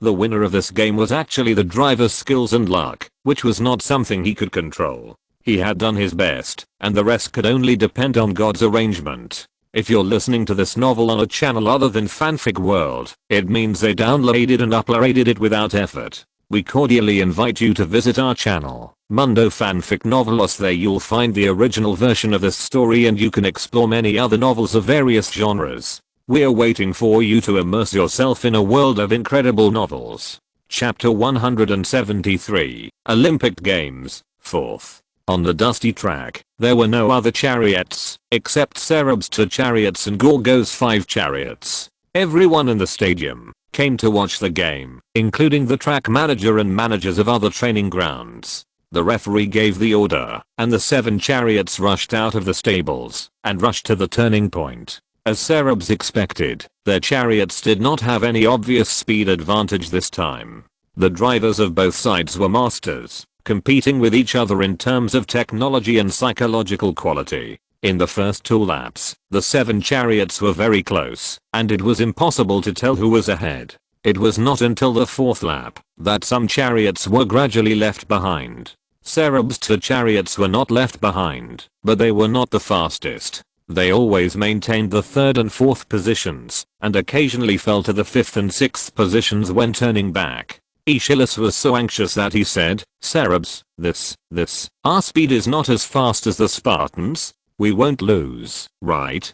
Cerberus saw something and was relieved, saying, "Don't worry." Seeing this scene, many people were as anxious and disappointed as Aeschylus, but just as Cerberus had judged, at the beginning of the 5th lap, his 2 chariots began to overtake little by little. By the 8th lap, both chariots had left the Spartans' chariot behind and crossed the finish line first. Except for the Spartans, the other onlookers cheered with joy. Aeschylus was especially happy, laughing and shouting, "I'm the champion poet! I'm the champion poet!" They lifted Cerberus up and threw him into the sky without saying anything, causing Cerberus to exclaim.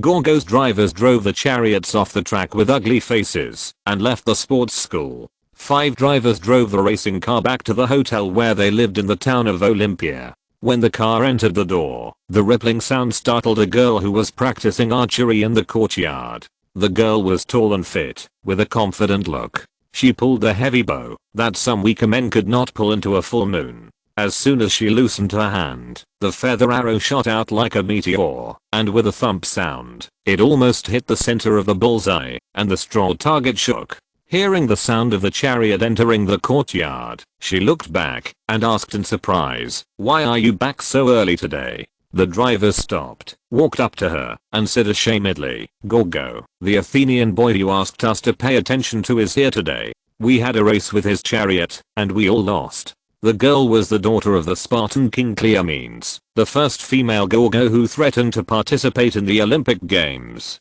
Gorgo was extremely surprised. "You all lost? Are his horses much better than ours?" A driver shook his head and said, "His horses are average, not better than ours. He won because the way his chariot pulls the horses is different." "Very clever." Gorgo asked curiously, "How clever is it?" The driver told her in detail how Cerberus's chariot pulled the horses.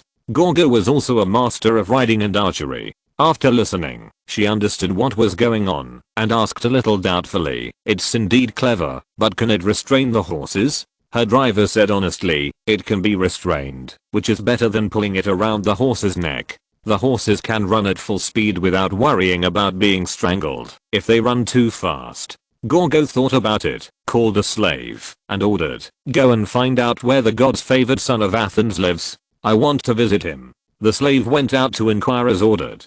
There were quite a few people in the Olympic town at this time, and the slave took some effort to find out. After the slave came back and told Gorgo, Gorgo looked at the sky and estimated that the training was over, so he went to Cerberus's place to find him. As soon as they met, she said straight to the point, "Cerberus, when we met last time, you said you would beat me with inferior horses, but I didn't expect you to really do it. Can you let me see your chariot?" Cerberus did not refuse and took her to the stable to see. The horses had been untied from the chariot, and the bridles and reins were removed, and they were resting. Cerberus also specially found a horse that had not been trained today, put the bridle and reins on it for her to see. Gorgo was also an expert in horseback archery. After watching the performance, he said, "It is indeed ingenious. It is a pity that I cannot go to the arena to see what the horses look like when they run like this. But since you let me watch, aren't you afraid that I will learn this method?"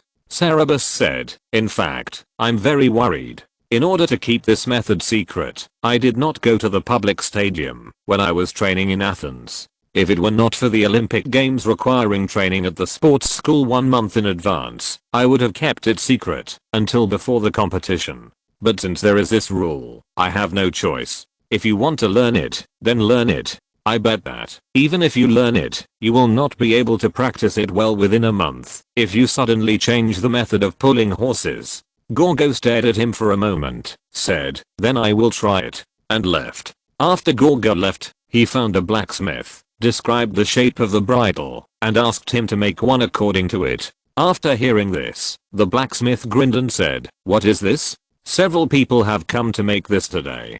Girl, you came late, so you have to wait in the back. In addition, the iron used to cast it is not cheap." Gorgo, as a Spartan princess, was not short of money. She took out a gold coin and said, "It's expensive. It doesn't matter, but you have to make it for me first. The extra money is yours." The blacksmith smiled and said, "Okay, girl, I will make it for you overnight, and you can take it away tomorrow." With the help of money, the blacksmith and his apprentice stayed up all night and forged 4 sets of horse bridles. The blacksmith's craftsmanship was very good. He had never seen the real thing, but after listening to Gorgo's description, he made a nearly accurate model. Gorgo sent slaves to take it back and let her horses try it on. The horses were not used to wearing it for the first time, and the drivers were also not used to the new way of pulling the horses, and it was difficult to cooperate with the horses. They had practiced with the horses for too long using the previous method, and they had already developed a good understanding of each other. After changing to the new method, they felt very awkward, and they were not as fast as the old method. There was less than a month before the official start of the games, and the drivers were not sure if they could get used to each other in time. Every day of practice before the games was very precious. After practicing for a few days, they were worried and helpless, so the 3 chariots changed back to the old method, and only the 2 slowest chariots continued to practice with the new method. 10 days before the official start of the Olympic Games, a man came to the town of Olympia. It was Cleomenes. After Cleomenes arrived, he went to the training ground to watch the chariot race training for 3 consecutive days, and seemed to be very concerned about the competition his daughter participated in. In the Greek world, the status difference between kings and citizens was not particularly high, especially for citizens of other city-states and kings of other countries. Someone rebuked him to his face and said, "Cleomenes, you shouldn't be so indulgent and doting on your daughter. The Olympic Games is a sacred event, a sacrifice we offer to Zeus. You shouldn't allow your daughter to exploit loopholes in the rules and let women defile this sacred game." Cleomenes smiled and said, "Zeus respects his wife very much. Since he didn't set rules prohibiting women from participating in this event, he wouldn't think it's a defilement. Besides, our Spartan women are different from the women in your city-state. Our Spartan women are also warriors, as strong and brave as men. In this case, why can't they participate in the warrior competition?" The man was very angry and said, "You are totally quibbling." Cleomenes ignored him and had no intention of repenting and stopping his daughter. The man did not give up and said, "You can participate in this competition yourself, while let your daughter participate. Your other Spartan king Demaratus participated in the competition himself and won the championship in the previous session. What an honor it was. Your chariot is so good. If you participate yourself, you may also get this honor." Cleomenes still ignored him. Someone pulled him away, far away in a deserted corner, and said, "You idiot, don't you know that it was because Demaratus won the chariot championship in the previous competition that he deliberately let his daughter participate in the competition?" The man asked puzzledly, "Why?" The person who pulled him away replied, "Haven't you heard about the discord between the 2 kings of Sparta? More than 10 years ago, the Athenians drove away the tyrant Hippias. In order to help Hippias, the Spartans summoned allies to attack the Athenians. Demaratus thought this was an unjust act, so he took half of the army away from the front and returned to Sparta, causing the allied forces to fall apart. The action to punish the Athenians failed, and Cleomenes' prestige was greatly damaged. Last year, the Aeginetans betrayed our alliance and offered water and soil to the Persians. Cleomenes took people to punish the Aeginetans and wanted to kill those among them who advocated surrender. Demaratus secretly sent a letter to the Aeginetans, saying that Cleomenes' behavior was presumptuous, suggesting that they should resist, which made Cleomenes fail again. Cleomenes must hate Demaratus in his heart. Demaratus won the championship of the last chariot race, and his prestige in Sparta must be very high. This time he let his daughter take the championship away, which proves that the chariot champion of the Olympic Games is nothing great. After hearing this, the man suddenly realized, but also became more angry, saying, just to attack his enemies, he defiled the sacred competition like this? Chapter 174, Olympic Games, v. The king of Sparta was determined to let his daughter defile the sacred Olympic Games. Opponents could not change the rules of the games, and there was no way. As time approached the official start date of the games, more and more people came to the town of Olympia. Almost all the merchants in the Greek world gathered here. They built countless sales booths near the sanctuary, displayed countless goods, and formed a huge market. Pottery and perfume bottles from Athens, gold and silver utensils and jewelry from Crete, weapons and armor from Argos, clothes and cloth from Chaos, Thracian horses, purple wool from Phoenicia. In addition, there were spices, wine, olive oil, and countless stalls selling food. The owners of the sales booths carefully decorated their stalls to make their goods more attractive and make the guests who came here linger. In addition to merchants and people watching the games, envoys from various city-states also arrived one after another. The games were a sacrifice dedicated to Zeus. On the first day, there was a ceremony to worship the gods, and the envoys had to participate in this ceremony. In addition, if any city-state has a player who is expected to win the championship, the envoys will pay special attention to it. Because the sacrifice ceremony has not yet begun, the first thing the Athenian envoys did after arriving was to see Cerberus training. The chief envoy of the envoys, Hibinus, also gave Cerberus a valuable gift privately. After the envoys learned about Cerberus and the chariot's training, Hibinus mysteriously handed a wooden box to Cerberus and motioned him to open it. Cerebus opened the box and saw 10 odd-shaped pieces of meat with blood on them. He didn't recognize what they were and asked curiously, "What is this?" Hibernus said mysteriously, "This is a good thing. This is the XX of a male goat. You and your drivers will eat it during the competition. It will be very helpful for improving your performance in the competition." Cerebus. He closed the box and firmly stuffed it back into his hand, saying, "I don't need it. Please give it to other contestants." One of his drivers hurried forward, snatched the box back with a smile on his face, and said, "My master is young and doesn't know the benefits of this thing. Let me tell him about it. Eating this thing can cheer us up and make us full of strength. We will be more agile, more endurant, and more responsive than usual. It can give us an advantage in the competition, which is exactly what we need. Do you know how expensive this gift is? Now in the town of Olympia, you can't even buy a male goat's XX with the money you would spend on a whole sheep." The respected Hibernus brought such a useful and rare thing. How can you refuse his kindness? This is the ancient version of the lucky score plan. Everyone knows what this word means. I will use the power pill to refer to it later. He didn't want to use the power pill, especially since this power pill was from a male goat XX. He said firmly, "We can win the championship without eating this." The driver persuaded him earnestly, "But it will be more stable if you eat it." Hibernus brought it. Why not eat it? Seeing that he really wanted it, Cerebus stopped forcing him to return it and said, "Take it if you want it, Hibernus. Thank you for your gift." Hibernus was a little unhappy at first, but then he smiled and said, "Young people always have extraordinary confidence. As your driver said, there is no harm in eating this thing. Isn't it better to be safe?" Then he said, "Cerebius, the official competition will be held in a few days. How are your sacrifices prepared? Equestrian and chariot racing are both dangerous competitions. You must make your sacrifices carefully and let the gods bless you well. The Olympian sanctuary is not only home to the temple of Zeus, but also to various temples around it, but they are not as large as the temple of Zeus." Before the competition, athletes from each city-state would traditionally offer sacrifices to the patron god of their city-state and ask for the god's blessing. Chariot and equestrian competitions often result in casualties. In order to reassure the drivers, Cerebus had already had a rich sacrifice carefully prepared. He replied, "I've prepared it." Hibernus nodded with satisfaction and left with the envoys without any other instructions. After they left, Cerebus said to the drivers, "You can divide this thing among yourself. I don't want it." The two drivers looked at each other and said happily, "Then we won't be polite." Another driver smiled and said, "Many young people can't accept eating this. I also have some good things that I prepared for this competition. Since I have this, I will give you half of it, Master. The effect is no worse than this." His companion said curiously, "Oh, you also have good things hidden?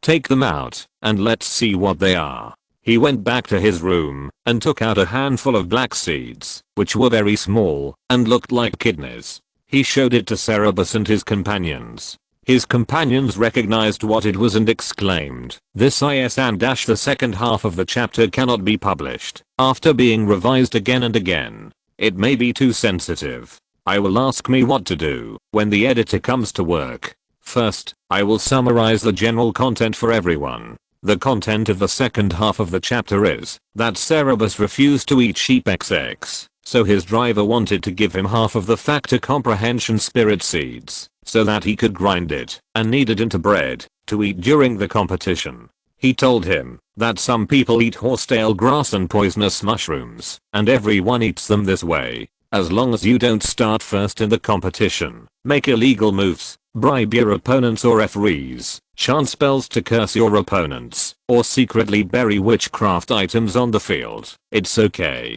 Cerebus still didn't want to use these things, but he didn't force the drivers to not use them. The following is the newly added content. The gap in the moon became fuller little by little, and finally hung in the sky with a round and flawless shape. The second full moon after the summer solstice arrived, and the Olympic Games were about to officially begin. It was the hottest time of the year, and people would sweat profusely without even moving. With the upcoming competition, everyone was nervous, and felt even hotter. The day before the official start of the competition, the athletes from the sports school were gathered together, and the 2 top referees of the competition, wearing purple robes, gave a speech to the athletes. They said loudly, "If what you have done is worthy of going to Olympia, if you are not lazy and have not done anything dishonorable, then cheer up and keep moving forward. Those who have not done so can leave and go wherever you want." After the speech, the purple-robed referee walked in front and walked out of the school.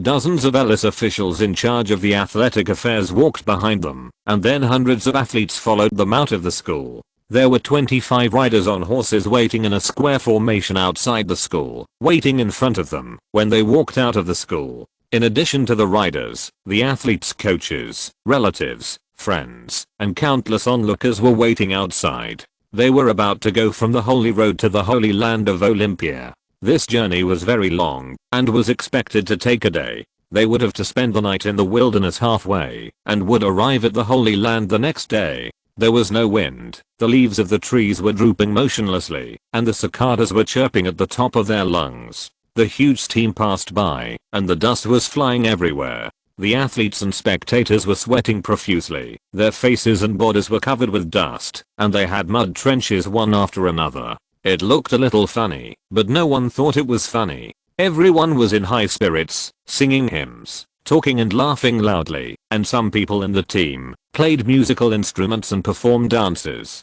After the huge team walked out of the town of Olympia, the square formation was no longer so strict. The athletes walked together with their coaches, relatives, and friends, and the team gradually became very long. There were many stalls selling food and wine set up by smart merchants beside the Holy Road. People who were hungry and thirsty went forward to buy and enjoy them. If the weather was not too hot, it would be as leisurely as a picnic. Cerberus made a crown with branches and wore it on his head to block the sun. A large group of people surrounded him. Surrounding him were his friends, his admirers, strangers, and Marcutulis. He also came 2 days ago. Like many Athenians, Marcutulis thought that Cerberus would win the championship. How could he not share the glory at such a glorious moment? Marcutulis was flattered by many people, who praised him for having such an outstanding son. Although he was flattered a lot because of Cerberus, the Olympic champion was different from others. He was about to become a heroic father. Marcutulis, who had been struggling to survive in the first half of his life, had never thought that he would have anything to do with the highest honor in the world, the Olympic champion. After hearing enough flattery, he walked to Cerberus, looked at his face and said, "If your mother were here, she would be very happy if she could see you wearing the crown." Cerberus replied, "Yes." Gargilla also came to the town of Olympia, but unfortunately he could only stay in the town to wait for the results of the competition, and could not go to the stadium to watch. Marcutulis had nothing else to say, so he found a few more words, and walked away again. Aristides also came to Elis for Cerberus's competition, and was next to him at this time. After Marcutulis walked away, he asked, "Cerberus, are you sure you want to sign up for the adult group?" At this time, the Olympic Games were divided into adult and youth groups, and there was an age limit for registration. People over 20 years old participated in the adult group, and minors between 17 and 19 years old participated in the youth group. With Cerberus' age, he could barely participate in the youth group, but when the person who registered for the equestrian competition saw his horse, he assigned him to the adult group. When he saw this, he simply signed up for the adult group for the chariot race, and the person who registered him didn't know what he was thinking, but he passed him. However, after arriving at the Holy Land of Olympia tomorrow, the list of registered competitions will need to be reviewed again. I don't know if he can still pass this time. Chapter 175, Olympic Games, 6th. Cerberus and his companions left the area where the trumpeters were competing and went to look for Aeschylus. On that day, poets gathered in the sanctuary, each occupying a place, either singing while playing the lyre or singing with the accompaniment of others. Those who sang well and wrote good poems had many listeners, while those who were not good had few, and some were even not listened to by anyone. The popularity of each poet can be seen at a glance, which is very intuitive and cruel. Cerberus and his companions looked around and found Aeschylus under an olive tree. When Cerberus and his companions walked over, he was playing the lyre and singing with all his heart. People should not have a proud heart. Pride will bloom and bear fruit of destruction, and in the harvest season, will get endless tears. There were crowds of people around, and a large number of listeners were listening to it in fascination. Cerberus and his companions looked from a distance, and couldn't squeeze through, so they stopped, and didn't move forward. Aristides smiled and said, Aeschylus's skills are becoming more and more mature. He said he wanted to become famous in the games, and it seems that he will get what he wants. Several people who were traveling with them were proud of it. One person said, in recent years, I used to think that what he wrote was very strange. I didn't understand why Cerberus sponsored his chorus at that time. Now when I listen to his poems, I find them really touching. However, as soon as he finished speaking, someone shouted in the distance, Simonides is coming. Simonides is coming. Simonides is going to sing. The crowd surrounding Aeschylus left in a rush, asking anxiously, where is Simonides? Where is Simonides? And ran in the direction where the voice came from. Aeschylus. Cerberus walked over with sympathy in front of the people. Aeschylus stopped playing his zither and singing in frustration, and said, Cerberus, Aristides, Hibernicus, you are here.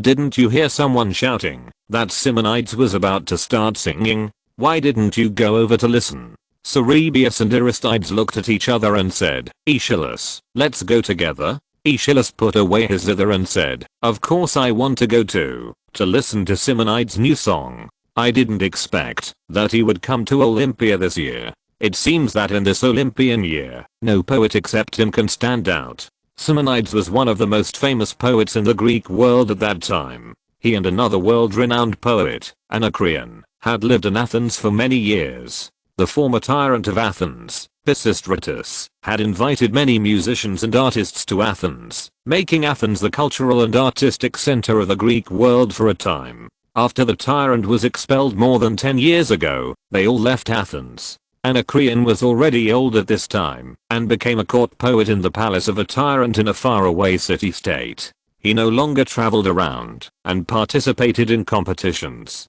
Simonides was the most famous at this time. It is said that he had won the championship of the Dionysian poetry competition at least 50 times in a row, and the number of times he won the championship in other festivals was also countless. Simonides' poetry style was solemn and concise. He was good at using the simplest language to inspire the noblest emotions in people's hearts. He once said that poetry is a painting with sound, and painting is a silent poem, which has been passed down to later generations. The young Aeschylus had confidence in competing with other poets, but he had no confidence in front of this famous poet. Cerberus and others walked towards the crowd, and almost everyone in the sanctuary gathered. Cerberus could not see the poet's appearance in the depths of the crowd. He only heard a few sounds of the piano, and the crowd suddenly quieted down. An old voice sang, "Since you are born as a human being, don't tell me what tomorrow will be like. If you see someone happy, don't tell me how long it will last. Because even the long-winged dragonfly, that flies away in an instant, is not as unpredictable as life." Cerberus was stunned. Life is unpredictable. No one has experienced this sentence more deeply than him. Many listeners shed tears in this vicissitudes of life. Aeschylus just sang an aphorism, which was his masterpiece, that he had refined recently. He planned to use it in a tragedy in the future. He was confident that it would be a big hit, but after listening to Simonides' song, he was so shocked that he didn't want to say a word. In the years since he left Athens, Simonides' skills had become more advanced and more powerful. Simonides sang a few more short songs, all of which were very moving works. He stopped singing after singing, but he was still surrounded by many people, and there was no intention to disperse. After listening to these songs, Aeschylus had completely forgotten his jealousy. He stretched his neck to look into the crowd and squeezed in, saying, "I want Simonides to listen to my poems and give me some advice." There must be more than one poet who thought the same as him. Before he squeezed in, singing was heard again. It was a strange voice, probably from the poet who occupied the advantageous position in the front row. After the poet finished singing, Simonides made a few comments and then let another person sing. Everyone wanted to perform at their best in front of Simonides, so the audience was feasting their ears. Aeschylus squeezed into the crowd with difficulty and disappeared. At this time, singing was heard from the crowd again, singing, "There is a story that virtue lives on a high mountain that is difficult to climb, protected by pure goddesses, invisible to mortal eyes, and only by shedding blood and sweat from the bottom of the heart can one climb to the peak of humanity."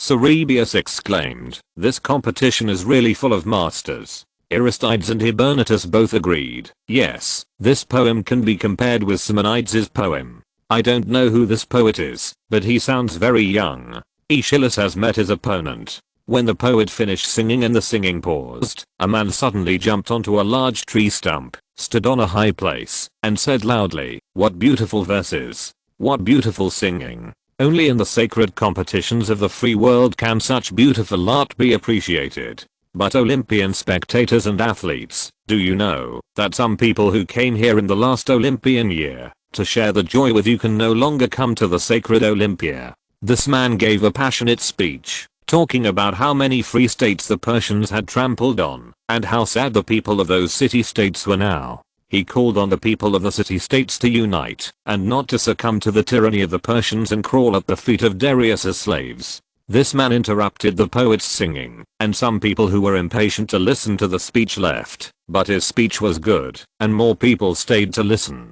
After he finished his speech, others went up to speak. Some agreed with his point of view, and some opposed his point of view. Those who opposed believed that the Persians were too powerful and could not resist at all. The audience also took their own positions and joined the discussion. The topic of debate here also attracted big figures such as the King of Sparta. Famous figures from various city-states gathered and participated in the discussion, including Aristides. Cerebius watched coldly and found that most people were afraid of the Persians and wanted to surrender. Even many Spartans did not agree to resist Persia, thinking that it was futile and would only cause the citizens of their city-states to bleed in vain. Many powerful citizens of Athens were the same. There were hundreds of city-states participating in the Olympic Games, and the majority of them disagreed. Cerebus was very curious, how did this group of scattered people unite and finally win the Persian War? Later in the debate, public opinion was more inclined to advocate surrender.